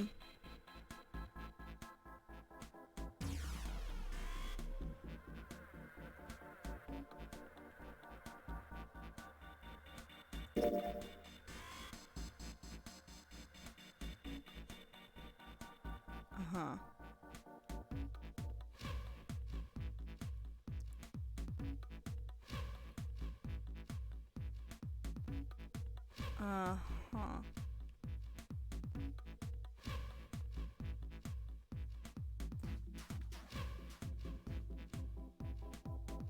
So...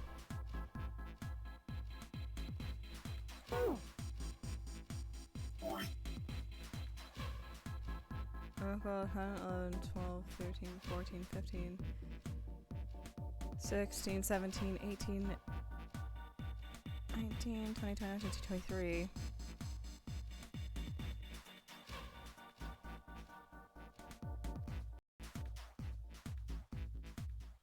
Fuck. 16, 17, 18, 23.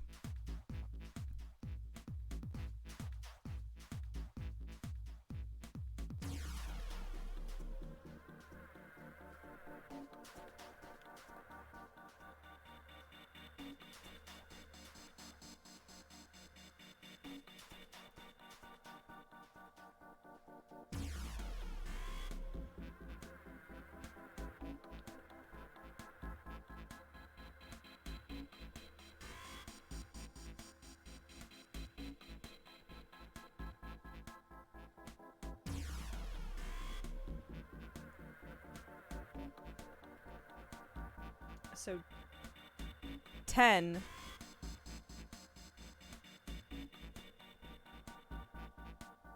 Would come next, actually. Boom!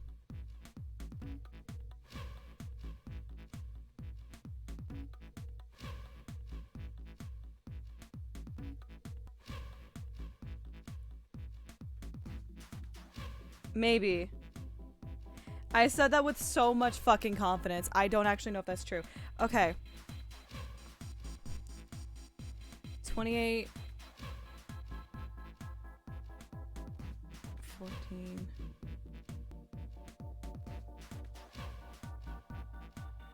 13.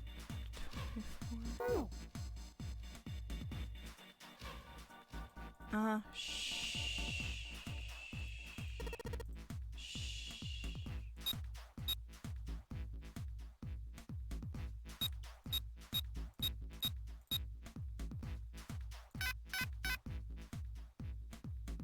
No?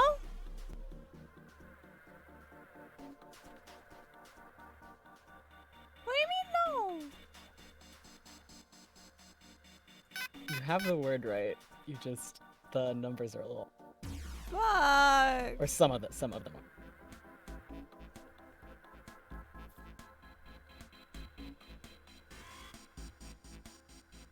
are. Okay. I think you're making it more complicated. Can I get your like head can than I it get has a to be. word can I get a Wordle-esque what is correct? The 14 is correct. Great, thanks. Well, the 14's the fucking and okay. the 24. The 24 Okay, is also 14 and correct. 24. So the two that can be confirmed are the great. Okay.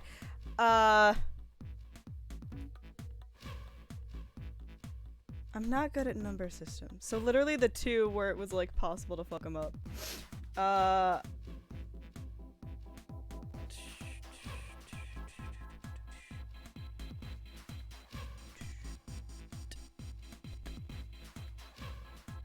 It's possible I don't know how number systems work. I mean, like, unless it literally just wants like, it doesn't actually want like the nonary for the first one.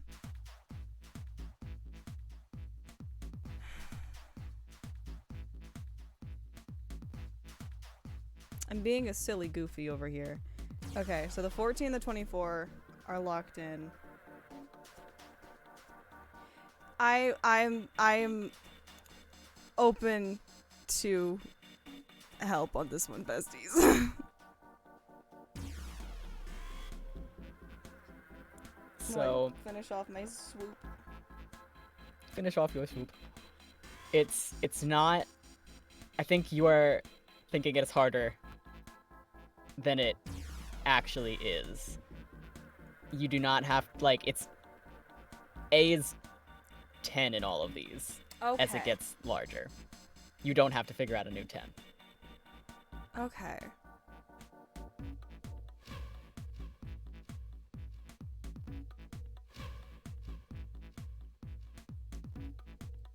Okay, so it was just like the same for all of them then?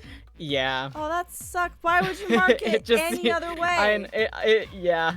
Why It would you makes mark seem it? harder. Why would you mark it with 4 different fucking... Yeah, I thought Oh, that's stupid. That's dumb. 0 out of 10, worst game. I hate this. 0 out of 9. 0 out of 9. Okay. Yeah, this room was not my finest moment when I first played it. Nope. Nope. Alright, now that we're writing that table down, because suck my clit. Okay. Alright, then we're writing that one down. Because I do not have as much mental agility as I think I do. Give me a second. Give me a second. Give me a second.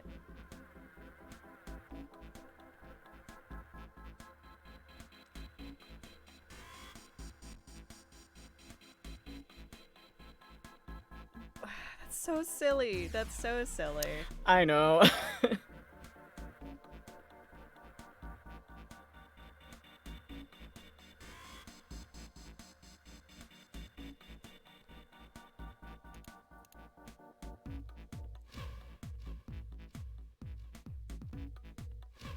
I like how we all just quietly are surprised by the fact that I made a puzzle more complicated than it has to be when, like, notoriously that is just what I do.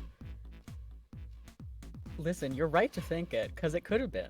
And it Uh, made it seem like it was, This is not... in my opinion. But I would have done the same thing, and I think I did.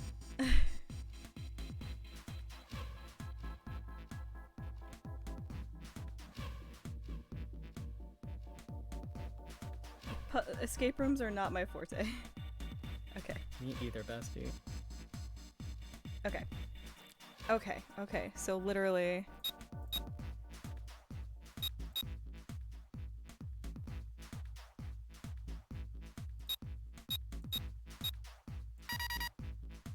Boo. Yes! It worked. Good job, Junpei! You guys didn't help for shit. Excellent. You seem to have unlocked it. All right, just Sorry. anyway. Sorry. I was trying to like multitask my hands and it didn't work. I'll forgive you, Junpei. Good work. I'm so sorry. All right. Let's go. I was deleting shit out of my notes app. I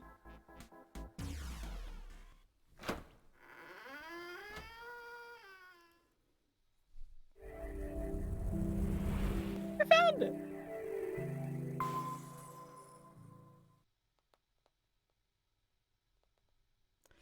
They stepped out of the captain's quarters and into another hallway. God, they just never run out of these things. The hallway stretched out in front of Junpei for a bit, before turning left like a great backward L. Like the L you just took on that puzzle, dipshit. Junpei ran in the corner and took off down the street. He ran. And ran. And ran. At the end of the hallway was a door. He made straight for it. He was nearly halfway to it when he noticed a piece of paper in the middle of the floor. What was a piece of paper doing in the middle of the hallway? Junpei skidded to a halt. He dropped down to his hands and knees and quickly tore the paper off the floor. Now that he had a chance to examine it more closely, it was clear that it was a map. More specifically, a map of the ship's interior for the A deck.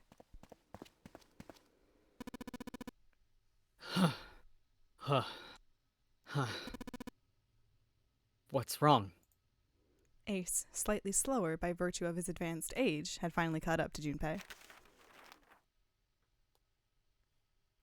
Junpei said nothing, simply showed Ace what he had found. He looked at it long enough to determine what it was, and nodded. I see. With that, he began running again, past Junpei. Junpei shoved the map into his pocket and got up to follow Ace, but something stopped him. Hey. Where's Clover? He turned around. Clover was nowhere to be seen. Damn it, what the hell is she up to? Maybe I just didn't start booking it like you two. Jesus! Junpei muttered angrily under his breath and took off back the way he'd come. Dun, dun, dun. He stopped around the corner. He saw her. She was standing in front of the door to the captain's quarters, her hand on the doorknob. As Junpei watched, she closed it, gently and quietly. What the hell are you doing? Nothing. What do you mean, nothing? Clover had unconsciously put her hands over the pockets of her jacket, as if trying to hide something. What the hell is that? What? You've got something in your pocket. What is it? Oh, don't let Ace know. Oh, this? Oh, this is a note. A note? Yeah. I found it in the pocket of the guy with the captain's clothes. It said something about the darkness of the sinister hand or something. What the hell? Let me see it. No! But Junpei wasn't going to get to see it. From the other end of the hall, he heard Ace's voice. I heard there were pockets! There were pockets to search. Hey, Junpei. You better not be searching any pockets without me. Without me? Clover. What are you two doing? Hurry up. Making out! Fuck, Clover shrugged. I'll show it to you later, alright? Come on, we gotta hurry. Before Junpei could protest, she was gone. Protest? Yes, around the corner and off down the long stem of the L. A note. A note. Junpei was curious. There was something else that bothered him. Her pocket had been bulging far more than it would from just a note. Junpei did his best to convince himself that it would make sense later and ran off after Clover. Junpei pushed through the door and found himself in a large room with a large set of stairs. It was just what he'd expected to see after reading the map. His I see after reading the map himself meant that Ace had probably realized the same thing. Junpei looked around, but Ace was nowhere to be seen. He put his hand on the handrail and leaned over to look down. There he was. And not just Ace, Santa, June, Seven, and Lotus as well. Junpei and Clover glanced at each other and hurried down the stairs. They reached B deck at the same time. Jumpy! Clover! June's face was excited. Something had happened, that much Junpei could tell by simply looking at her. What's up? Given their situation, he was not inclined to be excited about sudden developments. June, however, couldn't contain herself. We found it! Found what? We found it! What did you find? The last door! We found door 9! What? Come on, just follow us. We'll explain on the way. Okay, let's go. Seven turned and jogged off down the stairs. The rest followed. We finally made it! The relief and excitement in her voice echoed what each one of them felt. Yeah, it's finally time. Junpei wasn't quite ready to believe they'd really done it, at least not just yet. Still, if everyone said that it was door 9, then it probably was. He could feel his heart racing. A mixture of anticipation and fear ran through his veins, and he could feel his legs shaking. He was doing his best to maintain a sense of healthy skepticism, but he couldn't deny that the prospect of escape was an exciting one. There was one thing he couldn't get off his mind. The numbered door could only accommodate between 3 and 5 people. There were 7 of them on their way to door 9. That meant that even in the best case scenario, there would be 2 of them who would have to stay behind. 2 people. He didn't have any solutions to that problem yet, but he was desperately hoping one would present itself. Junpei looked over at the clock. The hands indicated that it was 4:30. Damn it, we missed it. They had 90 minutes before their time was up. Hey! Junpei! June! What the hell are you two doing? Making out? Gross, hurry it up! Santa's voice jolted Junpei out of his reverie. Let's go, Jumpy! June took off down the stairs, jogging as quickly as she could. Junpei followed.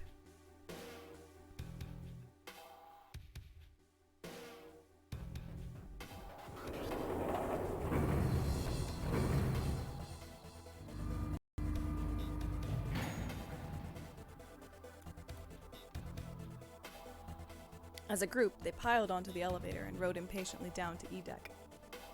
It looked familiar. There was a metal grate between the 2 elevators. Seven grabbed hold of it and began to talk. I know I told you I'd explain it earlier, but honestly, there ain't much to explain. After we split off from you guys, the 4 of us got onto the elevator on the left. And that took us to the other side of the grate. After that, they'd headed down another hallway. It took them toward the bow of the ship and eventually to the number 6 that Junpei and June had found earlier. With 4, they'd been able to open the door and keep going.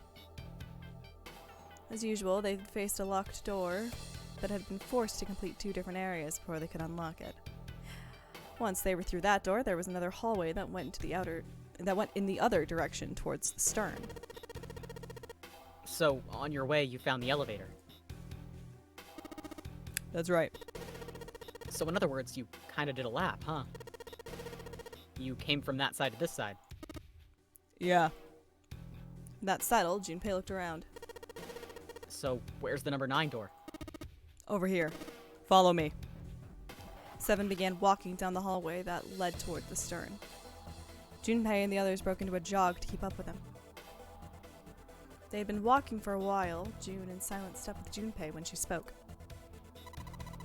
You know, it's because of Santa that we're all here right now. Huh? That all 7 of us are gonna open door 9. Huh? You don't get it? Santa, 7, and Lotus. What's their digital root? 3 plus 7 plus 8 equals 18. 1 plus 8 equals 9. 9. It's 9. That's right. They could have just left me behind and kept going if they wanted to. But they didn't. Yes, because Santa wouldn't let them. He said we can't leave June behind. That's why we went looking for you guys. And then you got on the elevator and went back to the central staircase. That's right. Well, I wouldn't have called that one.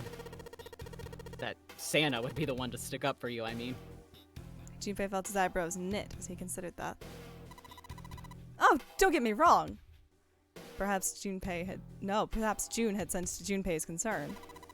I don't mean that 7 and Lotus said they wanted to leave me behind. We were just talking about it, and Santa objected to it first. Junpei was about to respond when 7 suddenly stopped. In front of them stood a door. So, is this? Junpei couldn't see 7's face, but he could see him nod. There's no other place for us to go? Nope. Just look around. At the end of the hallway was a thick iron wall. To the left and right, other hallways led to the port and starboard sides of the ship. They were both closed off by thick metal grates. It looked as though 7 was right.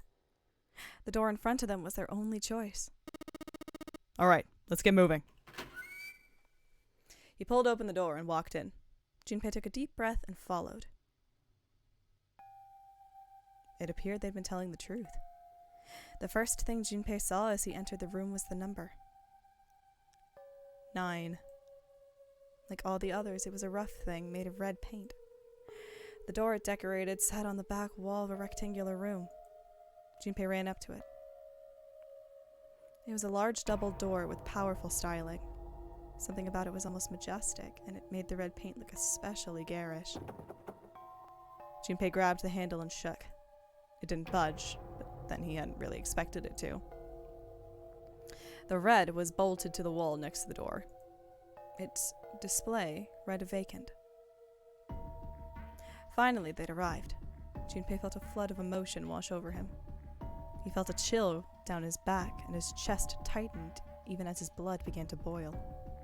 He was about to speak when... Junpei, look behind you. He turned around. Junpei could scarcely believe what he saw. A door and a 9. There was another one. Hey! What the hell? What the hell is going on here?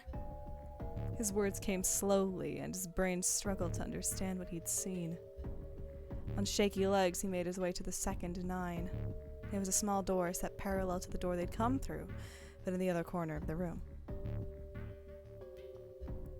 9. There was no mistaking the number, and if any more proof was needed, a red was bolted to the wall near the door. He grabbed the handle and shook the door, not because he expected it to open, but because he had to make sure it was real. Why the hell are there 2 doors? It was Ace who spoke first. Do you think perhaps one is the right door and the other is the wrong one? Lotus was skeptical.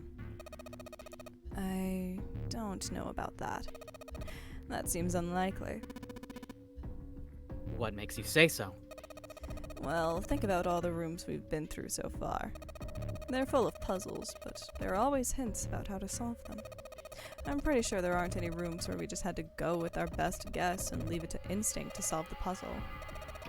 Do you really think that at the very end of the game, Zero's suddenly gonna throw in something that depends entirely on luck? Then you're saying there's some sort of hint in this room?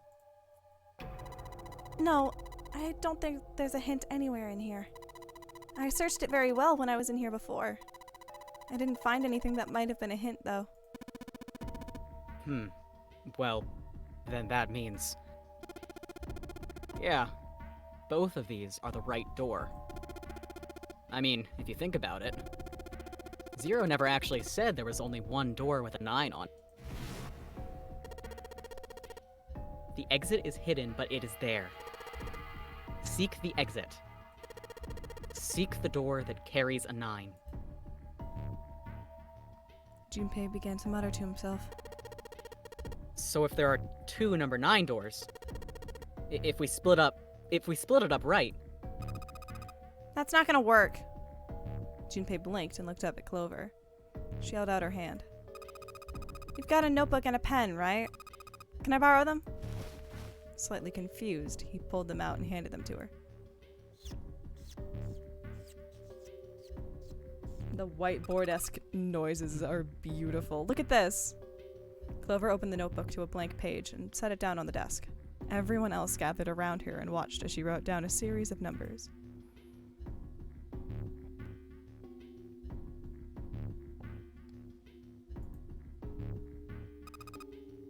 You get it. You get it? I got it. I win. The numbers on the top are all the combinations with digital roots of 9. The numbers on the bottom are people who don't fit. There's only 8 possibilities if we split up into 2 groups of 3 or 4 people. So, if 3 people go through the door, then 4 are left behind. If 4 go through, then 3 are left behind. Right? Clover nodded, almost as if she were pleased with herself for solving a difficult math problem. The room went very quiet. Silence lay across everyone like a thick, heavy blanket. No one spoke. Their faces were blank. Desperate for something else to look at, Junpei turned his eyes to the room around him. As he did, he began to wonder, what was it? The walls were covered with candles. The wavering flame made the shadows of Junpei and his companions look as though they were dancing. They were hitting the gritty. 2 rows of wooden pews filled most of the room. Between them was a strip of rich red carpet. The carpet ran straight through the room, ending at the door that pointed to the stern of the boat. At the other end of the carpet, an altar? It was a recessed space set into the wall between the 2 other doors. Sitting on a raised section of the altar was a coffin. A coffin. A coffin. A coffin. No, it couldn't possibly be. But if it wasn't, then whose body occupied it? That was as far as Junpei wanted to pursue that line of thought. He decided not to think about the coffin for the time being. At that moment, Seven spoke. There was an edge of humor to his voice, but it was forced. Okay. I give up. I give up. I figured if we sat around here long enough, someone would volunteer, but I guess nobody's got the guts to do it. Junpei didn't understand, and he wasn't the only one. What? You guys didn't figure it out yet? Fine, fine. Let me enlighten you. Clover was mostly right with her little explanation earlier, but she missed something. She wasn't really wrong. She just... screw it. Let me just write it out. Seven snatched up the notebook and began to write in it. Why is everyone stealing my shit? Everyone else clustered around him, desperate for luck. If you're trying to leave with a group of 3 and a group of 4 and get everybody out, Clover's right. But there's another way. Only one combination, though. If you split us up into groups of 3, 3, and 1, you can make this combination. Wait. This means... Don't get me wrong here. I'm not trying to copy Ace or anything like that. Even if he hadn't been the hero back in the big hospital room, I'd still be saying the same thing. The same thing? Are you saying... Yeah, I am. I'll stay behind. We're all shocked. Why are you acting so heroic all of a sudden? Are you some kind of idiot? Lotus was the first to speak. That in itself was a little strange. She'd reacted much differently when Ace had volunteered. I'm completely against this. I'll be goddamned if I'm gonna have to owe you for getting out of here. The rest of them began to speak all at once. I'm against it too. I didn't want to leave Ace behind, and I don't want to leave you either. I don't like that idea. There's gotta be other options. I disagree as well. I can't say I care much for you being the hero. Finally, they quieted down. Junpei looked at Seven. Well, there you go, Seven. Proposal denied. Clover's right. There's gotta be a better way than this. Seven made some noise that was somewhere between a derisive snort and a cough. Doesn't make any sense. He was doing his best to pretend they were making a foolish decision, but Junpei could see the twinkling of water at the corners of Seven's eyes. That was when Santa spoke. Whoa, hold on a minute. I haven't said anything yet. Until then, Junpei hadn't realized that Santa had stayed quiet for the whole discussion of Seven's fate. Something in his voice made Junpei uncomfortable. Are you agreeing? You want to leave him here? Santa shook his head. Nah. I'm against it. I don't want to leave Seven here alone. Then I don't see how it matters. I said alone. Huh? I said I don't want to leave Seven alone. There was a dull shine in Santa's eyes. They were cold and hard. Junpei felt himself shiver. What the hell are you... What? You don't get it? I can't leave just one person. I need 2 more. 3 people, including Seven. I'll be leaving behind 3 people. That's my proposal. No. Those are my orders. What do you mean, orders? What the hell makes you think you can order us around? Who the hell's gonna listen to you? You all will. In 3 seconds, you won't have a choice. What? 3, 2, 1. Santa was so fast, Junpei could barely see him. When he moved, it was almost like watching a dance. His feet moving like lightning. He spun and... Ah! He had June. See? I told you. His lips curled into a cruel, mocking smile. A shudder traveled the length of Junpei's spine. His chest froze and he could feel his breath go stale in his lungs. Nothing made sense. Junpei felt as though his head was about to explode.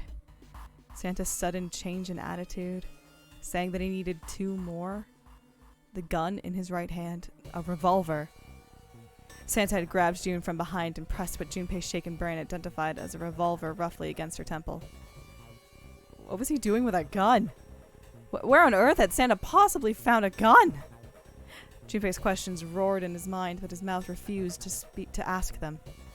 Seven spoke, almost as though he had sensed Junpei's confusion. The gun from the other room. What room? One of the rooms behind door 6. I should have known he was going to do this. I should have taken the gun. Well, it's too late now, fat ass. Damn it. A mixture of fury and frustration twisted Seven's face as he glared at Santa. Santa, for his part, didn't so much as flinch. The corner of his lip twitched into a slightly wider smile. Then the smile faded and he began to move. He walked backward, dragging June with him. Before long, his back was resting against the door. On the wall next to him was the red. He put his hand on the scanner panel quickly, then forced June to do the same. Now, time for you to start following my orders. Ace, Lotus, congratulations. I've chosen you to come with me. Put your hands on the red. 3 + 6 + 1 + 8, 18. That was what Santa had meant when he said he needed 2 more. Hey, you deaf? I gave you an order. Santa's eyes narrowed to slits. He glared at Ace and Lotus. They stayed frozen like deer caught in the headlights of an oncoming car. Right. Fine. I didn't want to waste any bullets, but you guys just don't get it. No sooner were the words out of Santa's mouth than his hand twitched, and the gun roared. A section of the floor exploded, scattering wooden splinters across the floor. A thin plume of smoke snaked out of the hole in the floor. There could be no doubt that the gun was real and worked. But why? Santa, why are you... Clover's voice spoke of betrayal and disbelief. Santa, I thought you were one of us. I thought we were friends. What? You knew about the leaf word and the 4-leaf clover. Santa's cheek twitched almost imperceptibly. What the hell is that shit? I've got no idea. You're lying! Shut up. Just shut up, you stupid bitch. You want me to pull a bullet in your fucking head? Flecks of spit flew from Santa's mouth, his face twisted with rage. Clover recoiled, her eyes wide. When she spoke, her voice was very small. Santa? He snorted, then shook his head vigorously and turned to face Ace and Lotus. All right, assholes. What are you still standing there for? Get over here and scan those bracelets. I don't have all day. Oh, what's the matter? Your hearing starting to go? Going senile, maybe? Ace and Lotus still didn't move. It almost seemed as if they couldn't move. June's face was pale behind Santa's arm. Her eyes were wild and her chest heaved with every quick breath like an animal cornered by a predator. Junpei's mind worked furiously. What were they going to do? Then he realized something. There was nothing they needed to do. There was nothing to debate. June's safety was the first priority. That much was obvious. Doing as Santa had commanded meant that she would be safe from at least 2 threats. She wouldn't be shot, and she would leave the ship alive along with Santa, Ace, and Lotus. There was only one thing for Junpei to do. He turned to Ace and Lotus. Please. Go. Huh? But... Jumpy! What are you saying? If you stay here, you're gonna be stuck, Jumpy! And so will Clover and Seven. I know. But you don't need to worry about us. We'll figure something out. Right, Seven? Right. You just leave it to us. It's gonna piss me off to do what Santa says, but... Don't worry about me either. There's still something I have to take care of. But... No! You can't! Ace! Lotus! Don't do it! Don't worry about me! Please! June was almost crying. Junpei walked around behind Ace and Lotus. Without a word, he laid a hand on each of their backs and gently pushed them forward. They almost stumbled, then righted themselves and took another step. And another. They turned around and Junpei nodded. Ace and Lotus turned around again and walked slowly toward the door where Santa was waiting for them. After what seemed like an eternity, they stopped in front of the door marked 9. Santa smiled. All right, now let's get those hands on the scanner panel. What's the holdup? What, you think I'm fucking around here? I don't give a shit about this girl. The red doesn't need a person, you know. All I need is the bracelet. You get it? Good. Now put your fucking hands on the scanner. I'm not gonna say it again. He shoved the revolver harder against June's head and she winced. Fine. Ace sighed, defeated, and placed his hand on the scanner panel. Lotus went next. Lotus glared at Santa and slammed her hand onto the scanner panel. The fourth asterisk blinked on. Good job. Now, Lotus, pull that lever. As soon as the door opens, you get your ass in there. Try anything stupid and you know what happens, right? Junpei could almost hear Lotus's teeth grind.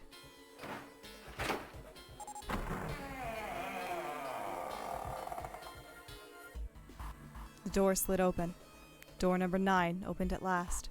It opened with a low, powerful rumble, a drum roll to welcome the chosen few.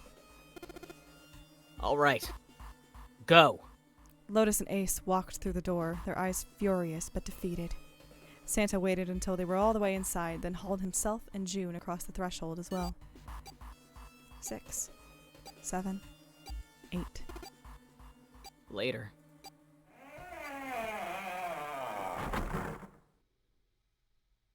After exactly 9 seconds, the door swung shut.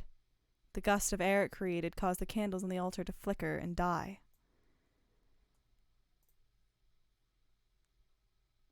The room fell silent. Junpei, Clover, and Seven had been left behind. Clover looked down at her hand and traced with her finger the faint blue veins that crisscrossed them. Seven shoved his arms into the front of his overalls and scratched his stomach. No one spoke. Silence made the air feel thick and oppressive. Desperate for something, anything, to occupy his mind, Junpei walked to the larger of the 2 9 doors. He stood in front of it and looked at the red. It read engaged. He moved to the smaller door. The red read vacant. The digital root of the remaining people was 7. 5 plus 4 plus 7 equals 16. 1 plus 6 equals 7.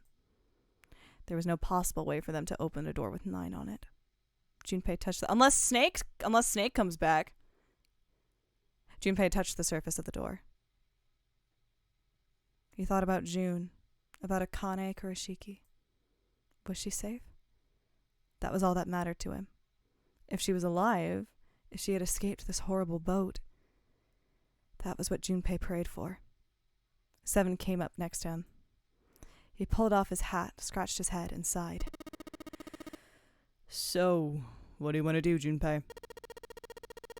What do you mean, what do I want to do? What can we do? 7 opened his mouth to respond when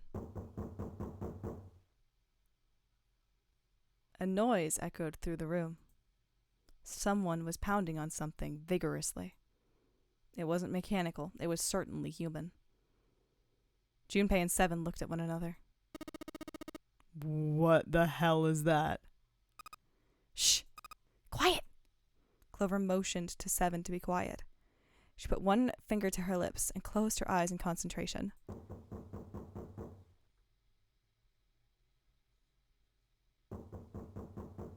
The 3 of them listened, trying to determine where the sound was coming from. Where was it coming from? Could it be... Hey, I think it's coming from this coffin. You're right! Let's open it. But how? What are those muscles for? For show? You're telling me to force it open? Just shut up and try. Junpei and 7 grabbed hold of the coffin. They tried to get a good grip with what little purchase they could find and pulled with all their strength. Damn it. Man, it won't even budge. There was some sort of keypad attached to the coffin. Its purpose would not have been difficult to determine. Their eyes were almost immediately drawn to it. Not another one. Yeah, looks like it. Do you think we have to put in the right password or it won't open? I think so. The noise wasn't stopping. In fact, it was getting louder. They had no idea who was in the coffin, but they wanted out, and they wanted out now. They had no idea what they were supposed to do. Without a passcode, it didn't seem like there was a lot they could do. They couldn't even tell how many numbers the passcode needed to be. Isn't there a hint somewhere? Well, let's look for one. Unfortunately, there didn't seem to be anything near the coffin. Clover ran to examine the pews, and Seven investigated the desk, but they turned up nothing. My entire body is in pain. The sound wouldn't No. stop. It wasn't a noise that belonged in that room.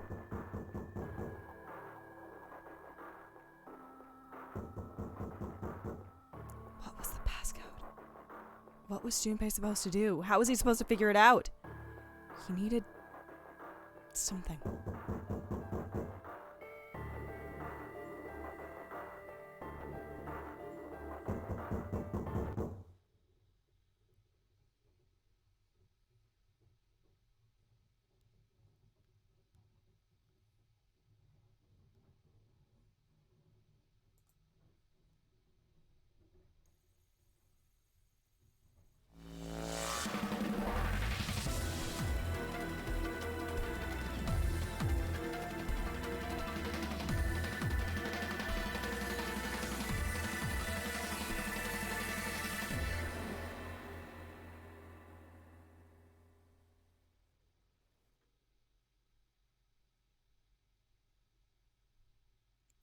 You've reached one ending.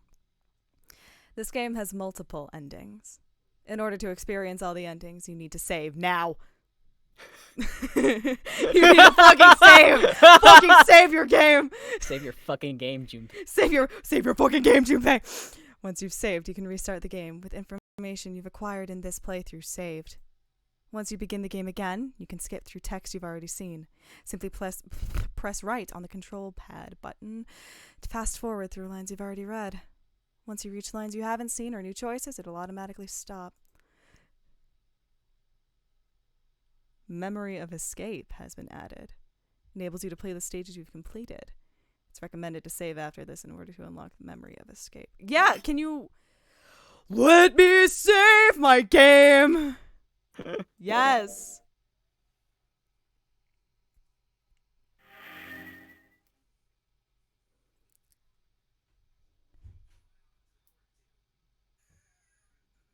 Yay. Okay, Fun. so... Okay. Smiley. Something's happened. A lot happened. Ow. Something's happened here, boys. Well, that's fun. I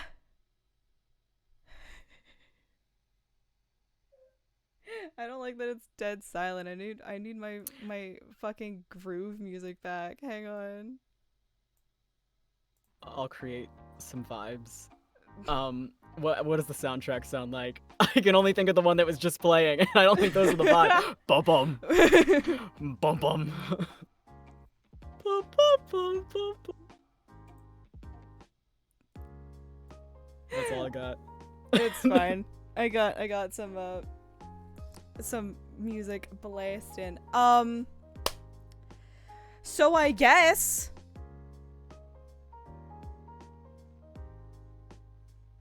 next time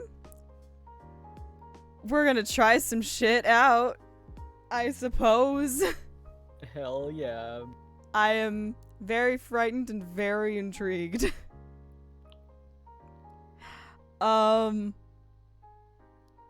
But I mean, I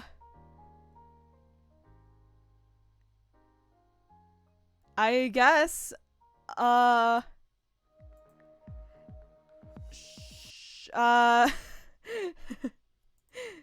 keep getting betrayed over here.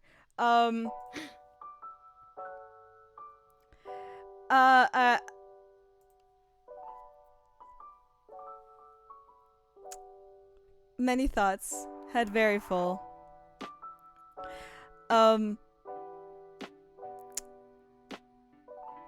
But you know, we've been here long enough. I can just subject Ren to them off stream. Excellent. I look forward I'm to having a very good time. But I hope you're all having a wonderful morning, afternoon, evening, night, wherever you are. I guess. it. Happy Vor Day. Happy Vor Day. Once again, happy Vor Day. And I guess 888 Oh god, right at the end. That's Got it good. right at last second. That's real good. That's really good. But yeah. I hope you're having a wonderful morning, afternoon, evening, night, wherever you are. And until next time. Bye. Bye.